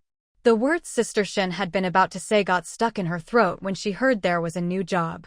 You got a new job? Better than our factory. It's something I really enjoy doing. That's why I decided to resign from here. Song Mingwei didn't explain much more. Sister Shin. Well, it must be a better job than this one. No wonder she'd leave such a good company. Turns out she had somewhere even better to go. College graduates really do have more opportunities. She was tempted to ask what kind of job it was, but thought better of it. So she didn't press for details, just offered her congratulations. Since it's a job you like, that's great. I wish you all the best in your new position. And don't forget to come back and visit us often. Song Mingwei nodded. I will. A lot of people at this factory had been very kind to her. She wouldn't forget those who treated her well. The resignation process went quickly. This month's salary hadn't been paid out yet. She'd have to come back on payday to collect it. But Ji Mingwei didn't mind. After all, she knew she'd get paid. And now, unlike before, she wasn't strapped for cash. After leaving, she went to the factory director's office. Director Liu, I've completed my resignation paperwork. Thank you so much for all the care you and the factory have given me. After saying this, Song Mingwei bowed to Director Liu. This startled Director Liu quite a bit. He hurriedly got up from his seat. Xiao Song, what are you doing? There's no need for all this formality. Just work hard with Engineer Fu in the future, and you'll have a bright future ahead. Yes, I will. I'll definitely work hard. After saying this, Song Mingwei didn't linger and left the office. It wasn't until she'd left the factory that she remembered, was she supposed to go see Teacher Fu tomorrow? The next day, Song Mingwei went to the school. It was her first time back since she'd left. Her feelings now were completely different from before. She went to Teacher Fu's office. The door was still closed. Clearly, no one had arrived yet. But she wasn't in a hurry. After waiting for about half an hour, she saw Teacher Fu arrive and quickly went up to greet her. At that moment, Fu Mingxue saw her too. Seeing how fast she was walking, Fu Mingxue was startled. Song Mingwei, slow down. You're pregnant, you know. Don't walk so fast from now on. Fu Mingxue had been startled just now when she saw how quickly Song Mingwei was moving. She wanted Song Mingwei to come to work, not to have any accidents. Seeing how worried Teacher Fu looked, Song Mingwei immediately apologized. I'm sorry, I won't do it again. What are you apologizing to me for? Just be a little more careful since you're pregnant. By the way, why did you come so early today? Have you been waiting long? In the future, just arrive around 8 o'clock. Even 8:30 is fine. Our working hours are flexible. You just need to get your work done. Song Mingwei nodded. But she had no intention of taking advantage of flexible hours. She would come at the regular time, just as she was supposed to. Let's go inside first. Later, take this key and get another copy made by a locksmith. Her office needed to be locked. There were only 2 keys, one with Director Zheng and the other with herself. Now that Song Mingwei had joined, they needed to make another copy. Song Mingwei nodded right away. Okay, Teacher Fu. Just then, Director Zheng spoke up with a smile. Xiao Song, you should call her Professor Fu now. Song Mingwei turned toward the voice. Director Zheng. Director Zheng looked at her and said, your Teacher Fu is now Professor Fu, so you'll need to change how you address her. Song Mingwei was surprised. She hadn't expected Teacher Fu to become a professor at such a young age. But then again, it wasn't that surprising. After all, Teacher Fu really was outstanding. Congratulations, Professor Fu. She felt honored. How lucky was she to become Professor Fu's assistant? She was so glad she'd accepted this job. The only regret was that she got pregnant a bit too early. If only she'd waited a few more years, she could have devoted herself fully to working with Professor Fu. Last night, she'd been so excited she couldn't sleep. She'd even considered whether she should terminate the pregnancy. But she dismissed the idea. The baby had already been with her for 3 months. She really couldn't bear to do it. Besides, she believed that even while pregnant, she could handle this job. And even if she couldn't, she would work even harder to make sure she could. Director Zheng turned to Song Mingwei and said, I'm not using my key anyway. Come by my office later and pick it up, you can use it for now. Hearing this, Song Mingwei instinctively glanced at Fu Mingxue. When she saw Professor Fu nod, she replied, okay. Director Zheng didn't say anything else and went into the office. Mingxue, I'll give you another copy of the student list. Pick a few from it, he said, handing her the list. Fu Mingxue glanced over it, then looked up. Why pick a few? Didn't we agree on just one? I really can't take on more than that. I have project work to do. She couldn't handle that many people. Director Zheng knew he was making things difficult for her. After thinking for a moment, he said, how about this? Just take 2. The students on this list are all excellent. Pick 2 from here. Seeing this, Fu Mingxue couldn't refuse any further. All right, 2 it is. She randomly pointed to 2 names. These 2 then. I'm sure you've already vetted everyone on this list. If their names are here, they must be good. Director Zheng was originally stunned when she casually pointed at the list and made her decision so easily. But after hearing her explanation, he actually found it quite reasonable. After all, anyone who made it onto this list had already been carefully selected. Are you sure about your decision? Fu Mingxue nodded. Yes, just those 2. I think they'll do. Of course, you can take another look. If you think they're not suitable, you can switch them. No, it's fine if you decide. Director Zheng glanced at the 2 names on the list. I'll have someone notify them. Fu Mingxue had no objections. All right, Director Zheng, I'll leave it to you. With that matter settled, Director Zheng had something else to discuss. By the way, we're offering a computer course this year. Do you think you could teach it part-time? If Fu Mingxue hadn't shown her skills at the research base, he wouldn't even have known she was so proficient with computers. When Fu Mingxue heard this, she couldn't help but twitch the corner of her mouth. Director Zheng, aren't you just giving me more work? I already have a lot on my plate. Besides, aren't there plenty of professional computer teachers? There's no need for me to teach. It's just that we're really short on talent in this area. We don't have enough teachers either. Since you're so outstanding in this field, we really need you to teach a few classes, not many, just 5 periods a week. The rest will be handled by other teachers. This course had only been officially added last year. There really was a shortage of talent in this area, including teachers.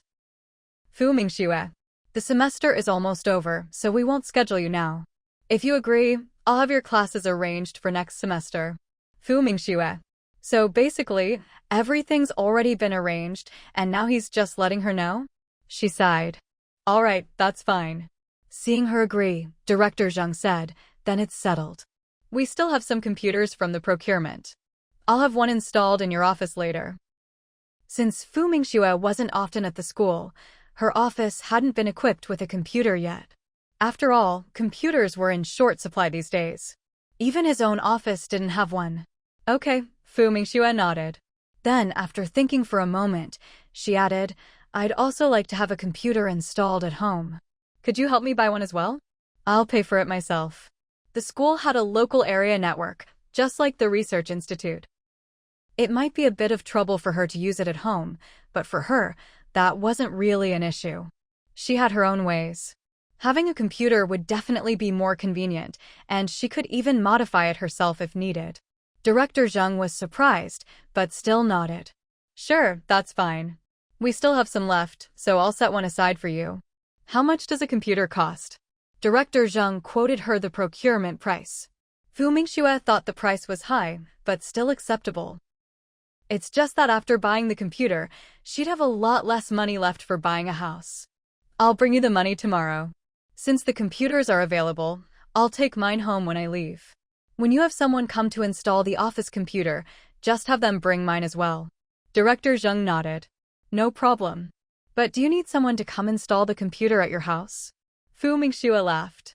Director Zheng, you're asking me to teach computer classes. Don't you think I can handle installing a computer myself? But don't you need to connect to the local area network? Fu Mingxue almost forgot about that. All right, then have someone come over tomorrow to set it up. With that settled, Director Zheng took his leave. Song Mingxue felt a little dizzy. She had just been shocked by the price of the computer. Heavens, it was way too expensive. She figured she'd never be able to afford one in her lifetime. But Professor Fu was truly impressive. She could even go teach classes for the computer science department. Professor Fu, what should I do now? Didn't Director Zheng just tell you to go get the key from him? Once you have it, come back and help organize these materials. Oh, and you can use that desk over there. Fu Mingxue pointed to a desk not far away. Song Mingxue nodded immediately. All right, Professor Fu. She set her shoulder bag down on the desk and left the office. She returned soon after. When Fu Mingxue saw her come back, she pointed to a few stacks of books and documents she had just sorted out. These are the ones. Organize them, and for anything I've highlighted or annotated, make a separate copy. Let me take a look at it when you're done. There's no rush, you have 3 days. Song Mingxue nodded right away. Okay, Professor Fu. Fu Mingxue suddenly remembered something. Oh, right, you should go complete your onboarding paperwork first. The school has already arranged it, so just head over. That way, she'd be able to enjoy the school's benefits. Including meal subsidies, she could have lunch at the cafeteria. She had almost forgotten about this just now. Song Mingxue nodded. All right, I'll go in a bit. She first carried the books and documents over to her assigned desk. The desk was a bit of a distance from Fu Mingxue's. But she thought that was good, she wouldn't disturb Professor Fu. After neatly arranging the books and documents, she grabbed her identification and left the office. Meanwhile, the staff who were there to install the computers arrived. Fu Mingxue watched as they brought in 2 computers. She told them, just set up the internet connection here, I'll handle the computers myself. The workers were momentarily stunned when they saw such a young and attractive woman. Was she a teacher? Or a student? She must be a student, right? How could a teacher be so young? But that wasn't their business to ask. All right. Fu Mingxue started unpacking the computers herself. She set one up at her own desk. The internet setup was quick too. By the time Fu Mingxue had all the cables connected, the network was ready. Comrade, try plugging it in. Fu Mingxue nodded. Okay. She plugged in the network cable. The computer booted up and connected right away. All set, thank you. Oh, and tomorrow, could you go to this address to set up the internet? Fu Mingxue gave them her home address. The installation workers were quite surprised. After all, most households didn't have the means to get this installed. Usually, only organizations and schools did, and even then, mostly universities. So, who exactly was this young lady? Is it possible to install it? We have a telephone line at home. We'll come by tomorrow morning at 8 to take a look. All right, sorry to trouble you. No trouble at all. The workers were much more respectful to her now. In those days, who could afford a telephone at home? Even among those who could, it was a rare thing. As for having a computer at home, that was even more unheard of. Clearly, this young lady had quite a background. Just as they were about to leave, Song Mingxue returned. She happily announced, "Professor Fu, I've finished my onboarding paperwork." The two workers. Wait, did she just call her Professor Fu? In this office, aside from themselves, there was only the two of them turned in disbelief to look at that especially attractive young woman. It couldn't be her, could it? Just as they were reeling in shock and speculation, Fu Mingxue spoke up. "Since the paperwork is done, that's good." At that moment, Song Mingxue also noticed the two staff members, as well as the computer on Fu Mingxue's desk. She was surprised. "Oh, the computer's already set up?" Fu Mingxue nodded. "Yes, it's installed." "Professor Fu, this computer is great. It's just like a TV." Song Mingxue walked over, marveling at it. The two staff members. Once again, they heard this young woman address her as Professor Fu. Now it was confirmed, the person she was calling Professor was indeed that strikingly beautiful woman. Even if she was just an associate professor, to be so young and already a professor was truly impressive. With expressions as if questioning reality itself, the two staff members left Fu Mingxue's office. Song Mingxue didn't want to disturb Professor Fu any further, so she quickly returned to her own desk and got to work. "Professor Fu? Which Professor Fu?" Li Mingyang was very surprised. How come he'd never heard of a professor with the surname Fu? And besides, the name Fu Mingxue was clearly a woman's name. He racked his brains, but couldn't think of any female professors at the school. Plus, as far as he knew, there wasn't anyone with the surname Fu. "Yunjia, do you know this Professor Fu?" The two of them were roommates, and coincidentally, both had been selected. Yunjia thought for a moment, then said, "She's probably that mysterious teacher Fu everyone at school talks about. Anyway, we'll meet her tomorrow, won't we?" "What? That teacher Fu? Didn't the school say she's only 25 or 26? How did she become a professor?" Li Mingyang's expression darkened. He wanted to study under an experienced, senior professor, not someone barely older than himself. How was he supposed to grow under such circumstances? Besides, he'd heard that this female teacher was always extremely busy and sometimes wasn't even at school. In fact, after a whole year here, he'd never even seen this mysterious teacher. And now she was supposed to be his advisor.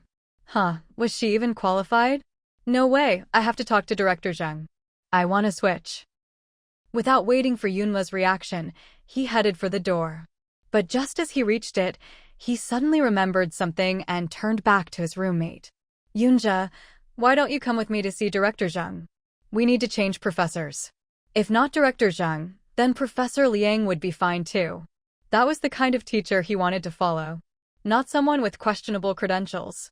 Who knew what means she'd used to get into this school? Hearing this, Yunjia frowned. "I think the Professor Fu Director Zheng assigned me is great. I'm willing to study under her. And I think you should consider this carefully too, don't make a rash decision. If Professor Fu could attain her position at such a young age, she must have the ability and the qualification." Many students at school had talked about this teacher Fu, and all said she was amazing. If one or two people said so, it might be an exaggeration. But with so many people praising her, she must really be outstanding and deserving of respect. Li Mingyang scoffed, "I think you're the one who needs to think carefully. Once this is set, there's no turning back." Yunjia wasn't swayed in the slightest by his words. Instead, he replied firmly, "I trust the school. Since they assigned me to Professor Fu, I'm willing to follow her, and I won't regret it." Li Mingyang. He'd said so much already, and yet Yunjia still wanted to choose that Professor Fu? Could it be because he'd heard she was good-looking? Fine. Kind words can't persuade someone determined to go their own way. If that's your choice, then suit yourself. I won't say any more. Anyway, I'm switching. With that, he didn't give Yunjia a chance to respond and walked off. Yunjia sighed. Forget it, everyone has their own choices. Maybe that's for the best.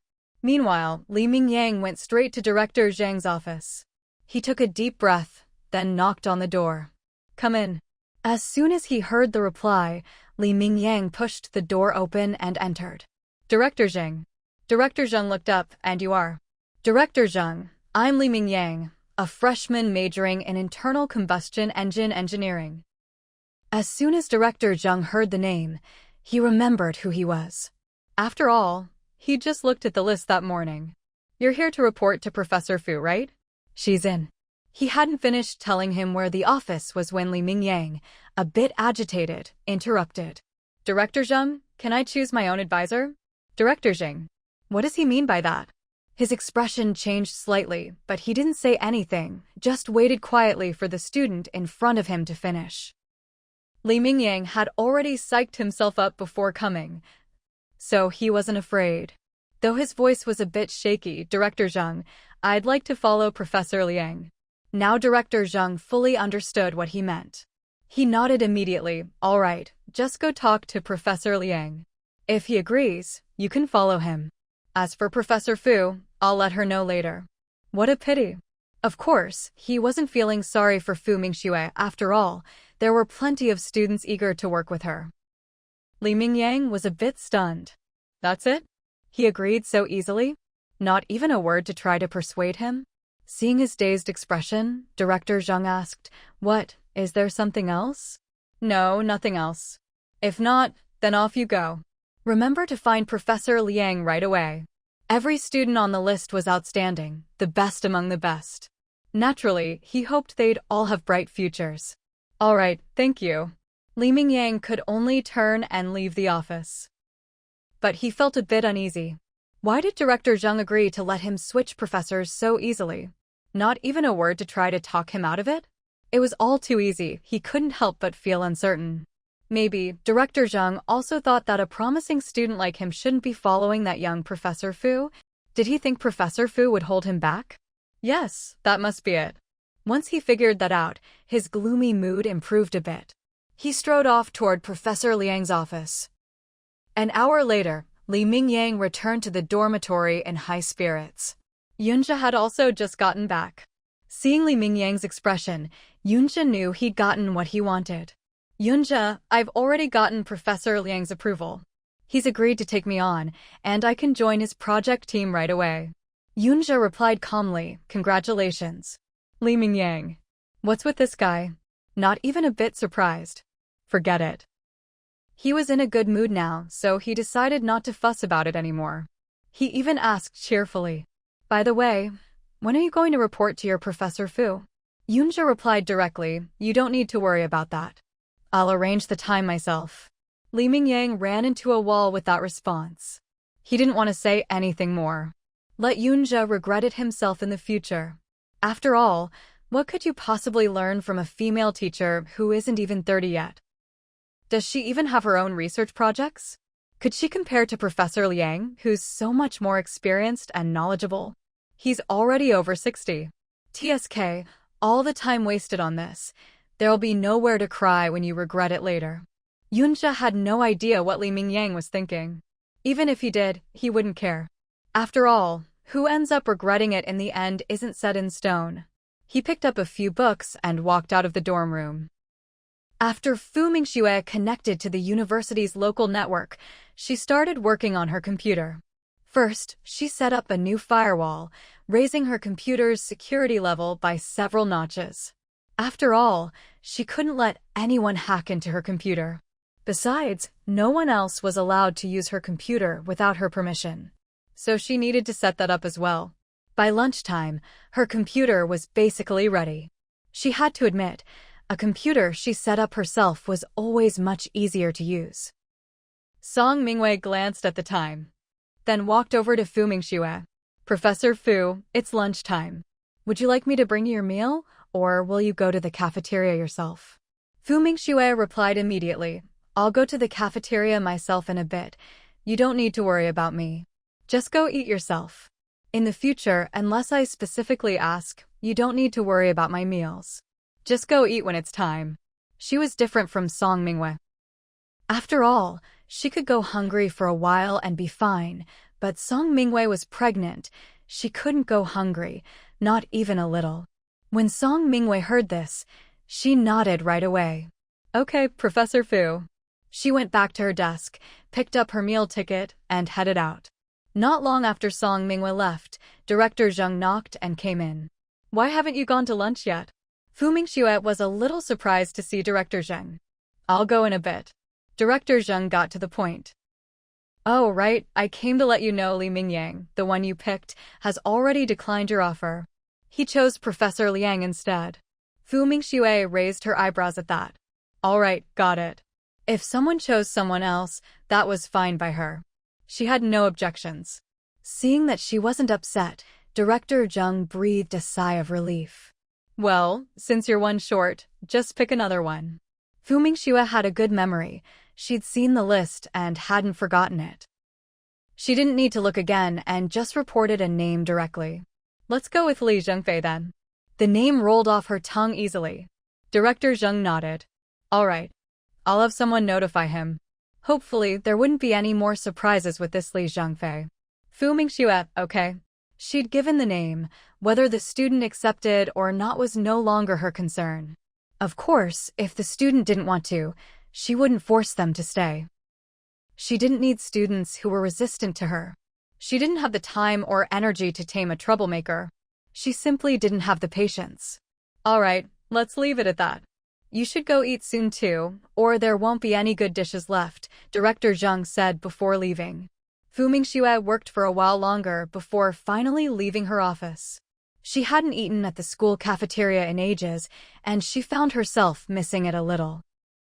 After all, the food at the school cafeteria was actually pretty good. She walked over to the food counter. She got one vegetarian dish, one meat dish, and a soup. All in all, it was quite a decent meal. Carrying her tray, she found a quiet corner to sit down and eat.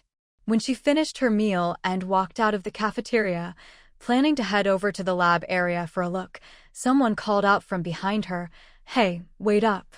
Fu Mingxue didn't stop walking. After all, the person was calling out to a classmate, not to her specifically. But just as she kept walking, someone quickly ran past her and blocked her way. Sorry to bother you, but could I know your name? The boy asked.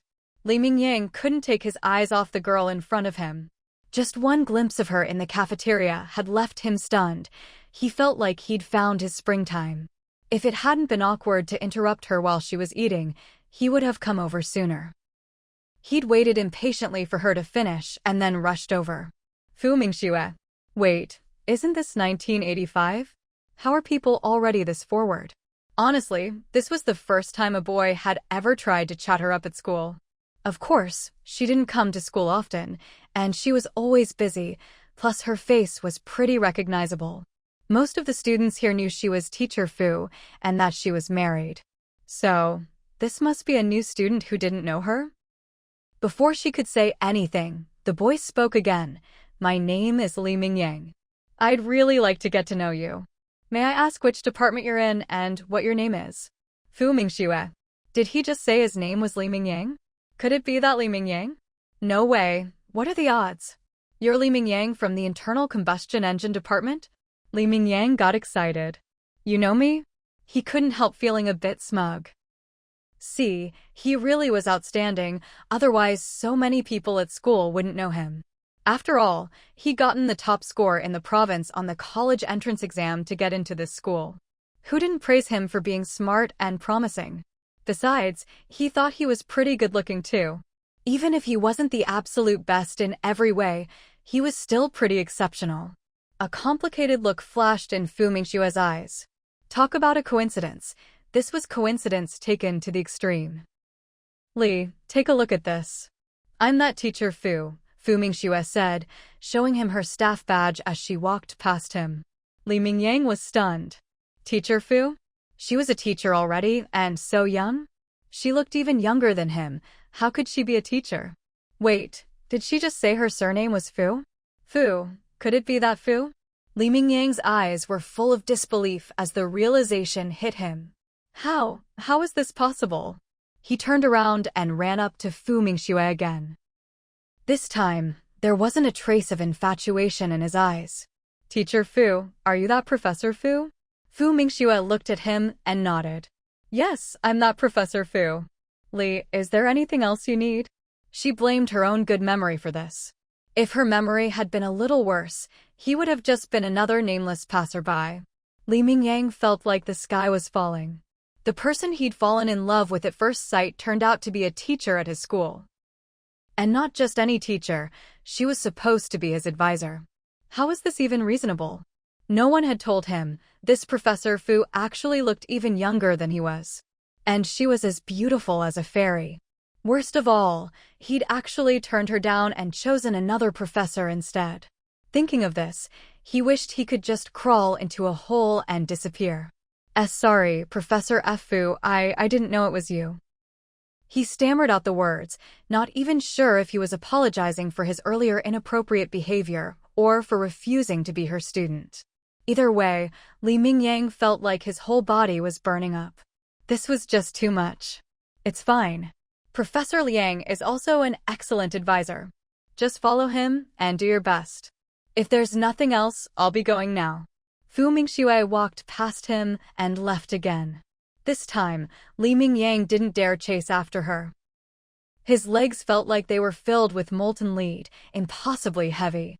He trudged back to his dorm room, every step a struggle.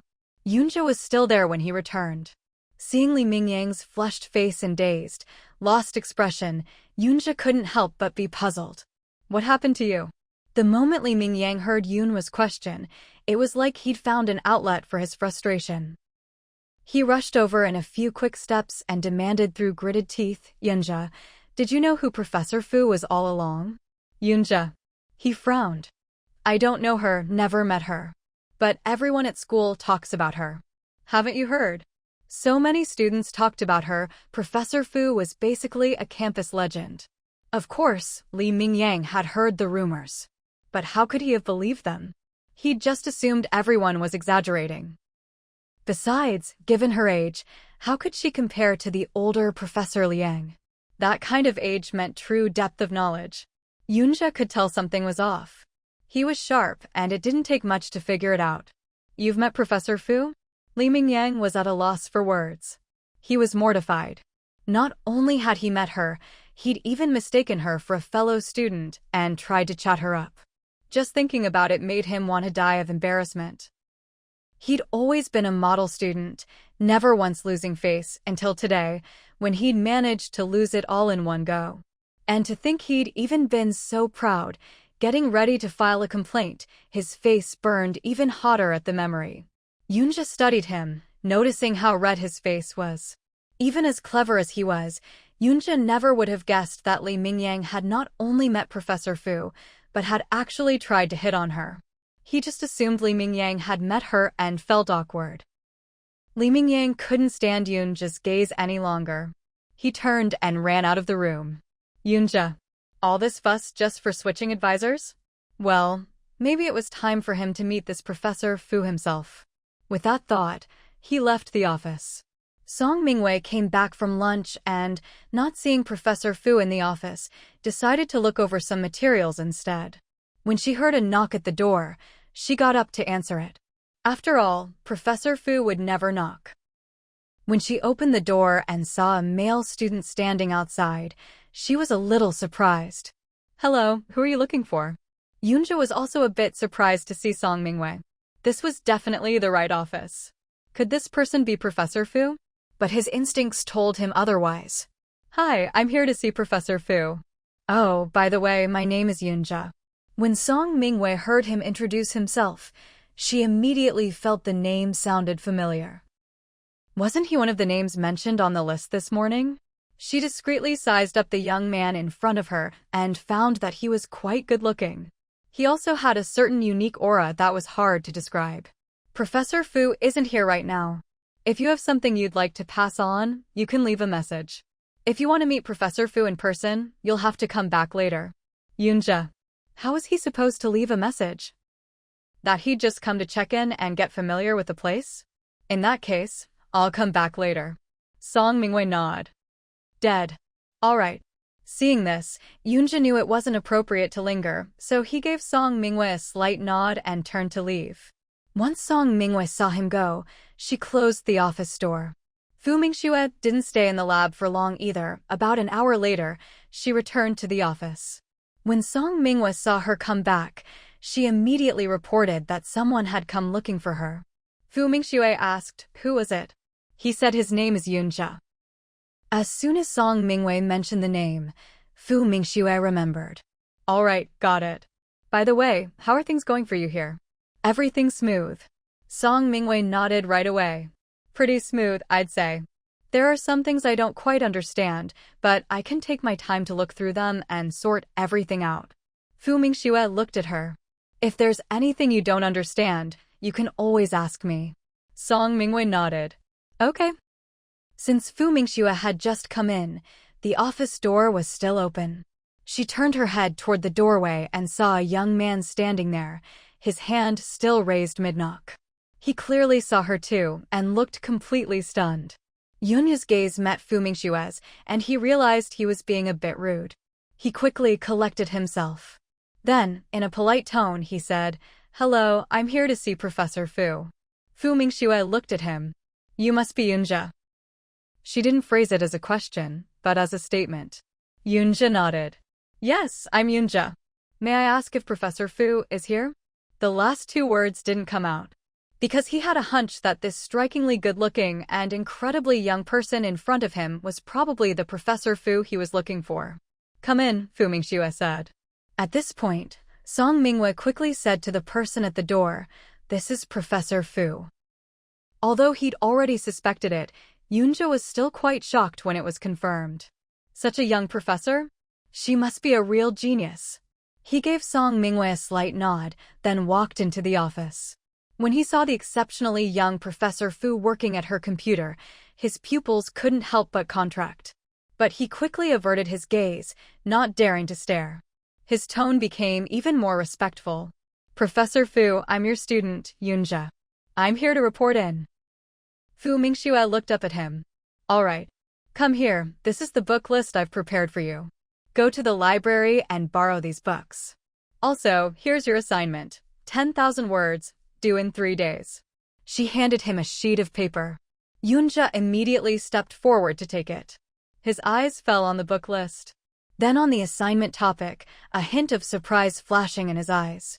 "Is 3 days enough time?" Mingxue asked.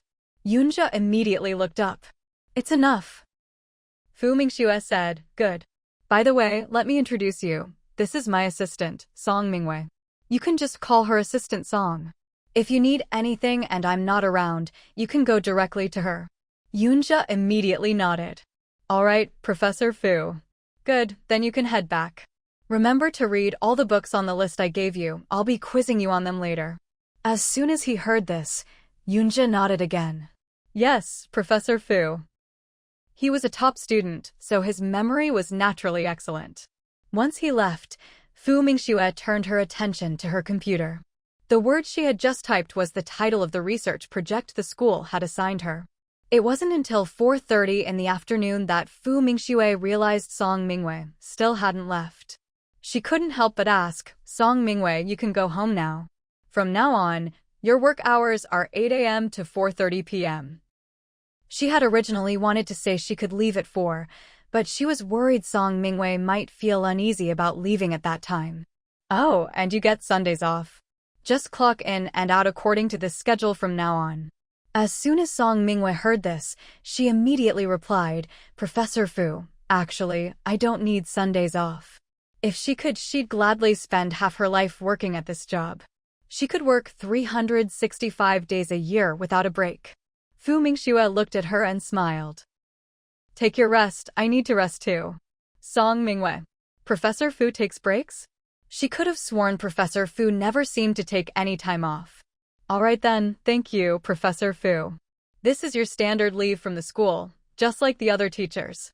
It's your rightful benefit, no need to thank me. Really, don't overthink it, it's just a job. When it's time to clock out, just go home. And you don't have to sit at your desk all day. Feel free to get up and move around a bit." Today, it seemed like this girl hadn't left her chair except to go to the cafeteria for lunch. That was an oversight on her part. She hadn't thought of it before. Song Mingxue was very touched. She hadn't expected Professor Fu to care about even this. "I will." "All right, you can head out now. Be careful on your way home." "Okay." Song Mingxue felt deeply warmed by Professor Fu's concern. The best decision she ever made was insisting on coming to this school, no matter the obstacles. That was how she got to meet such a wonderful teacher as Professor Fu. Though she'd received plenty of kindness and warmth from others in her life, Professor Fu was the person she respected most. After packing up her things and saying goodbye to Professor Fu, Song Mingxue left the office. Fu Mingxue saw that it was about time for her to leave as well. She packed up her things to go. As for her computer, she didn't need anyone to help her carry it. She was strong. She could easily carry both the monitor and the CPU, one in each hand. When she walked out carrying one in each hand, she attracted a lot of attention on campus. Yunja happened to be coming out of the library and heard someone exclaim in surprise. He looked over and saw Professor Fu carrying. Was that a computer? Without thinking, he ran over to Fu Mingxue. Professor Fu, let me help you with that. Fu Mingxue looked at him and shook her head. No need, I can manage. Professor Fu, please, let me help. He hadn't noticed before, but now that he saw it, how could he just ignore it? Seeing that he insisted, Fu Mingxue let him carry the monitor. You take this then. Computers weren't common yet, so Yunja had never seen one before. Well, except for the one he saw in Professor Fu's office that afternoon. Holding the computer in his arms, he found the experience quite novel. The computer looked a lot like a television, but was also a bit different. He was tempted to ask where exactly they were taking the computer, but when the words reached his lips, he felt it would be too forward, so he swallowed them back down. The two of them just walked along like that, drawing the attention of many students who had just gotten out of class, including Li Mingyang. Li Mingyang watched as the two of them carried something that looked like a TV across the school sports field. Yunja had originally assumed they were moving the computer to some laboratory. But the direction they were heading didn't seem right. Why did it look like they were leaving the school? He didn't dare say anything, just followed along as they walked out of the school gates. Yunja, what's going on? Where is Professor Fu going? Just then, Fu Mingxue pointed to a car parked not far ahead. We're here. It's that car up ahead. Yunja. Wait, is this normal? Professor Fu actually drives a car to work? Before he could think too much about it, Fu Mingxue had already opened the car door. Yun, just put the computer in here, she said. Yunja immediately responded and placed the computer he was carrying onto the back seat. Thank you, Yun. You can head back now. Remember to read the books I listed for you, Fu Mingxue said, her gaze falling on the two books in his hands. Good choices, make sure you read those carefully. Yunja nodded at once. I will, Professor Fu. With that, he stepped back, putting some distance between himself and the car. Fu Mingxue got into the driver's seat, started the car, and drove away. Yunja remained where he was, his gaze following the car until it disappeared from view. A thoughtful look flashed in Yunja's eyes. Just who exactly was this Professor Fu? Why was she taking a school computer with her? Why did she drive a car to school? From the way she handled the car just now, it was obvious she wasn't driving for the first time. Although nowadays, cars weren't just limited to schools and work units. Even ordinary people could own them. Still, not every family could afford a car. Car owners were still a rare breed. As he was puzzling over all this, someone suddenly slapped him hard on the shoulder. Yunja turned around and saw it was Li Mingyang. Li Mingyang stared at him. Yunja, just now you and Professor Fu. Yunja frowned, but still explained, I was helping Professor Fu move something. What are you doing here? Li Mingyang's expression stiffened slightly. He quickly said, I was just passing by and saw you with Professor Fu, so I came over to ask. He couldn't exactly admit he'd followed them on purpose, could he? There's nothing to ask. She's my professor. I saw her carrying something heavy, so of course I helped. If you saw Professor Liang carrying something heavy, would you just stand by and watch? He shot back. Li Mingyang replied immediately, of course not. Yunja said, there you go. I have things to do, I'm heading back to the dorm. Seeing Yunja about to leave, Li Mingyang quickly said, I'm going back to the dorm too. I'll walk with you. Yunja didn't respond. If he wanted to come, so be it. It wasn't like he could stop him. The two walked together, and Li Mingyang seemed like he wanted to ask more, but when he saw Yunja's expression, he swallowed his words. His gaze then fell on the 2 books Yunja was holding. "How come you're reading those?" Yunja didn't give a detailed answer, just brushed it off, saying, "I just wanted to take a look." Li Mingyang hit a wall with that response, and his expression faltered a bit. It was at this moment that he realized how cold his classmate and roommate was being toward him. Could it really be just because they'd chosen different professors? To be honest, after meeting Professor Fu, he did feel a little bit of regret. He hadn't expected Professor Fu to be so good-looking. Of course, it was just a tiny bit of regret. Mostly, he still felt relieved. After all, Professor Fu looked so young. What could she possibly teach them? When it came to real academic ability, he still believed Professor Liang, the one he'd chosen, was much more accomplished. Thinking this way made him feel a lot better. He was here to study, after all. He wanted to serve his country in the future, and he couldn't just pick a professor because she was good-looking. Fu Mingxue drove home. She didn't see Qin Wenhua's car. Clearly, Qin Wenhua wasn't home. But before she could even knock, the front door swung open. 3 little ones came running out. "Mama! Mama! Mama!" They all shouted in unison. "Mama, I missed you so much." The youngest one rushed up to Fu Mingxue, tilting her head up, her eyes sparkling. Fu Mingxue thought her chubby little girl was just too adorable. She immediately scooped the little one up and planted a big kiss on her soft, rosy cheek. Mama missed her little baby too. Fu Zhenbao loved hearing that. She giggled nonstop. Fu Mingxue put her down, then gave her eldest daughter a hug as well. "Bao, Mama missed you too." She gave her a kiss as well. That made Qin Kiki very happy. "Mama, you'd better put me down, I'm heavy." "No matter how heavy you are, Mama can still hold you." Although Fu Mingxue said that, she still put her down. After all, the little girl's cheeks had turned red. She was clearly embarrassed. Then she turned to her eldest son. She reached out. "How, do you want Mama to give you a hug too?" Qin Hao quickly took a step back. "Mama, I'm a big boy now." Last night, his dad had warned him about this. Fu Mingxue. Just then, Mother Fu's voice rang out. "Why are you all standing around talking at the door? Hurry up and come in." Fu Mingxue suddenly remembered the computer in the car. She immediately opened the back door and took out the computer. Mother Fu saw her carrying what looked like a TV. She frowned. "Why did you buy another TV? And such a small one too. We already switched to color TVs at home." "Mom, this isn't a TV, it's a computer," Fu Mingxue explained. Mother Fu's eyes widened. "Not a TV? A computer? What kind of computer? Don't try to fool me, isn't that the same as the first TV we ever bought?" "Mom, look carefully, how could it be the same? Anyway, let me bring it inside first." "Oh, how, keep an eye out here, there's more stuff in the car." With that, she carried the computer inside. When Qin Hao heard his mom say there was more stuff in the car, he peeked inside. There was a big metal box. Mother Fu came over for a look too, and saw the strange, huge metal box. She had no idea what it was and didn't dare try to move it. What if she broke it? Just then, Qin Wenhua's car pulled up. He got out and walked over. "Mom, you're just in time. Look at the weird thing your wife bought this time." "What is it?" Qin Wenhua asked as he walked over. Following the direction his son was pointing, he saw that it was a computer tower. After all, he held a fairly high position now. He wasn't someone completely unfamiliar with things. "What's this metal box for?" Mother Fu asked her son-in-law, curious.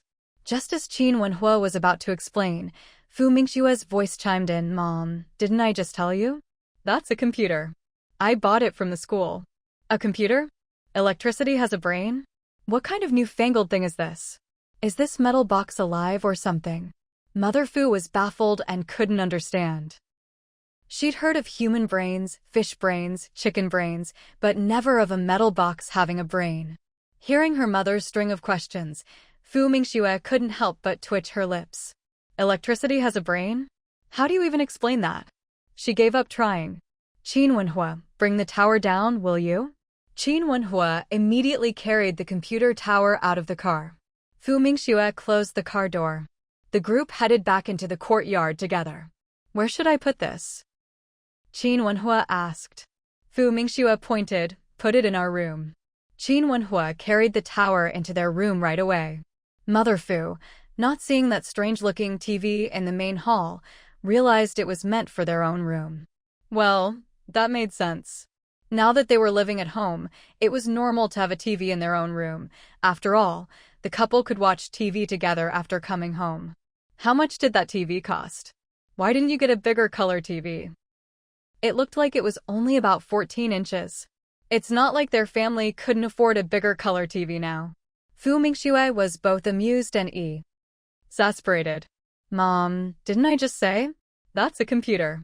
The thing about the size of a TV is the monitor, and the one Qin Wenhua just carried in is the computer tower. The two have to be connected to work.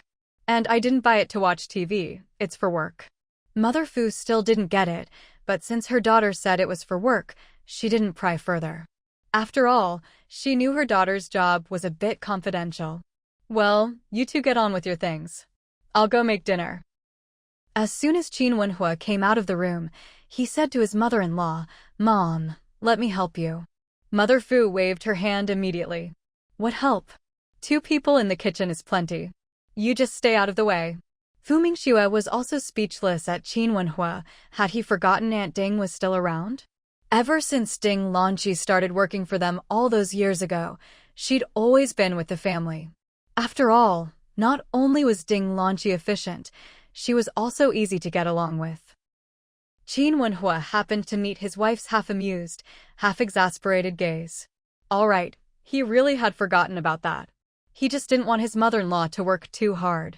At least when he was at home, he wanted to help out a bit. You bought that computer from the school? When Fu Mingxue heard his question, she nodded. Yes, Director Zheng asked me to teach a computer course next semester and set up a computer in my office. I asked him to help me buy a personal one from the school as well. Qin Wenhua didn't ask how much it cost, just said, That's great. It'll make your work easier. Fu Mingxue nodded. Having a computer really did make things much more convenient. But what about the internet?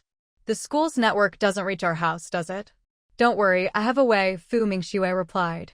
At this moment, Fu Zhenbao tilted her head up and asked curiously, Mom, what's a computer? Can we see it? Before Fu Mingxue could answer, Qin Wenhua, who was standing nearby, picked her up. No, you can't. That's something your mom uses for work. You can't just touch it whenever you want, understand? Okay, although Fu Zhenbao was a little disappointed, as soon as she heard it was for her mom's work, she nodded obediently. Starting next week, you and your sister will be going to Grandpa Kai's and Grandpa Chui's to learn the eru and painting. You have to remember to study hard, okay? When Qin Wenhua said this, Fu Zhenbao, being so young, didn't really have much of a reaction. But Qin Kiki was very excited. Daddy, really? Of course it's true. You'll go over on Sunday and your official lessons will start next Monday. Qin Wenhua planned to buy some gifts for the teachers on Sunday and then take the 2 kids to visit them. Oh, and we need to buy 2 heiress. He looked at his wife. I'll go buy them tomorrow. I'll go instead. I need to pick up some other things from the store anyway. And we'll need art supplies and paints for the kids. Old Mr. Chui teaches traditional Chinese painting, right? Qin Wenhua nodded. That's right, Mr. Chui teaches Chinese painting. Fu Mingxue immediately started making a mental list of what she needed to buy the next day. What time are we going on Sunday? I'll adjust my schedule so we can all go together. Her daughter's affairs were important matters to her. Of course, she had to take them seriously. I was thinking we'd go to Mr. Kai's in the morning and Mr. Chui's in the afternoon. If you're busy with work, you don't have to come. I can just take the kids myself. No way, I'll go with you. I can make time for this. Oh, and on Wednesday, Hao has his exam. I'll go with him. Qin Wenhua had originally planned to accompany their son to his exam. But now that his wife said she'd go, he could only nod. All right, if you're busy that day, I'll go instead. The happiest of all was Qin Hao. After all, he was still a teenager. Having his parents with him for the exam made him feel much more at ease. But he also knew how important his mom's work was, so he quickly said, Mom, if you're too busy, it's fine if Dad goes with me. It's all right, Mom's not busy. Fu Mingxue felt a pang of tenderness at her son's thoughtfulness. With the whole family together, Fu Mingxue didn't rush back to her room. She and her husband sat with the kids, chatting and laughing. It wasn't until Aunt Ding and Fu's mother brought the food to the table that they stopped. All right, everyone, go wash your hands and get ready to eat, Fu's mother urged. The three kids immediately went to wash their hands. Fu Mingxue went with them. When they came back and sat down, Qin Wenhua placed a bowl of rice in front of her. Fu Mingxue glanced at the dishes on the table. She had to admit, it was quite a feast. Eating together as a family was such a warm, comforting thing. After everyone finished eating, Fu's mother said, "Oh right, there's something I need to talk to you all about." Fu Mingxue looked puzzled. "Mom, what is it?" Fu's mother glanced at her, then said, "Well, summer vacation is coming up soon, right? I want to go back to our hometown for a bit." "Huh? Go back home?" Fu Mingxue was surprised. Fu's mother sighed. "Yes, I haven't been back in years. This time, I want to go visit your father's grave." As soon as Fu Mingxue heard this, she felt a little guilty. After all, it had been many years since she left her hometown, and she really hadn't gone back even once to visit her father's grave. She truly was an unfilial daughter. "Mom, how about this? When the time comes, I'll go with you. It's a good chance for me to visit Dad too." When Qin Wenhua heard that both his wife and mother-in-law were going to pay respects to his father-in-law, how could he, as the son-in-law, fall behind? "Mom, if you and Mingxue are both going back, then I'll go with you too. That way, Dad can see me as well." Hearing this, Fu Mingxue couldn't help but twitch her lips. What's there for him to see? Didn't you already go back that year? It's not like you haven't met him before. Qin Wenhua immediately retorted, "How can that be the same? Besides, it's been years since I, as the son-in-law, have gone back. Going again is something I ought to do. But do you even have the time?" Fu Mingxue asked the key question. Qin Wenhua replied at once, "Honey, if you can make time to visit Dad, why can't I? Besides, I still have a lot of unused vacation days. I'll just take them then." At worst, he'd just borrow a few days from his future leave. Anyway, now that he'd been transferred back to Beijing, he could go home whenever he wanted, so whether he took leave or not didn't really matter. After all, even if he was on leave, his wife might not necessarily be at home. When Mother Fu heard that both of them wanted to go, she hurriedly said, "You two don't need to go. You're both busy with work. I'll just go by myself this time." "No way, Mom. How could I feel at ease if you went alone? Besides, I haven't taken a proper vacation in years, and I have time now. As for work, I know how to handle it." "That's right, Mom. Same for me. No matter how busy we are at work, we can always make some time. You don't need to worry about that. Mingxue and I will go with you." Mother Fu was just about to ask, "If you're both going back to our hometown with me, what about the three kids at home?" But Fu Zhenbao spoke up first. "Grandma, Daddy, Mommy, where are you going?" "Jinjin wants to go too." The twins, Qin Hao and Qin Kiki, quickly chimed in, "Grandma, we want to visit Grandpa too." "Grandma, we've never visited Grandpa before. Take us with you this time. It's summer vacation anyway." Qin Wenhua refused at once, "No way. You three can stay at your grandparents' house. Don't forget, you still have your studies. Didn't you just sign up for Eru and painting classes? You need to study." He had finally managed to carve out some time to go out with his wife. He definitely didn't want to bring three kids along. Qin Hao immediately tried to argue for himself. "Dad, that's for second sis and little sis. I'm not taking those classes. That doesn't matter. You're the eldest brother. With your two sisters at home, how can you, as the big brother, not look after them? With your mom, grandma, and me all gone, you need to step up and be responsible." That left Qin Hao speechless. He couldn't help but look at his mom. Fu Mingxue looked at him. How you want to go too?" Qin Hao nodded quickly. "Mom, I want to visit Grandpa." Hearing this, Fu Zhenbao, afraid of being left behind, immediately said, "Mommy, Jinjin wants to see Grandpa too." With both her brother and sister expressing their wishes, Qin Kiki got anxious too. "Mommy, I want to see Grandpa as well." She couldn't be left out. When Qin Wenhua saw his wife acting this way, he could more or less guess what she was thinking. He said directly, "Honey, don't spoil them. Kiki and Jinjin still have to study, don't they? If they go, that wouldn't be good." Mother Fu also thought her son-in-law made sense, so she immediately said, "Wenhua is right. The girls have just started learning from their teachers, and they haven't learned much yet. How can they just skip classes? Let them stay at their grandparents' house, and Wenhua's parents can help take them to and from lessons. Mom, they don't need to be driven. The grandparents live close by, all in the same compound. The two girls can keep each other company and walk home together." Mother Fu thought that was a great idea. "That's even better. Kiki, Jinjin, listen to Grandma.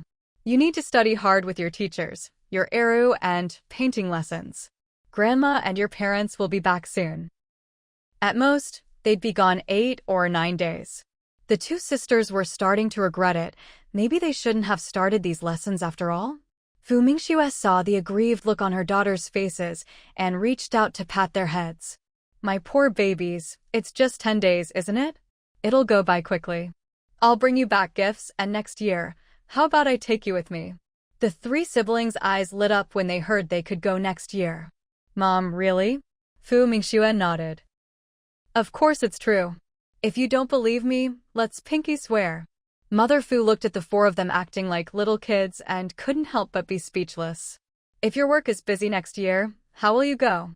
Besides, we already went this year, no need to go again next year. What's so good about the old hometown anyway? Wouldn't they just run into those people from the old Fu family?" Just thinking about them made her not want to go at all.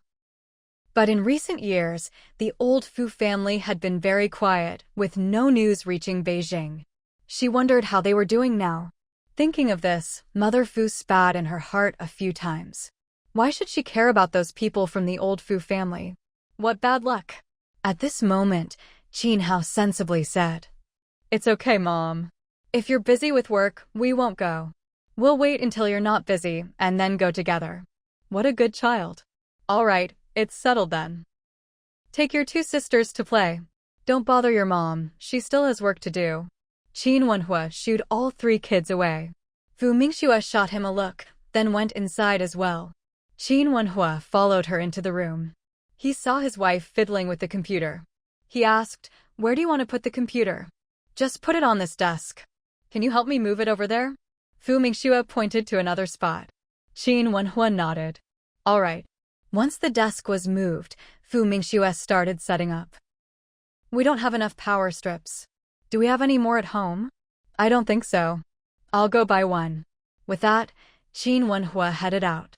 Fu Mingxue was going to say it could wait until tomorrow, but Qin Wenhua was already gone. Half an hour later, Qin Wenhua returned, holding 2 power strips. "Take a look, will these do? Are the cords long enough?" Fu Mingxue glanced at them. "They're fine. This will work." The next day, Fu Mingxue didn't go to school early. Instead, she waited for the computer installation workers to arrive. Since the house had a phone, things were much more convenient. After they finished, Fu Mingxue finally headed to school. "Professor Fu, you're here. Someone named Li Zhongfei came by earlier, but I told him to come back later." "Oh, I understand." Fu Mingxue nodded. She didn't bother explaining to Song Mingwei why she was late.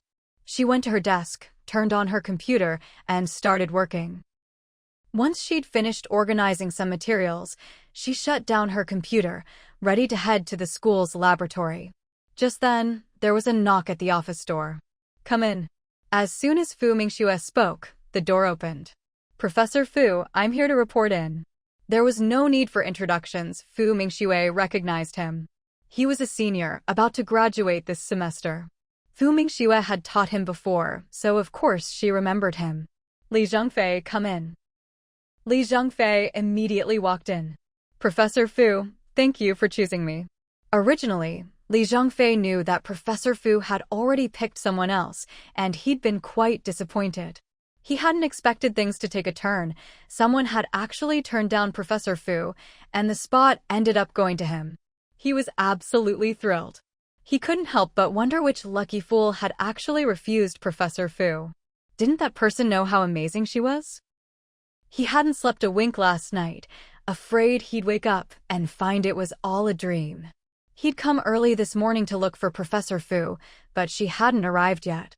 Luckily, she was here now. You're just in time. Take a look at this. I'm heading to the lab now, so come with me. Okay, Professor Fu. Just call me Teacher Fu. Professor sounds a bit too formal.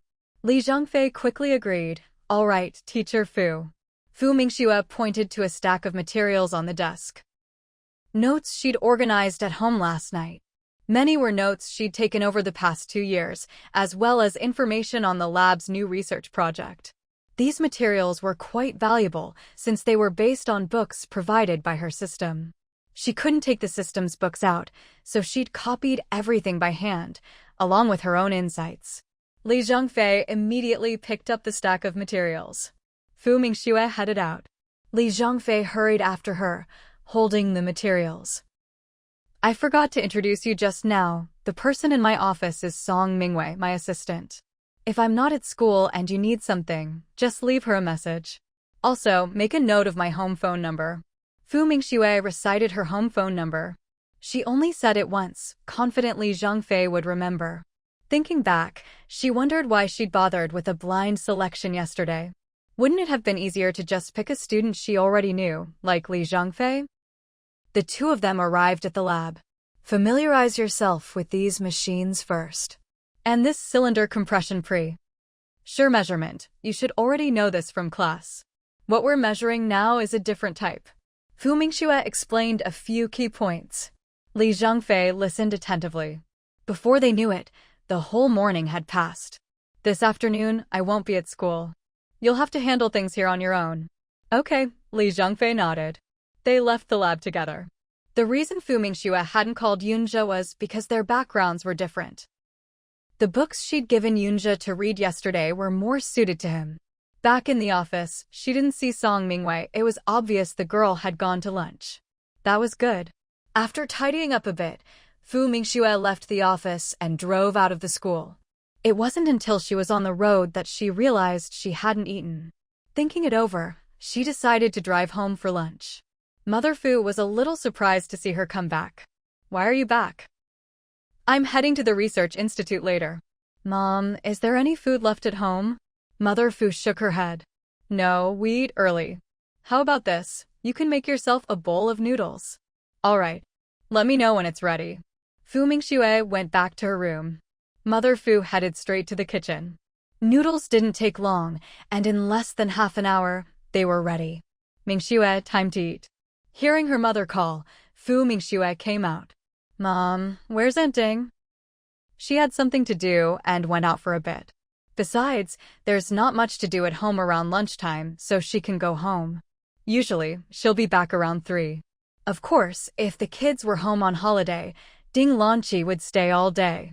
Back when Fu Zhenbao was little, Ding Lanqi had to be there all day to look after the child. Now that Fu Zhenbao is older and goes to school, once the morning chores are done, Ding Lanqi has free time in the afternoon and doesn't need to stay at the house all day. Fu Mingxue didn't ask any more. She finished her meal in just a few bites. Mom, I'm off to work. Oh, I might be back late tonight. If I'm not back for dinner, don't wait for me. You all go ahead and eat. All right, Mother Fu nodded. Fu Mingxue was just about to leave when she heard a knock at the door. She opened it and raised her eyebrows in surprise. Well, it was someone she knew. Fu Mingxue. Do you remember me? I'm Rong Jun. Back then, Rong Jun had always looked rebellious and unruly. But now, he was dressed like a proper professional. Not only was he in a suit and tie, but his hair was slicked back, not a strand out of place. He even wore glasses on the bridge of his nose, looking every bit the refined gentleman. Even his attitude was nothing like the arrogant one he'd had a few years ago. Mr. Rong, what brings you here? It's like this. My grandmother doesn't have much time left, and she wants to see you. Originally, Rong Jun wanted to say she wanted to see you one last time, but that just sounded too ominous. I'm sorry, my work keeps me very busy. I really don't have time to visit her. I hope Madame Rong can focus on her recovery. More importantly, she wasn't even close to the Rong family. Why should she go? You don't have to go to Hong Kong. My grandmother has already been transferred to a hospital here in Beijing. Can't you at least grant her this final wish? Rongjun's tone grew more serious. My grandmother especially wanted to see you, but she was afraid you wouldn't go to Hong Kong, so she had herself transferred to a hospital here in Beijing. If you're willing to visit her, we can send her back to Hong Kong sooner. So, Fu Mingxue, I'm begging you. With that, he bowed to Fu Mingxue. This really caught Fu Mingxue off guard. You don't have to do that. If she really is in a Beijing hospital, then I agree to visit her. Leaving Beijing was out of the question, but since the old lady was already here, she could go see her. Her answer made Rongjun visibly relax. Thank you. By the way, could your mother come along too? Fu Mingxue glanced at him, then said, wait a moment. She didn't invite Rongjun into the yard. Just as she turned around, Mother Fu appeared. I heard your whole conversation just now. I don't really know them, so there's no need for me to go. Mingxue, if you want to go, then go ahead, but be careful. Rongjun naturally heard everything as well, and was just about to speak up to persuade her. But Fu Mingxue spoke before he could. Mr. Rong, my mother is right. Since she doesn't want to go, there's no need for her to go. Please don't insist. By the way, just tell me which hospital room it is. I'll come over myself in a bit. Rongjun hurriedly replied, it's no problem. I can wait here for a while. He was worried that if he left, Fu Mingxue might not go after all. Fu Mingxue glanced at him. Suit yourself. With that, she returned to the main room and picked up the phone to call Director Luo. The call was answered quickly. Who is this? Director Luo, it's me. I wanted to report something. Fu Mingxue briefly explained the situation with the Rong family.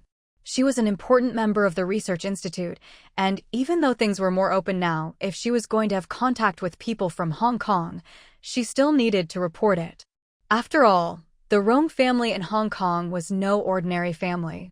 Director Luo hadn't expected Fu Mingxue to be so diligent about reporting even this. All right, go ahead. After getting his approval, Fu Mingxue hung up. Just then, she saw her mother bringing over some gifts. You're going to visit someone in the hospital. You can't go empty-handed. Take these with you. Okay. Fu Mingxue picked up the gifts. Even if her mother hadn't prepared anything, she would have bought a flower basket or something at the hospital entrance. Rongjun hadn't expected Fu Mingxue to come out so quickly. When he saw her carrying gifts, he was a little surprised, but didn't say much. Let's take my car. Fu Mingxue shook her head. No need, I'll drive myself. Rongjun looked at Fu Mingxue's car. It was honestly quite old. Even the car he drove when he was 18 wasn't this beat up. Maybe, after she visited the old lady, he should get her a better car. Fu Mingxue got into her car and drove straight to the hospital. Just as she got out of her car, Rongjun's car arrived as well. The two of them headed to the hospital room. Fu Mingxue looked at the high-end private room. With so many bodyguards standing outside, she couldn't help but sigh inwardly at how wealthy these people were. This is the place, Fu Mingxue. Please go in. Rongjun gestured for her to enter. A bodyguard opened the door to the hospital room. Fu Mingxue walked in, carrying the gifts. As for whether the gifts she brought looked shabby, she didn't care in the slightest. After all, the fact that she was here to visit the old Madame Rong was already a sign of her kindness and compassion for someone in their final days. Inside the room were quite a few people, men and women, young and old, all dressed impeccably and looking glamorous. It was clear they were all members of the Rong family or close associates. As Fu Mingxue entered, all eyes turned to her. Anyone else might have felt immense pressure under such scrutiny. But Fu Mingxue was completely unfazed by their burning gazes. She was not only composed, but also perfectly at ease. Her gaze fell on the elderly lady in the hospital bed. Compared to a few years ago, the old lady was now truly at death's door, her body gaunt and frail. It was as if all the vitality had been drained from her. But the moment the old lady's cloudy eyes landed on Fu Mingxue, they seemed to light up. She struggled to lift her hand. Child, come here. Rongjun stepped forward to take the gifts from Fu Mingxue. I'll hold these. Fu Mingxue walked to the bedside. Madame Rong, hello. I'm Fu Mingxue. Old Madame Rong's thin, withered hand grasped Fu Mingxue's. She seemed a bit emotional. Mingxue, you finally came. I'm so glad you came to see me, this old woman. Old Madame Rong's cloudy eyes studied Fu Mingxue's face, so similar, far too similar. Now that she looked, it was almost identical. She was absolutely certain this was her little sister's descendant, even if this young woman refused to admit it. Focus on getting better. I believe you'll recover. To be honest, Fu Mingxue found it hard to handle situations like this. I know my own body. There's no hope for me. But it doesn't matter. Being able to see you before I die, my last wish is fulfilled. Old Madame Rong said all this in one breath and was left a little short of air. She paused, then continued, but this time she wasn't speaking to Fu Mingxue. She addressed the others in the hospital room. All of you, please step out for a bit. I want to be alone with Mingxue. The Rong family members were reluctant when they heard this. Of course, it wasn't just them, even Fu Mingxue didn't want that. While the others hesitated, unsure whether to leave and give them some privacy, Fu Mingxue spoke up first. Madame Rong, let them stay. I'll be leaving soon anyway. You should focus on your recovery. She wasn't stupid. Why should she be alone with the old lady?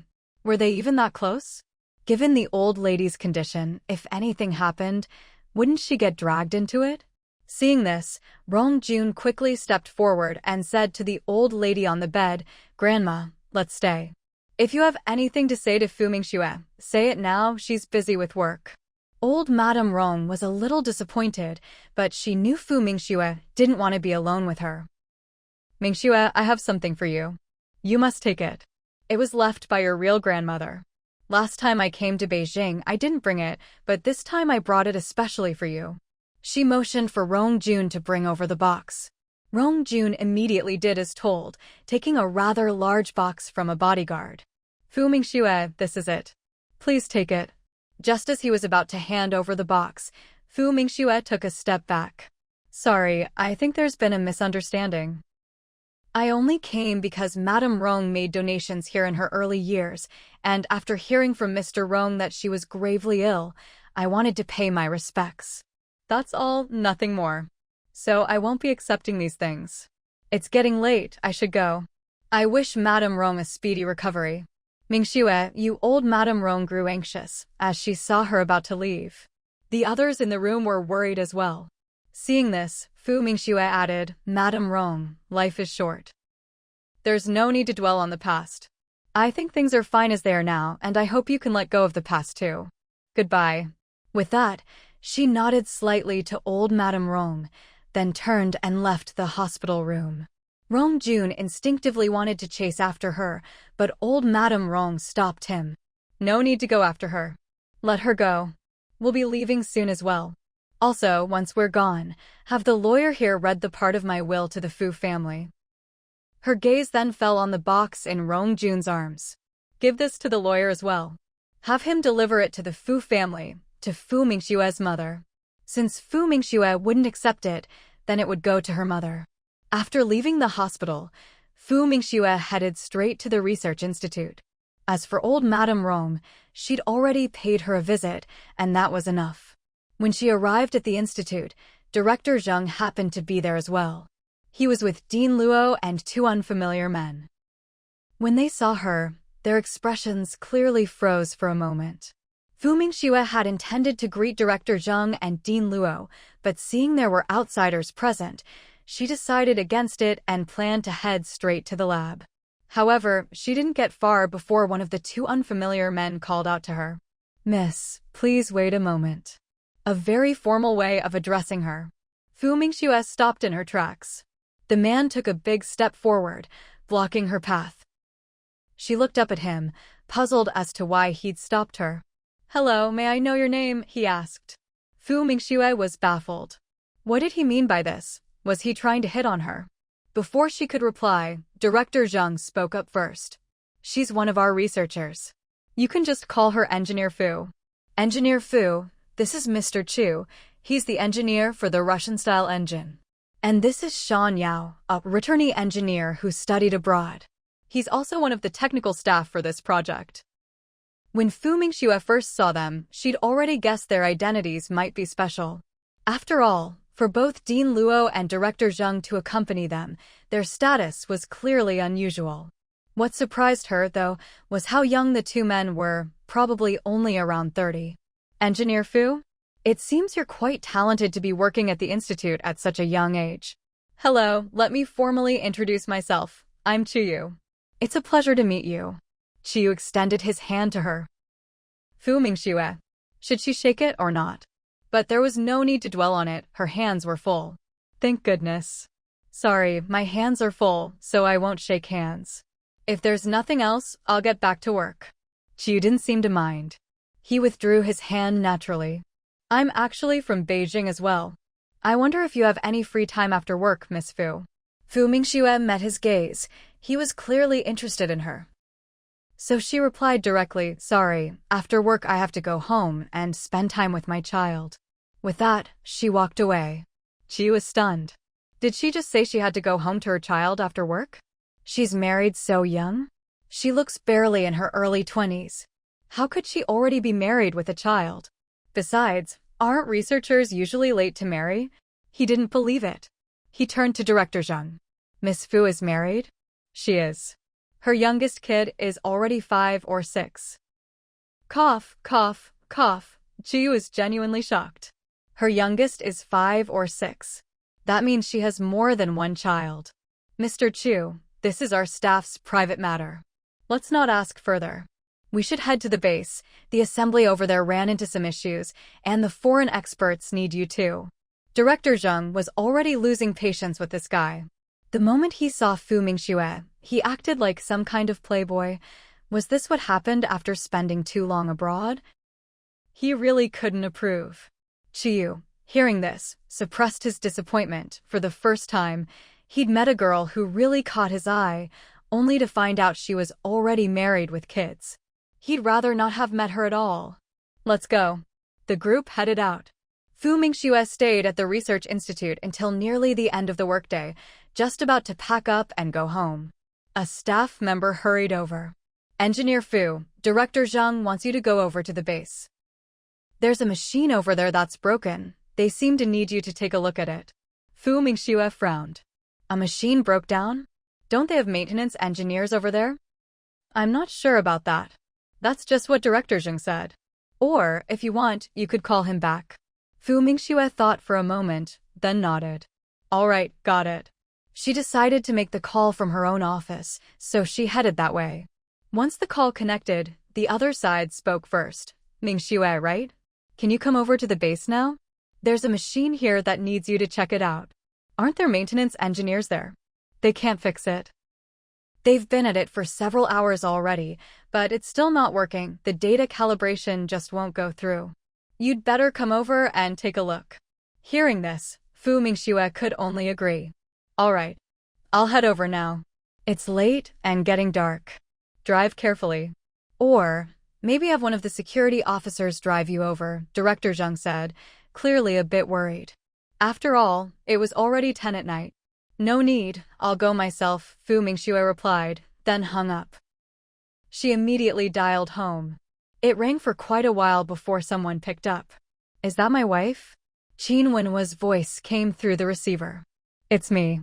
I might not be coming home tonight, just letting you know. She was worried that if she didn't come home so late, Qin Wenhua would be waiting and get worried. All right, got it. I'm hanging up now, Fu Mingxue said, then ended the call. Even driving fast, it took 2.5 hours to get from the Research Institute to the base. If it weren't for the physical enhancement pills she'd taken from that system before, she'd probably be exhausted by now. When she arrived at the site, she saw the two men she'd run into at the institute that afternoon were there as well. They looked clearly surprised to see her. Fu Mingxue just glanced at them, then looked away. She walked up to Director Zheng. Director Zheng. Xiao Fu, you're just in time. Go check out those machines and see what's wrong. We haven't been able to get them working. Fu Mingxue nodded. Without giving the two men a chance to speak, she headed straight for the large machine. What's going on with Miss Fu? Chiyu asked Director Zheng. Is Miss Fu a maintenance technician? Director Zheng nodded vaguely. She's quite skilled with this stuff. Let's have Xiaofu give it a try. There were also several foreign engineers present. When they saw Fu Mingxue approach the machine, they frowned deeply. One of them started chattering away in Russian. Qiu came over to translate. Miss Fu, he said you can't touch this machine. They brought it over, and if you break it, he's afraid the Chinese side won't be able to pay for it. Of course, don't get me wrong, that's what he said, not me. Fu Mingxue ignored him and shot back at the foreigner in fluent Russian. First of all, it was your machine that broke down. According to the contract between both parties, you've wasted our valuable time with this delay. That's your responsibility. Also, just because you can't fix it doesn't mean others can't. Regardless of whether it can be repaired or not, we have the right to inspect this machine. Qiu was quite surprised at how fluent Miss Fu's Russian was. He suddenly felt like his own translation efforts just now had made him look like a clown. Still, he was pleasantly surprised. No wonder she was a woman he saw in a new light. The foreign engineer's face turned pale and then flushed as Fu Mingxue retorted so forcefully. Director Zheng quickly interjected, Mr. Losov, this is our technical staff member. She can check the machine. It's getting late and everyone's anxious. Why not let our technician take a look? She can do it. The skepticism was obvious. After all, they hadn't been able to fix it themselves. How could such a young woman possibly manage it? Fu Mingxue was a little impatient. Whether I can or not, you'll know once I take a look, right? Instead of standing here doubting me, why not let me try? Losov was even more displeased when he heard this. Even his thick beard couldn't hide the dark, mocking look on his face. Do you know how expensive this machine is? What if you break it? Can you pay for it? Fu Mingxue looked straight at him and replied in Russian. Don't try to threaten us. Your machine arrived already broken. I'm here to check and find the problem. Even if I can't figure it out, it's still your machine's issue. You should be asking yourselves why you shipped a machine here that you can't even fix yourselves, instead of mocking us or trying to shift the blame onto us. We're fully entitled to hold you accountable. And if you really don't trust me to look at it, then just take your broken machine back with you. She wasn't about to put up with any nonsense. Everyone present was stunned. Of course, those who didn't understand Russian were an exception. After all, if you didn't speak the language, you'd have no idea what all that rapid-fire speech meant. Director Zheng nodded. Mr. Losov, what exactly do you want to do now? Losov's expression was very unpleasant. Take the machine back? That was out of the question, at least for now. They hadn't even tested or assembled it yet. How could they just haul it away? How would he explain that to his superiors? Seeing this, Qiu tried to smooth things over. Losov, since Miss Fu is confident, why not let her inspect the machine? Given the out, Losov nodded grimly. Director Zheng immediately shot Fu Mingxue a look. Fu Mingxue exchanged a few words with several of the other Chinese engineers. Then she began her inspection. Time ticked by minute. Director Zheng stayed put, and so did everyone else. Losov and a few of his colleagues closely followed Fu Mingxue and the Chinese engineers. For hours later, Fu Mingxue said to Losov, "It's done." There was a look of surprise and delight in Losov's eyes. After all, he'd watched the whole process, his eyes bloodshot from staring so intently.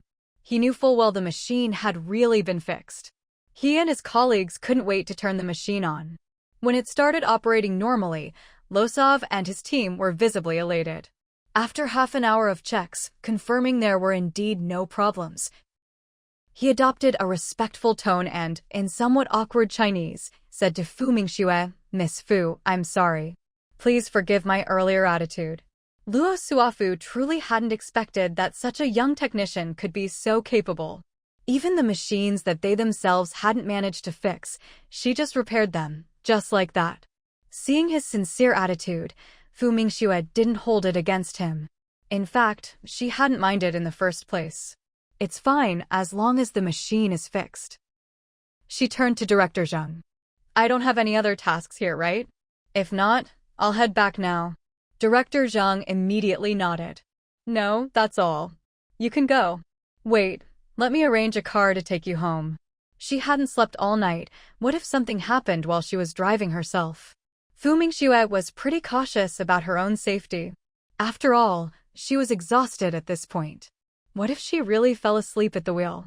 She definitely didn't want to risk driving while tired. Just as Fu Mingxue was about to nod and agree, Qiyu's voice sounded. How about I drive Miss Fu home? Fu Mingxue turned to look at him, only to see him smiling warmly at her. She couldn't help but feel speechless. What was wrong with this guy? Did she need him to give her a ride? Were they even that close? Of course, Director Zheng wouldn't let him take Fu Mingxue home. He quickly interjected, "Thank you, Mr. Chu, but you've also been up all night. Why don't you go home and get some rest? Our technician, Miss Fu, will have a security officer drive her. No need to trouble you, Mr. Chu." Qi looked at Fu Mingxue. "Miss Fu, you're heading back to Beijing, right?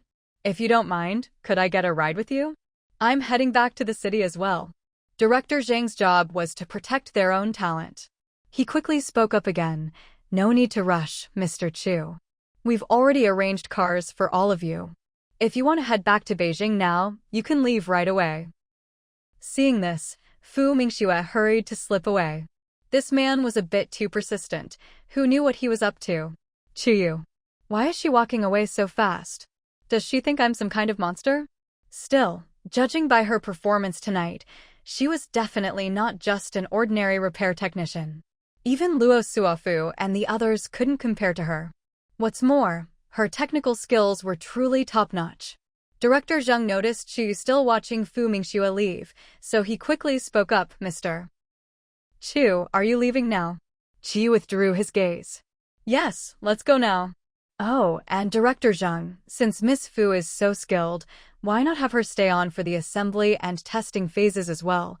If any problems come up with the machines, she can handle them right away."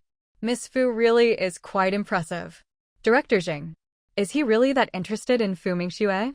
We'll make our own arrangements for that, Mr. Chu. This way, please. He'd have to remind Fu Mingxue later not to come to the research institute unless absolutely necessary. Qiyu's eyes darkened, but he left with his companions. As for Fu Mingxue, she decided to drive herself home after all. After all, if someone else drove her, how would they get back? By the time she got home, it was already 8 in the morning. Qin Wenhua and the kids were long gone. Mother Fu was surprised to see her daughter return. "You don't look so good, don't tell me you've been working all night?" "Yeah, I'm a bit tired, and a little hungry too. Mom, is there anything to eat?" Hearing her weary voice, Mother Fu's heart ached. "I'll boil some eggs for you. And make you some wontons." "Great, you get started, I'm going to take a shower first." She reeked after that night. There was no way she could sleep like this. After Fu Mingxue finished her shower, her mother had just finished cooking the noodles. She quickly ate, then said to her mother, "Mom, don't wake me up at noon." Mother Fu nodded. "All right, go get some sleep. Working all night every day, how could anyone stand that?" Fu Mingxue went to brush her teeth again before finally heading to her room to sleep. She slept all the way until 2 in the afternoon, only waking up because of the noise outside. Still groggy, she got up and walked out of her room. But when she saw 2 unfamiliar men there, she instantly became alert. "Mom, who are they?" Seeing her daughter awake, Mother Fu quickly explained. "One of them says he's some kind of lawyer." Fu Mingxue's gaze swept sharply over the 2 men. "And who exactly are you?" "Hello, Ms. Fu Mingxue. My surname is Liu. I'm a lawyer entrusted by old Madame Rong. She made a will specifically for your mother, Ms. Suzy Feng. This box contains gold and jewelry, 88 pieces in total.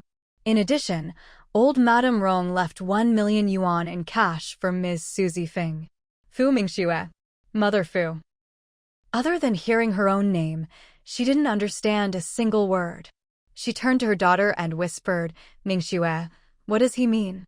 Fu Mingxue's expression was very calm as she briefly explained, "Mom, that old Madame Rong left you money and jewelry." Now Mother Fu understood everything. She immediately said, "Why would she leave me money and jewelry? I don't want it." She was poor, yes, but not so poor that she'd take whatever was handed to her. She wasn't the type to be blinded by money. Fu Mingxue said to the lawyer, "Sir, you heard my mother. She doesn't want any of this."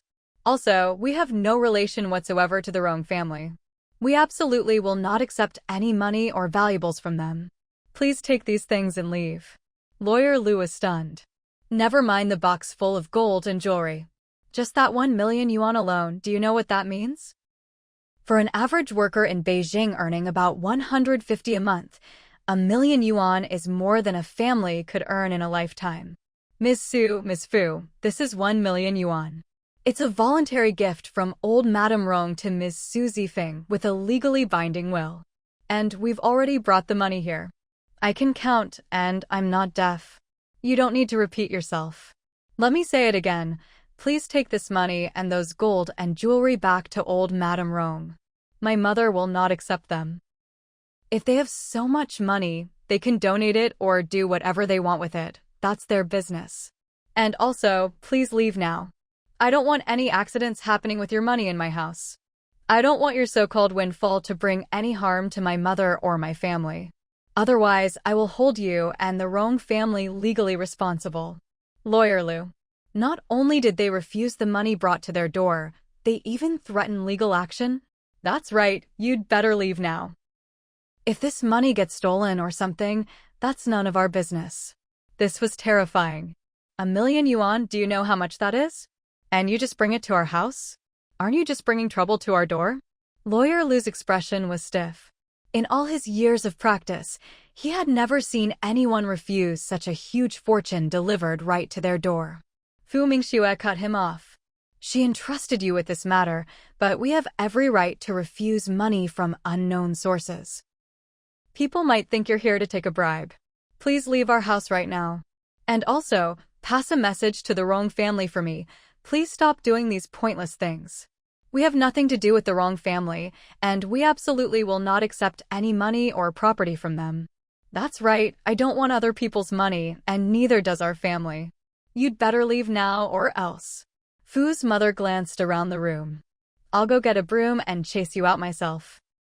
She even muttered under her breath, honestly, I've never heard of someone insisting on giving away money that nobody wants. Could it be dirty money or something? Lawyer Lu. Never mind the fact that she was threatening to chase them out with a broom. He was already shocked enough by that. But to actually call this huge sum of money dirty money. Are you really going to give up this money and jewelry? Fu Mingxue looked at him expressionlessly.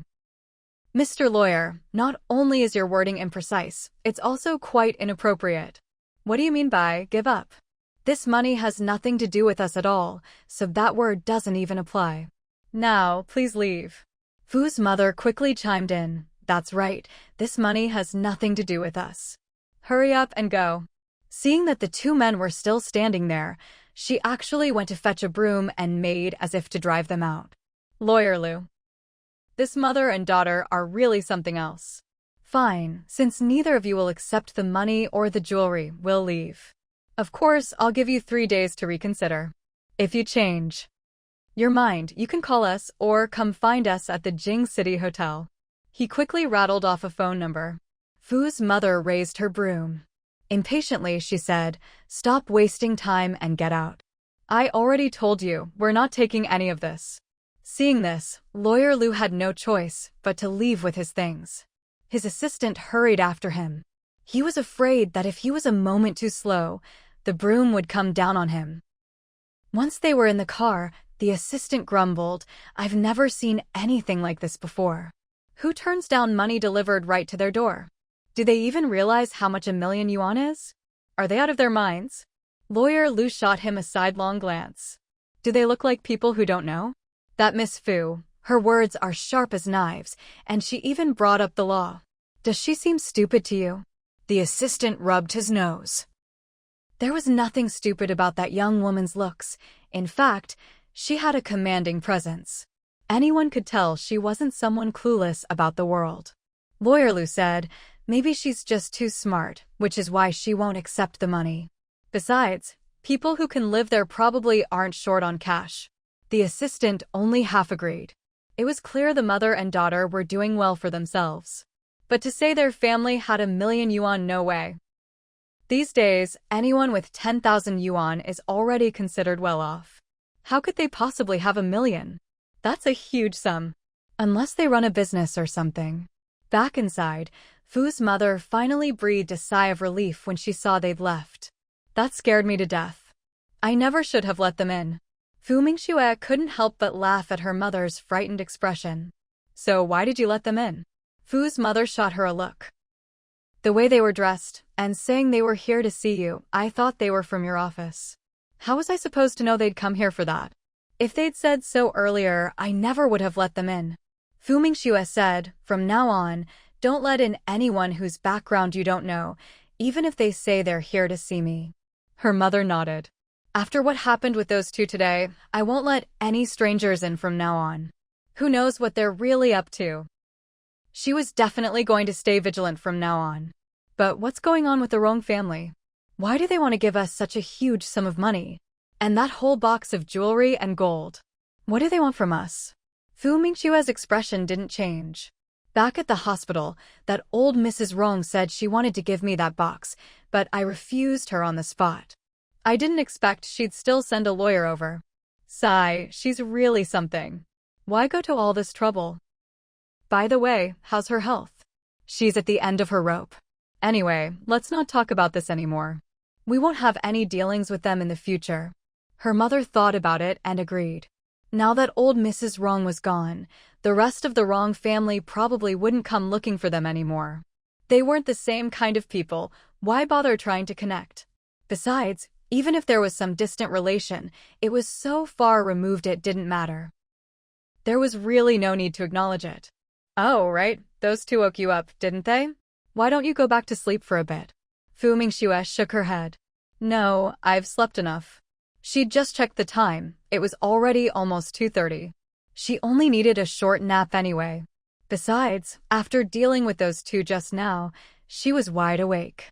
Her mother immediately said, then I'll make you something to eat. I made dumplings for lunch, I'll go cook some for you. Okay. Fu Mingxue was indeed a little hungry. She went to wash her face and immediately felt much better. Not long after, her mother brought over a steaming plate of dumplings. Hurry and eat. Just have these for now, we'll have dinner later. Fu Mingxue looked at the heaping plate. There must have been at least 20 dumplings. Just these? Oh, by the way, are you going to work today? Her mother asked. Fu Mingxue shook her head. No, I'll go pick up the 3 kids later. Her mother didn't object when she heard this. All right, then you go pick them up. I bet they'll be thrilled when they find out you're coming. Those 3 kids were funny. They hadn't actually spent that much time with their mom, but they were the closest to her. Even when their dad picked them up, they weren't as happy. After finishing her dumplings, Fu Mingxue went back to her room to work on her drawings. She got so caught up that she lost track of time. It wasn't until her mother came to remind her, Mingxue, didn't you say you were going to pick up the kids? It's time, you'd better go. Fu Mingxue quickly gathered up all the drawings on her desk and put them away. Then she hurried out. Mom, I'm heading out now. She went to the kindergarten first to pick up Fu Zhenbao. When Fu Zhenbao saw her mom was there to pick her up, she was over the moon. Mommy, you came to pick me up. I'm so happy. She reached out, wanting to be held. Fu Mingxue scooped up her chubby little girl right away. She kissed her rosy cheeks.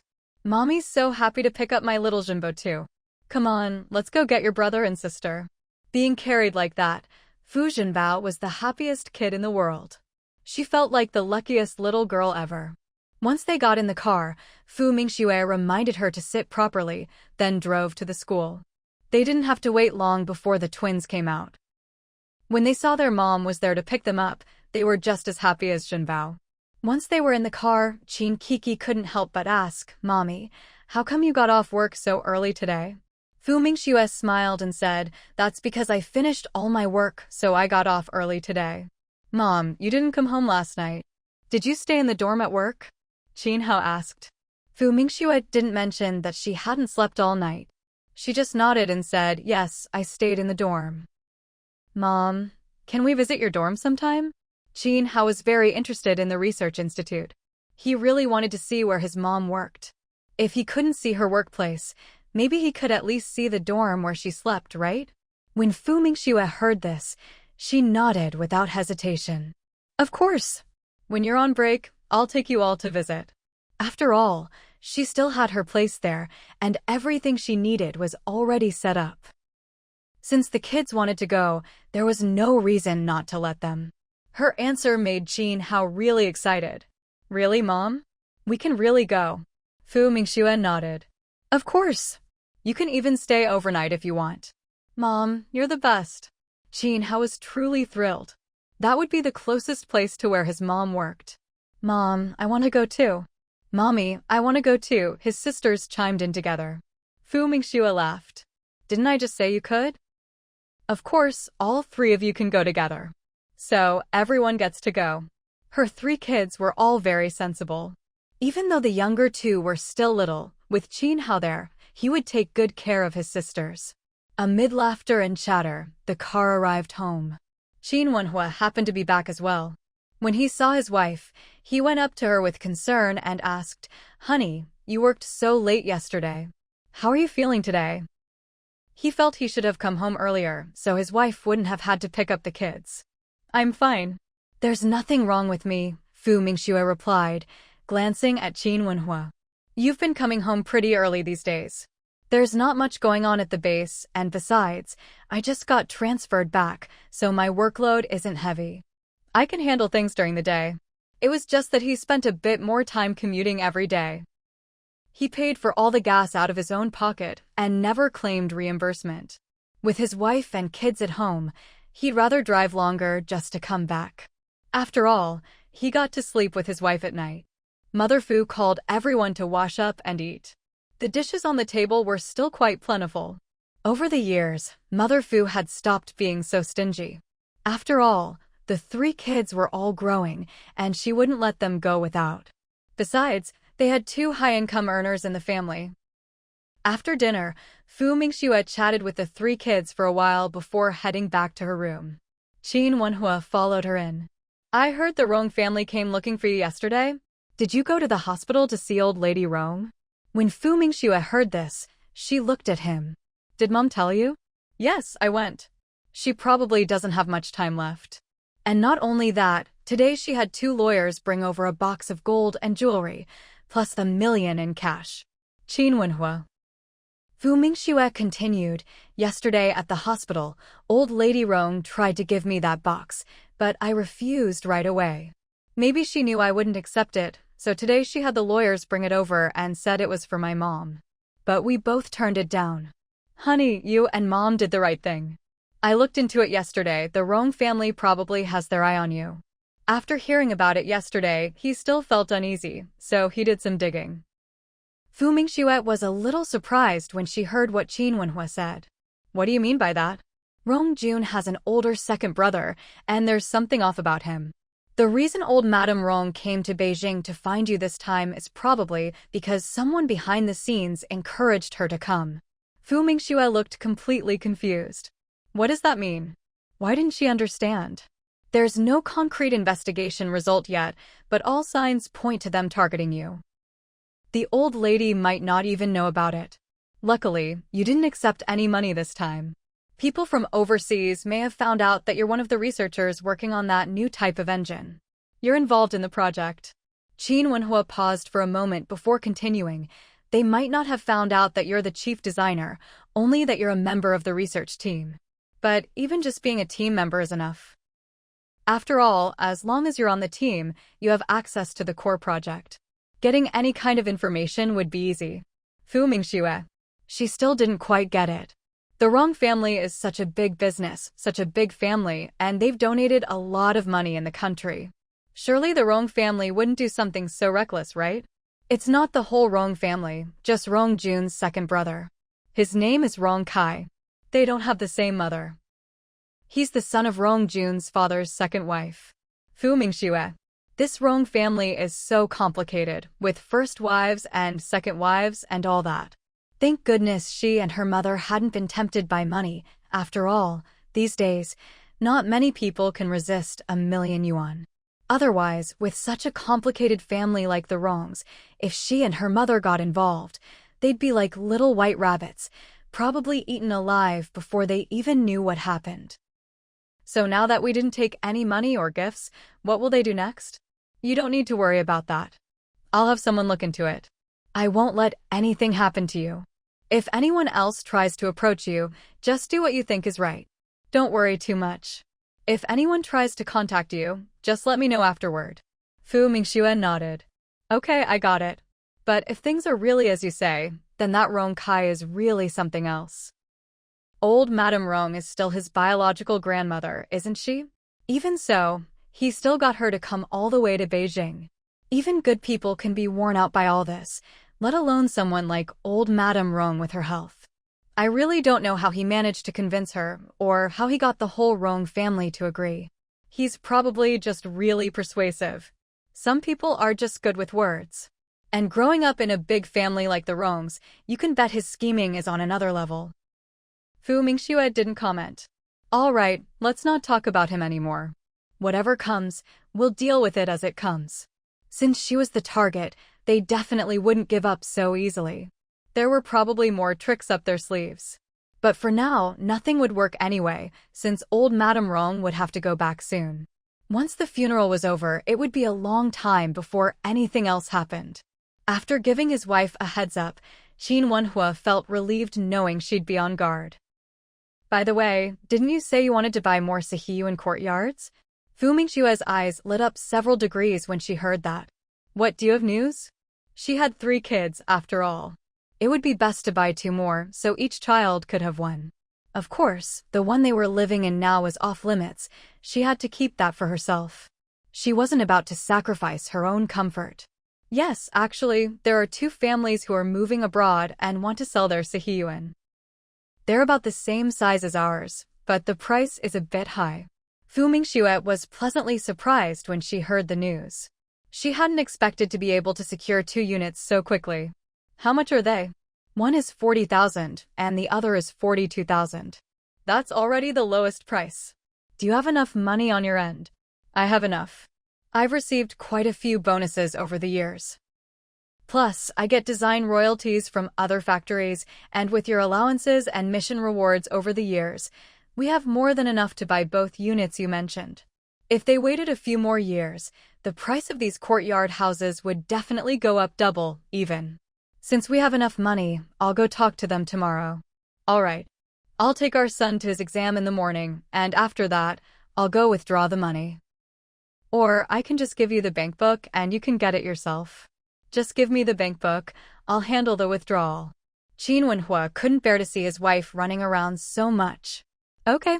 Fu Mingxue got up to fetch the bank book from the drawer. In reality, she took it out from her space. After all, she kept all her valuables in her space, nowhere was safer. She handed the bankbook to Qin Wenhua. There's 100,000 yuan in here. Take it and withdraw what you need. The password is 6/8. Even though she had a good memory, she never set complicated passwords for her bankbooks. 100,000? Qin Wenhua was shocked. He always handed his earnings over to the family, but never asked how much money they had. He knew his wife earned the most anyway. Her salary was way higher than his. Fu Mingxue said, that's not all, that's just what's in this bankbook. Use it to buy the houses. Aren't they selling commercial apartments now? If possible, buy 3 or 4 more units. Qin Wenhua couldn't help but twitch at her words. He could understand giving each of their 3 children a courtyard house. After all, he wasn't the type to favor sons over daughters. One for each sibling made perfect sense. But why did his wife want to buy commercial apartments too? There's no need to buy that many, is there? 1 courtyard house each is plenty. If we have extra money, we can save it for their weddings. Fu Mingxue shot him a look. Just do as I say. It's better to buy more property. Money sitting around isn't as good as investing in real estate. Seeing how insistent his wife was, Qin Wenhua naturally agreed. All right, I'll keep an eye out. Courtyard houses are hard to come by these days, but commercial apartments are doable. I have a friend in that business, and their sales aren't doing too well at the moment. Fu Mingxue's eyes lit up again. Buy a few bigger units. The good ones are about 500 per square meter, and you have to pay in full. The smaller ones start at 300 per square meter. If you want to buy, I'll contact my friend and have him reserve a few good ones for us. Let's get 4 then. The biggest one for us and the other 3 for the kids. Even though Qin Wenhua had mentally prepared himself, he was still a little shocked to hear his wife wanted to buy so many apartments at once. He didn't understand why she was so obsessed with buying property. Wasn't it enough to have a place to live? How could they possibly use so many? Besides, the kids were still so young, it would be more than a decade before they got married. Still, he was used to listening to his wife. All right, whatever you say. I'll talk to my friend and get us the best locations. Fu Mingxue gave a mysterious smile and said in a low voice, Qin Wenhua, don't worry. We won't lose money on this house. Its value will definitely go up in the future. Just think about it. What kind of place is Beijing?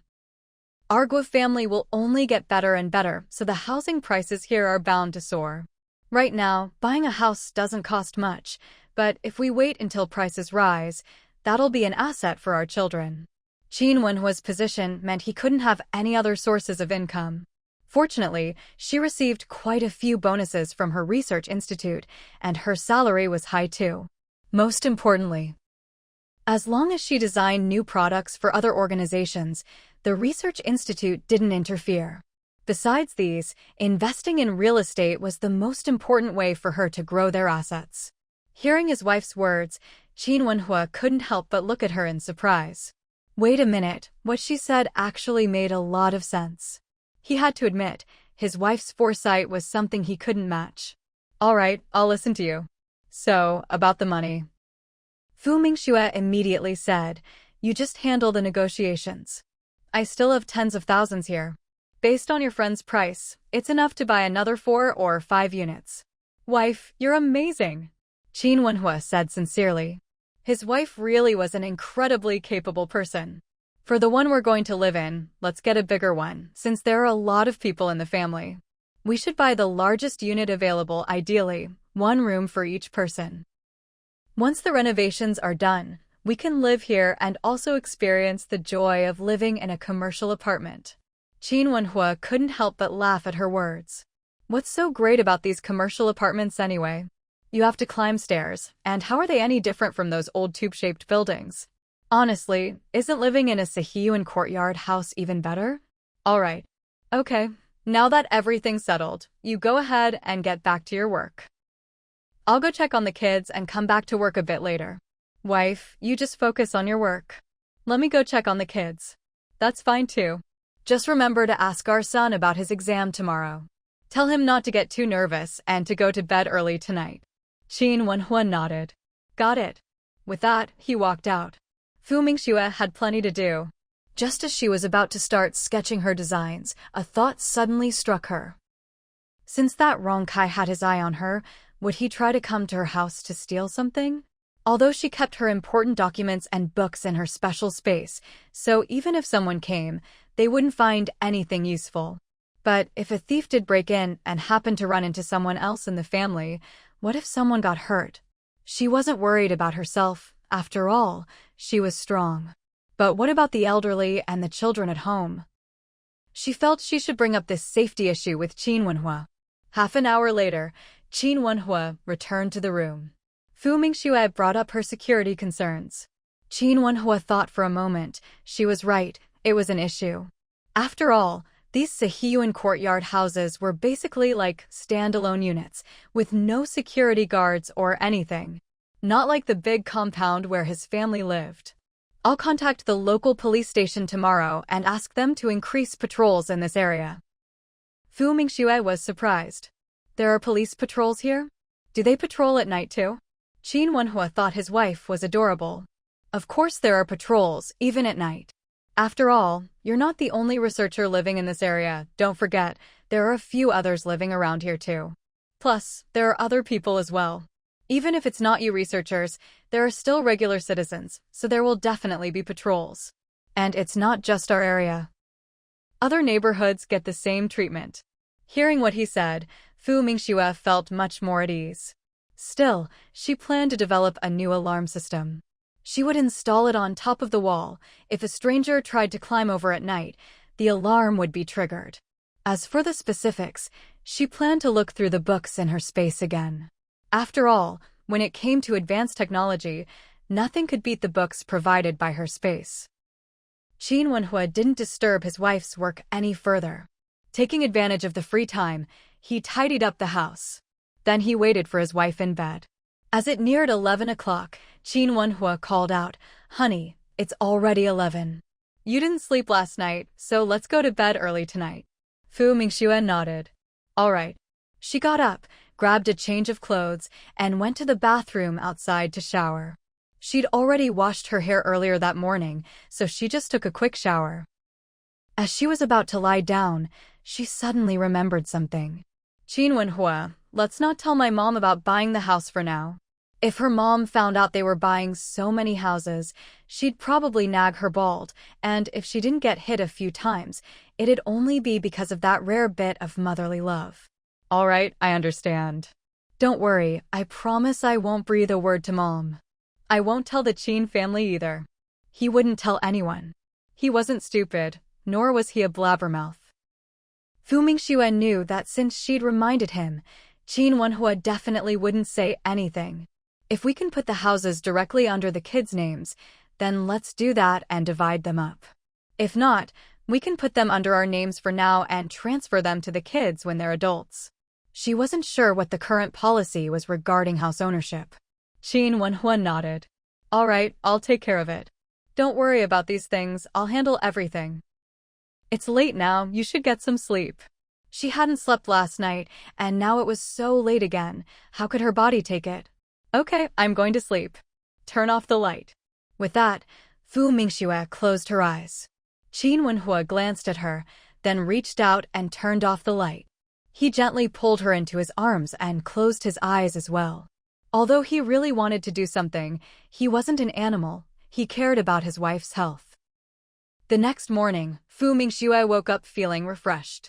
She didn't see Qin Wenhua in the room and had no idea when he'd gotten up. Her little daughter's voice came from outside. Mommy, are you awake? Fu Mingxue replied immediately, I'm up. Come in.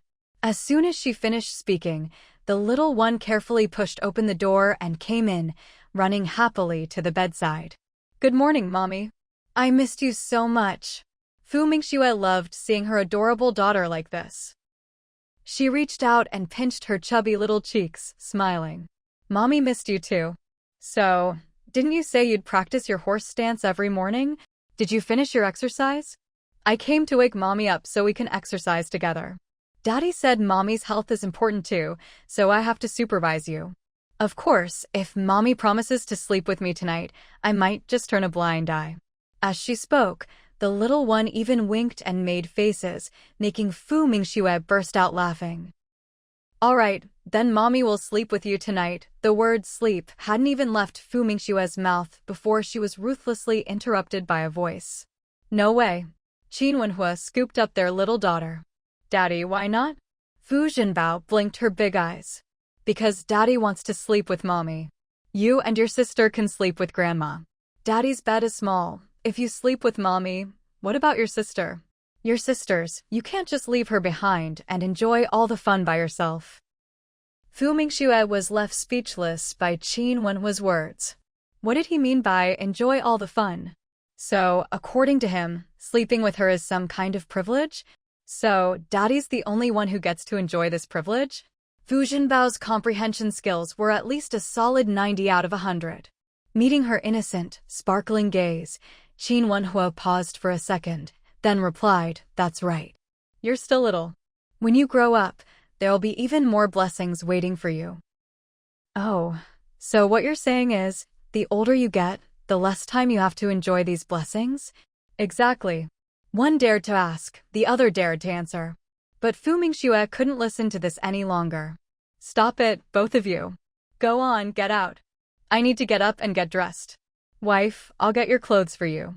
Just as Qin Wenhua was about to put their daughter down and fetch clothes, Fu Mingxue stopped him.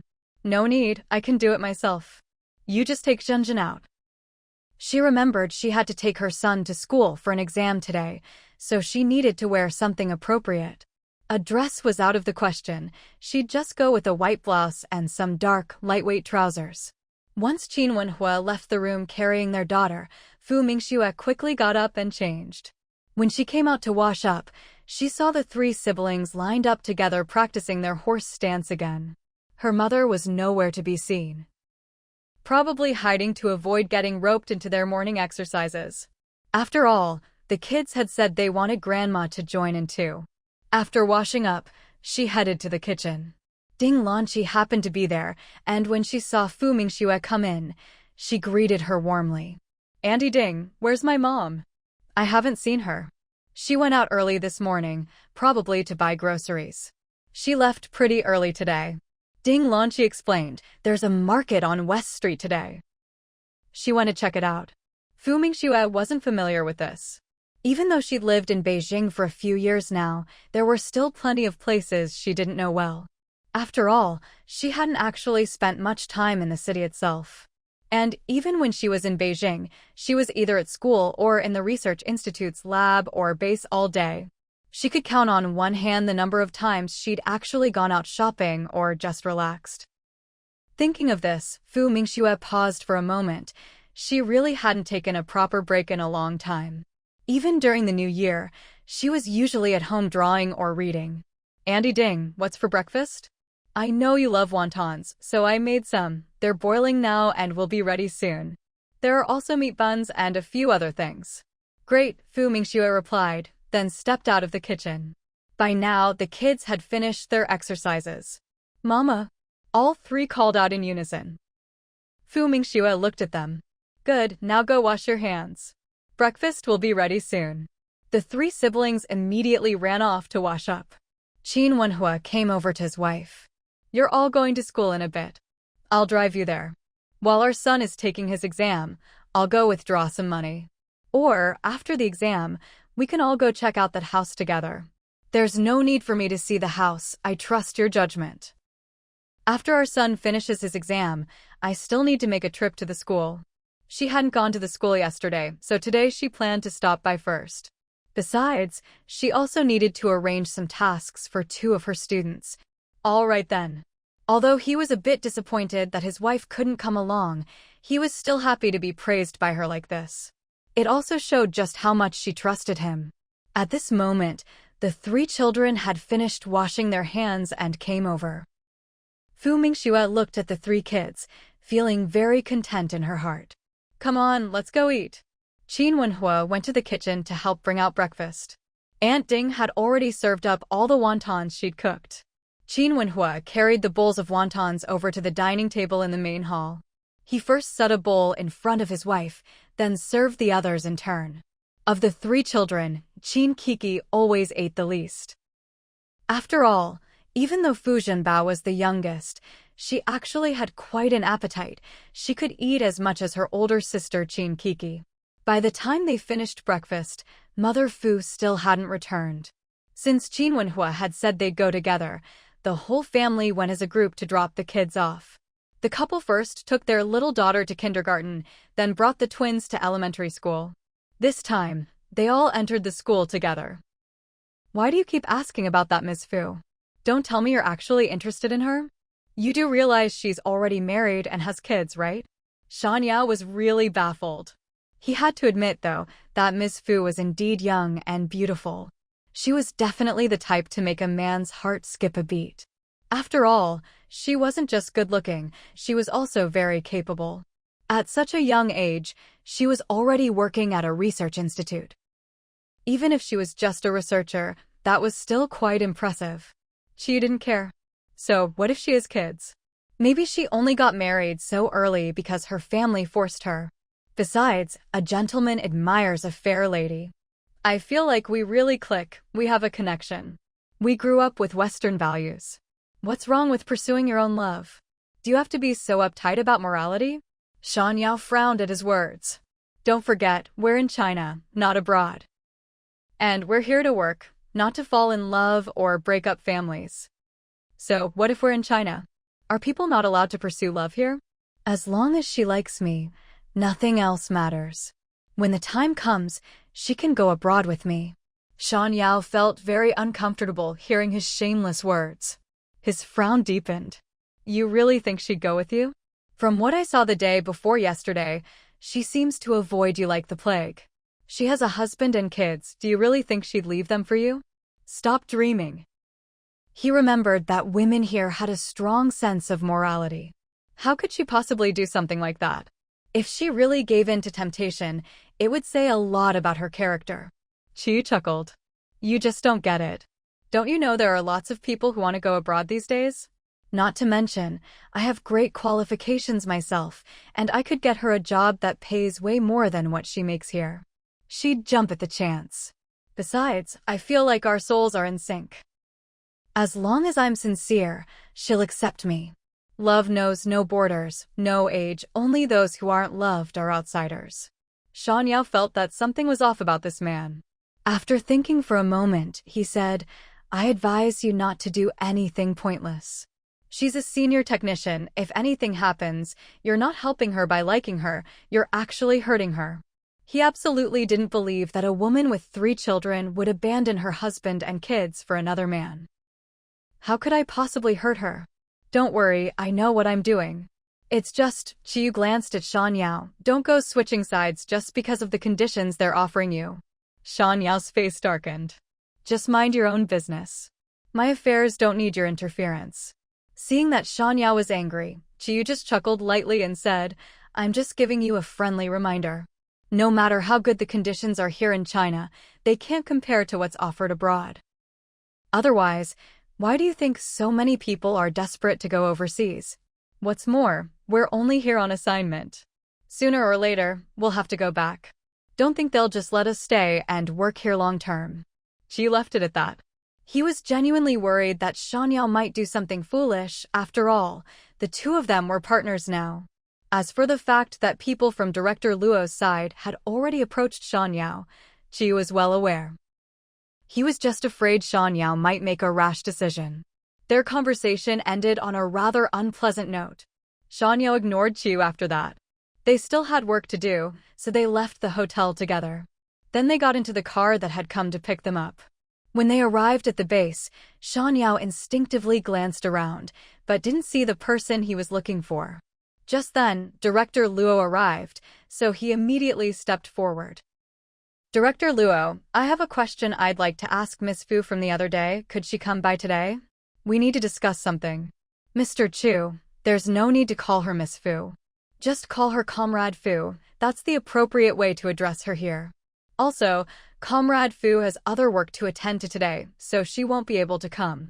If you have any questions or need to discuss anything, please reach out to our liaison here. I'm sure you'll be able to communicate just as well. Director Luo's words made it clear that Chiyu had no chance of seeing Fu Mingxue today. If he kept insisting, it would only make his intentions seem suspicious. He could only force a smile. All right, that's fine. Forget it. He'd just have to find another opportunity next time. After all, they'd be working here for quite a while, at least half a year. He didn't believe he wouldn't get a chance to see her.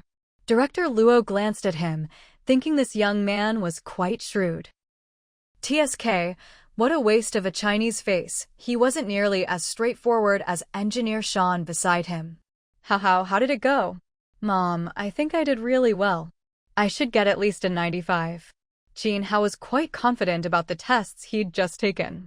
Seeing how confident he was, Fu Mingxue knew he must have done well. She smiled happily. That's great. Come on, let's get you back to class. No matter what, he still had to attend his lessons. Jin Hao nodded obediently. Okay. Fu Mingxue walked him to the classroom door before leaving.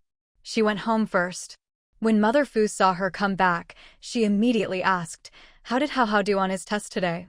Fu Mingxue replied, The results aren't out yet.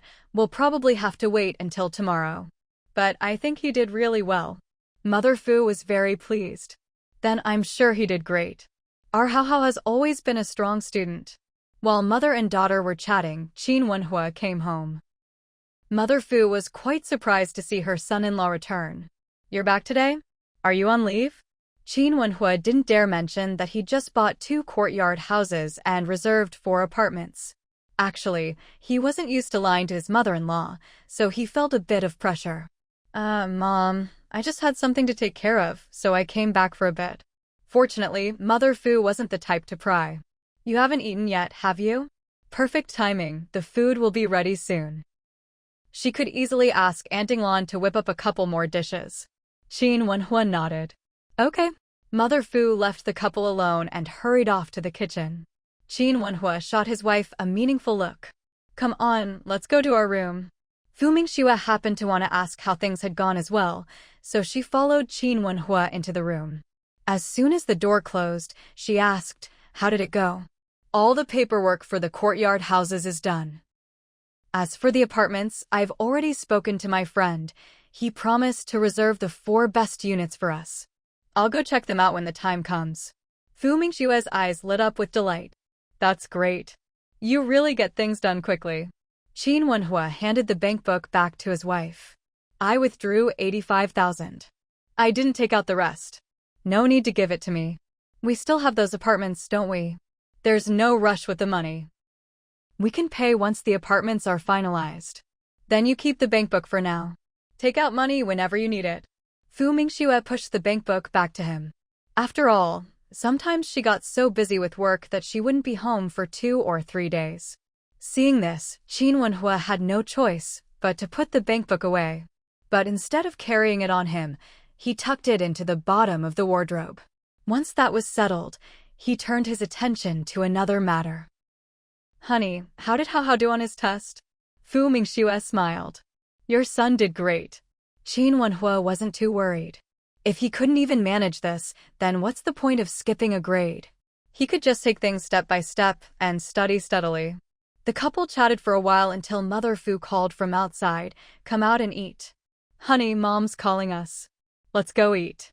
The 2 of them went out together. Aunt Ding and Mother Fu had already set the table. 4 dishes and a soup. The 4 of them sat down to lunch together. After the meal, Fu Mingxue headed to the school. When she arrived, she saw Yunjia and Li Zhengfei standing outside the office. They saw her too. Professor Fu. Fu Mingxue looked at them. What are you 2 waiting here for? Li Zhengfei replied, Professor Fu, we just got here. Assistant Song invited us in, but we thought we'd wait outside for a bit. All right then. Why don't you both wait for me in the lab? I'll be there in 10 minutes. She had a few things to take care of in her office. Li Zhengfei immediately agreed, okay, Professor Fu. He gestured for Yunjia to leave with him. They'd just had a brief conversation and already knew each other's names. Fu Mingxue entered her office. Song Mingwei saw her and immediately stood up. Professor Fu, you're here. Fu Mingxue looked at her. Yes. How have you been these past couple of days? How's your progress? These are the materials I've organized, Professor Fu. Please take a look. Song Mingwei handed over a stack of well-organized documents. Fu Mingxue took them and flipped through. Very nice. Also, your handwriting is beautiful. By the way, how's your English? As soon as Song Mingwei heard this, she quickly replied, Professor Fu, my English may not be the best, but it's decent. In that case, once you've finished organizing those materials, help me translate this book, Fu Mingxue said, pulling an English language book from her bag. Song Mingwei took the book and saw that it was about engine theory. She flipped through a few pages and found that it was filled with technical content and illustrations. Professor Fu, some of the technical terms in here might be a bit tricky for me. I'm not sure I'll be able to translate them all accurately. That's fine. Just translate it as best you can. If you run into anything you don't understand, just ask me. Hearing this, Song Mingwei nodded. All right, Professor Fu. I'll do my best with the translation. Fu Mingxue gave her a look. For now, you can only work on this book in the office.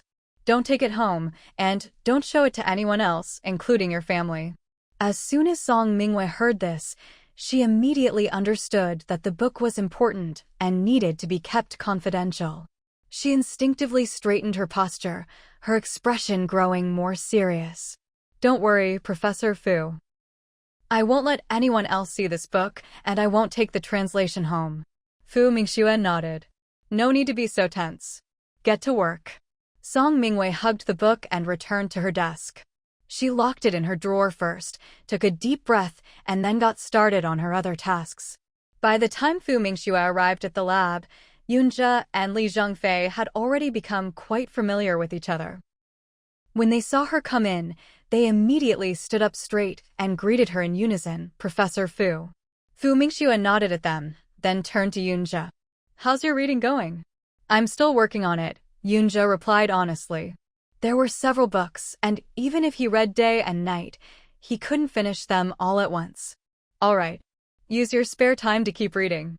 For now, let me explain the experiment we'll be working on. At her words, both Yunjia and Li Zhongfei grew noticeably more serious. They each took out pen and paper, listening intently and taking careful notes.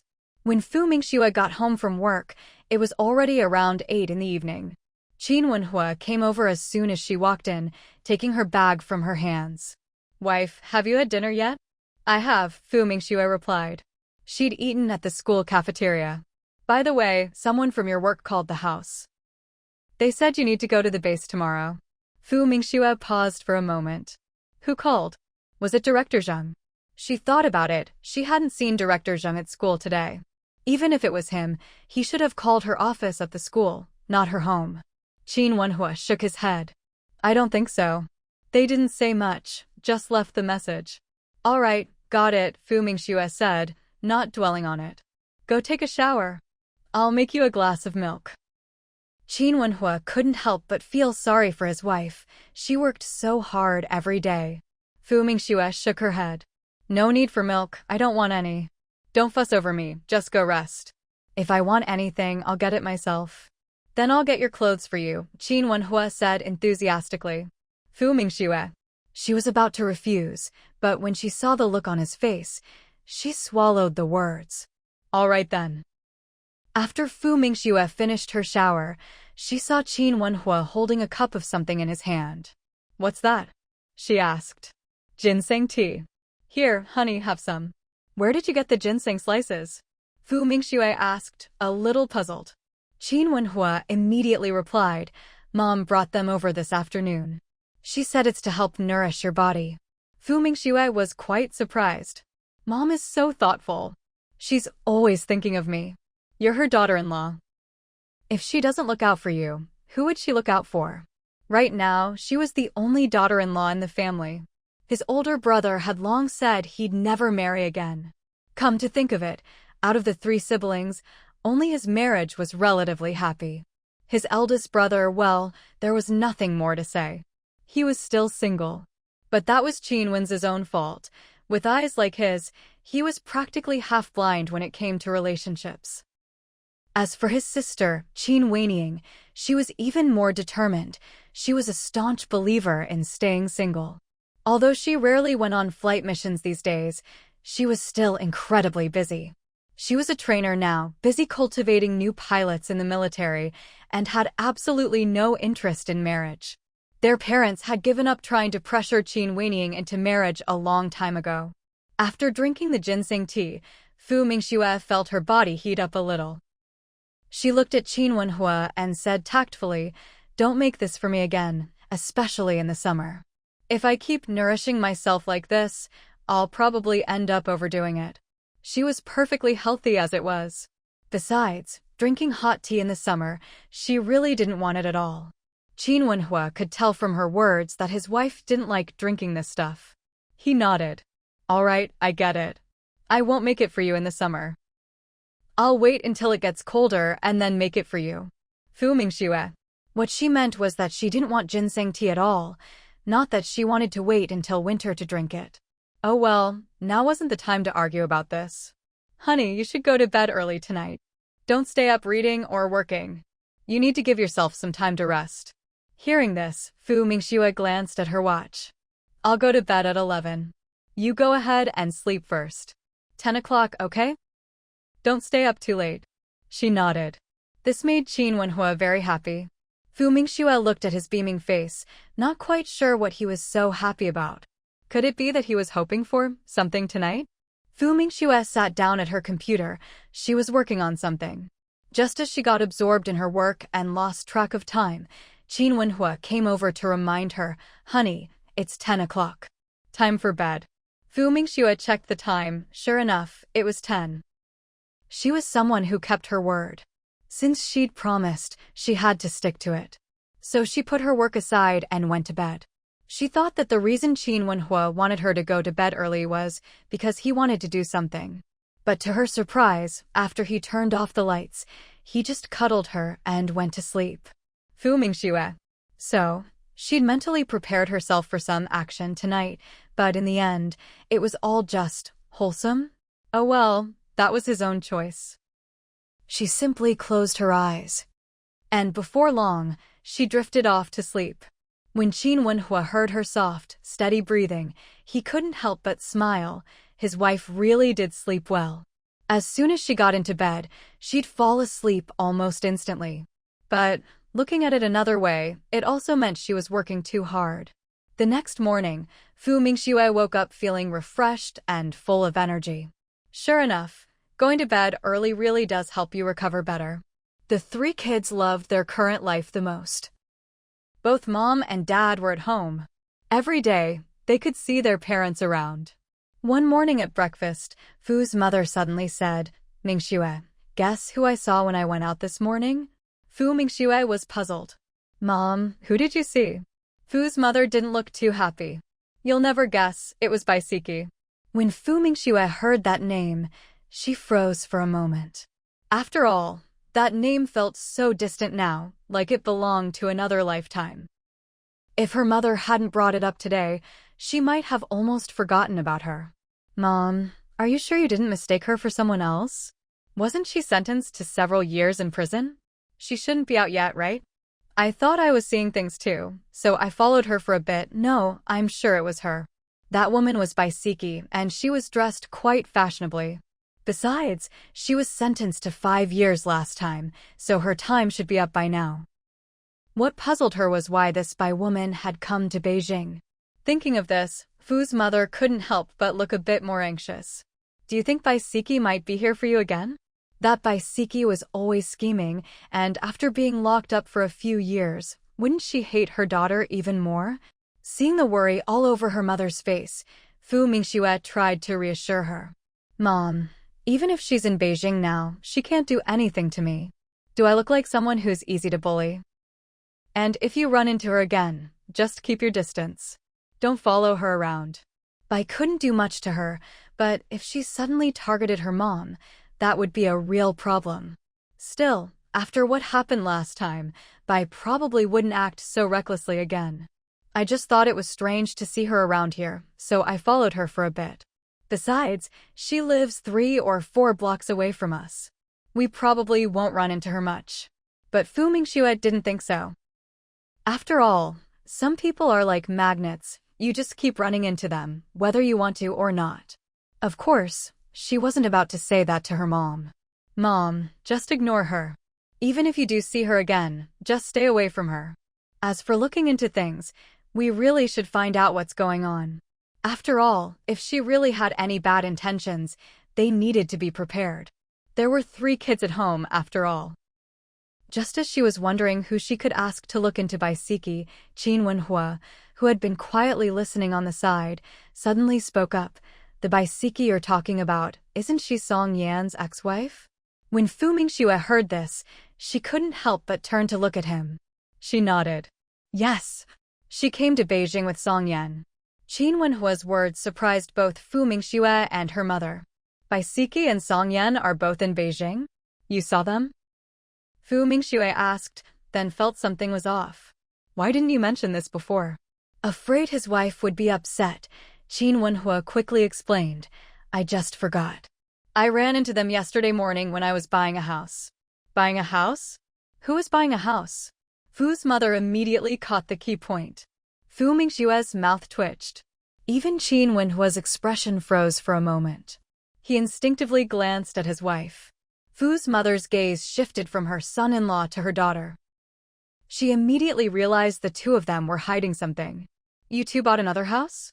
Then she quickly added, "Don't lie to me." Fu Mingxue knew she couldn't hide it any longer. Besides, she didn't want to lie, so she nodded. "Yes, we bought it." Qin Wenhua was instantly flustered.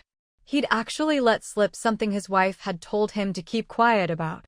"Mom, we were just about to tell you about this. We bought 2 courtyard houses." Fu Mingxue. She looked at Qin Wenhua in shock. This guy, she'd always thought he was the tightest-lipped person she knew. Who would have thought that, at home, his mouth would be faster than an hourglass? Qin Wenhua noticed his wife's expression. His heart skipped a beat. Had he said something wrong again? He'd thought, since his wife had admitted it to her mother, it was okay to say more. Should he have kept the number a secret? Mother Fu's face really didn't look good. Why did you buy 2 more courtyard houses? Do you have money to burn? We already have 2 houses, how many can we even live in? Mom, these are for the kids. We have 3 children, so we should prepare a house for each of them, right? Or are you favoring boys over girls, only thinking about getting a house for your grandson and not your granddaughters? Fu Mingxue's words silenced her mother. I don't favor boys over girls. Of course, all 3 kids should be treated the same. Fu Mingxue chuckled, exactly. Now we have 4 houses, 1 for us and 1 for each of the 3 siblings. Isn't that just right? But they're still so young, Mother Fu was confused. The 3 kids were only a few years old. Wouldn't it be fine to buy houses for them when they grow up? Mom, the earlier you buy a house, the better. Prices are cheap now, but in a few years, won't they go up? Look, so many people are still living in tiny places. We're just getting in early while it's affordable. Mother Fu. Nonsense, all nonsense. Are house prices really going to shoot up to the sky? Forget it, this is their decision as a couple. The houses are already bought anyway. Mom, let's not talk about the houses anymore. Let Qin Wenhua tell you about what he saw with Song Yan and Baisiki. Fu Mingxue's reminder successfully shifted Mother Fu's attention. Wenhua, tell me about those 2. Are they buying a house too? Where did they get so much money? We just ran into them by chance. Turns out, they were also looking to buy a house. We were both surprised. Fu Mingxue. She rolled her eyes. What kind of coincidence was this? In such a big city like Beijing, they still managed to run into each other. Once wasn't enough, they bumped into each other twice. Her mom once, Qin Wenhua once. So, did they end up buying a house? Qin Wenhua shook his head. No, I bought that courtyard house. Then he looked at Fu Mingxue seriously. Honey, I really forgot to mention this. Otherwise, how could I not have told you? Fu Mingxue didn't mind at all after hearing his explanation. It's fine, just a coincidence. Chances are, there would be more run-ins in the future. Seeing that she wasn't upset, Qin Wenhua breathed a sigh of relief. When they saw me, they were surprised too. But we didn't talk, and after that, we just went our separate ways. Honey, do you want me to look into them? Fu Mingxue thought for a moment, then shook her head. Forget it, they're not important. No need to waste time on them. Since they'd already run into Qin Wenhua, there was no point in spending more time on it. Although his daughter-in-law said there was no need to look into it, Qin Wenhua still felt it was better to check just in case. There had indeed been too much going on yesterday, so he hadn't thought of this matter at all. Of course, it was mainly because he simply hadn't paid any attention to those 2 people. In his opinion, they were just a couple of insignificant nobodies. Fu Mingxue hadn't given it any thought either. So, she just drove to work as usual. She needed to stop by the school first to take care of a few things before heading to the base. What she didn't expect was to be stopped by someone at the school gate. Mingxue. Song Yan's eyes were full of amazement as he looked at Fu Mingxue. He hadn't expected that after 6 years apart, Fu Mingxue would be even more beautiful than before. He'd always known she was good-looking, after all, they'd grown up as neighbors. But he hadn't imagined that after all these years, Fu Mingxue would be even more stunning. His gaze lingered greedily on Fu Mingxue, his heart pounding wildly. Fu Mingxue, on the other hand, looked at the man blocking her way with clear disgust. She truly hadn't expected Song Yan to ambush her at the school gate. Song Yan, what are you doing here? What, you think you haven't spent enough time locked up? Her tone was dripping with sarcasm. Song Yan's eyes darkened, but then he put on a sincere expression and apologized. Mingxue, I'm sorry. I actually came here to apologize. Everything before was my fault. I know Baisiki and I hurt you, but that was never my intention. No matter what, wrong is wrong, and I owe you an apology. I'm sorry. Song Yan, don't give me that act. And stop calling my name. Someone as disgusting as you isn't worthy. Now, get lost. Right now. Her coldness stung Song Yen deeply. He swallowed the bitterness rising in his chest and spoke more firmly. Mingxue, I know you've been reborn too, right? In our past life, I let you down. Can you give me a chance to make it up to you? This time, I'll treat you well. I'll love you, and we can have a child together. His eyes were full of deep affection. Fu Mingxue's expression didn't change in the slightest. She simply called out to the school security guards not far away. Security! There's a lunatic here. Please call the police and deal with him. Her voice was loud and clear, and the security guards on duty heard her right away. They quickly ran over. Under Song Yan's incredulous gaze, 2 security guards pinned him down. Mingxue, you. Please take care of this.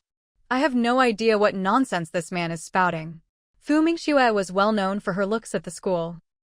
Naturally, the security guards recognized her. One of them immediately said, Professor Fu, don't worry, we'll handle this. Fu Mingxue nodded and walked away without another glance. Seeing her leave, Song Yen grew anxious. Mingxue MMPH. But before he could finish, one of the guards covered his mouth. Behave yourself. Don't go around tarnishing Professor Fu's reputation. We've seen plenty like you. Just because she's pretty, you think you can harass her? You must have a death wish.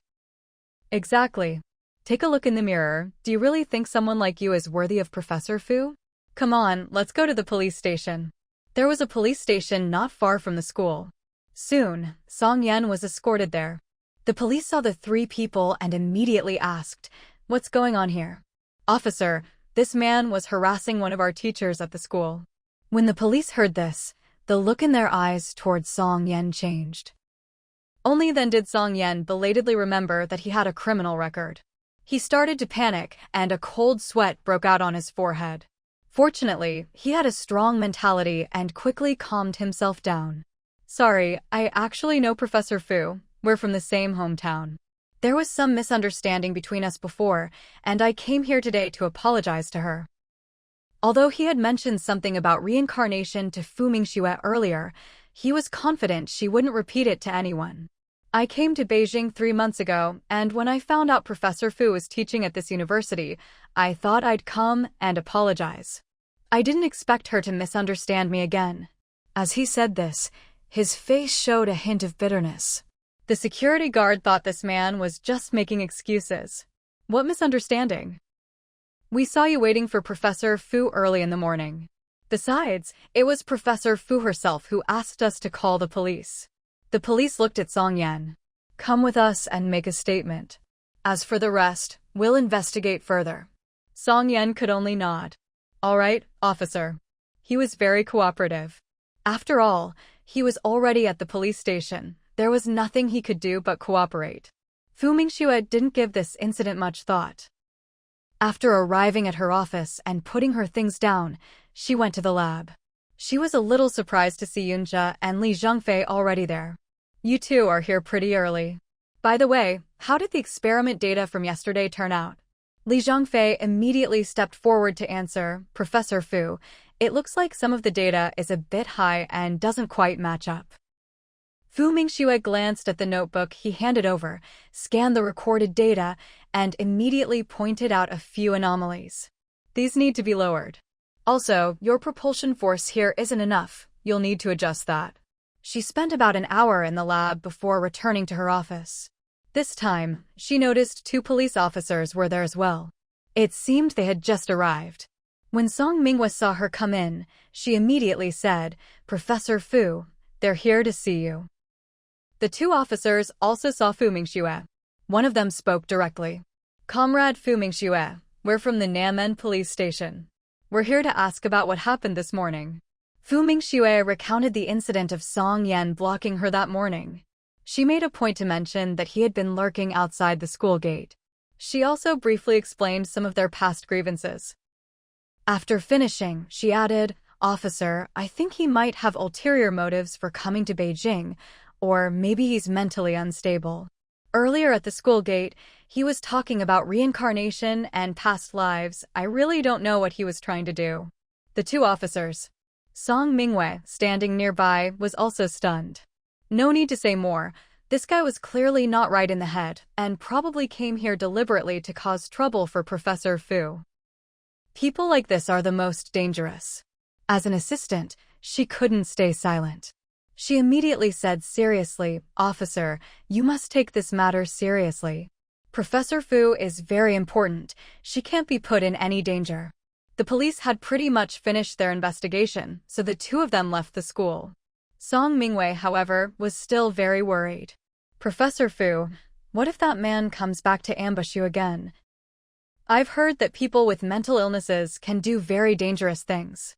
He must have some kind of mental problem." He could still remember to come looking for Professor Fu, which meant he was targeting her specifically. He must have set his sights on Professor Fu. Seeing how concerned Song Mingwei was for her, Fu Mingxue couldn't help but reassure her, "It's fine. Isn't he already at the police station?" Although Song Mingwei breathed a sigh of relief, she was still worried. But what if they only keep him for a few days and then let him out? What if he comes looking for you again? A cold glint flashed in Fu Mingxue's eyes. "He won't come after me again. All right, don't worry, out this. I'm heading to the base now." As soon as Song Mingwei heard she was going to the base, she immediately said, "Then please be careful, Professor Fu." All right. Fu Mingxue packed up a few things and left the office. While she was driving, she suddenly remembered something. What exactly was Song Yan's purpose in coming to Beijing?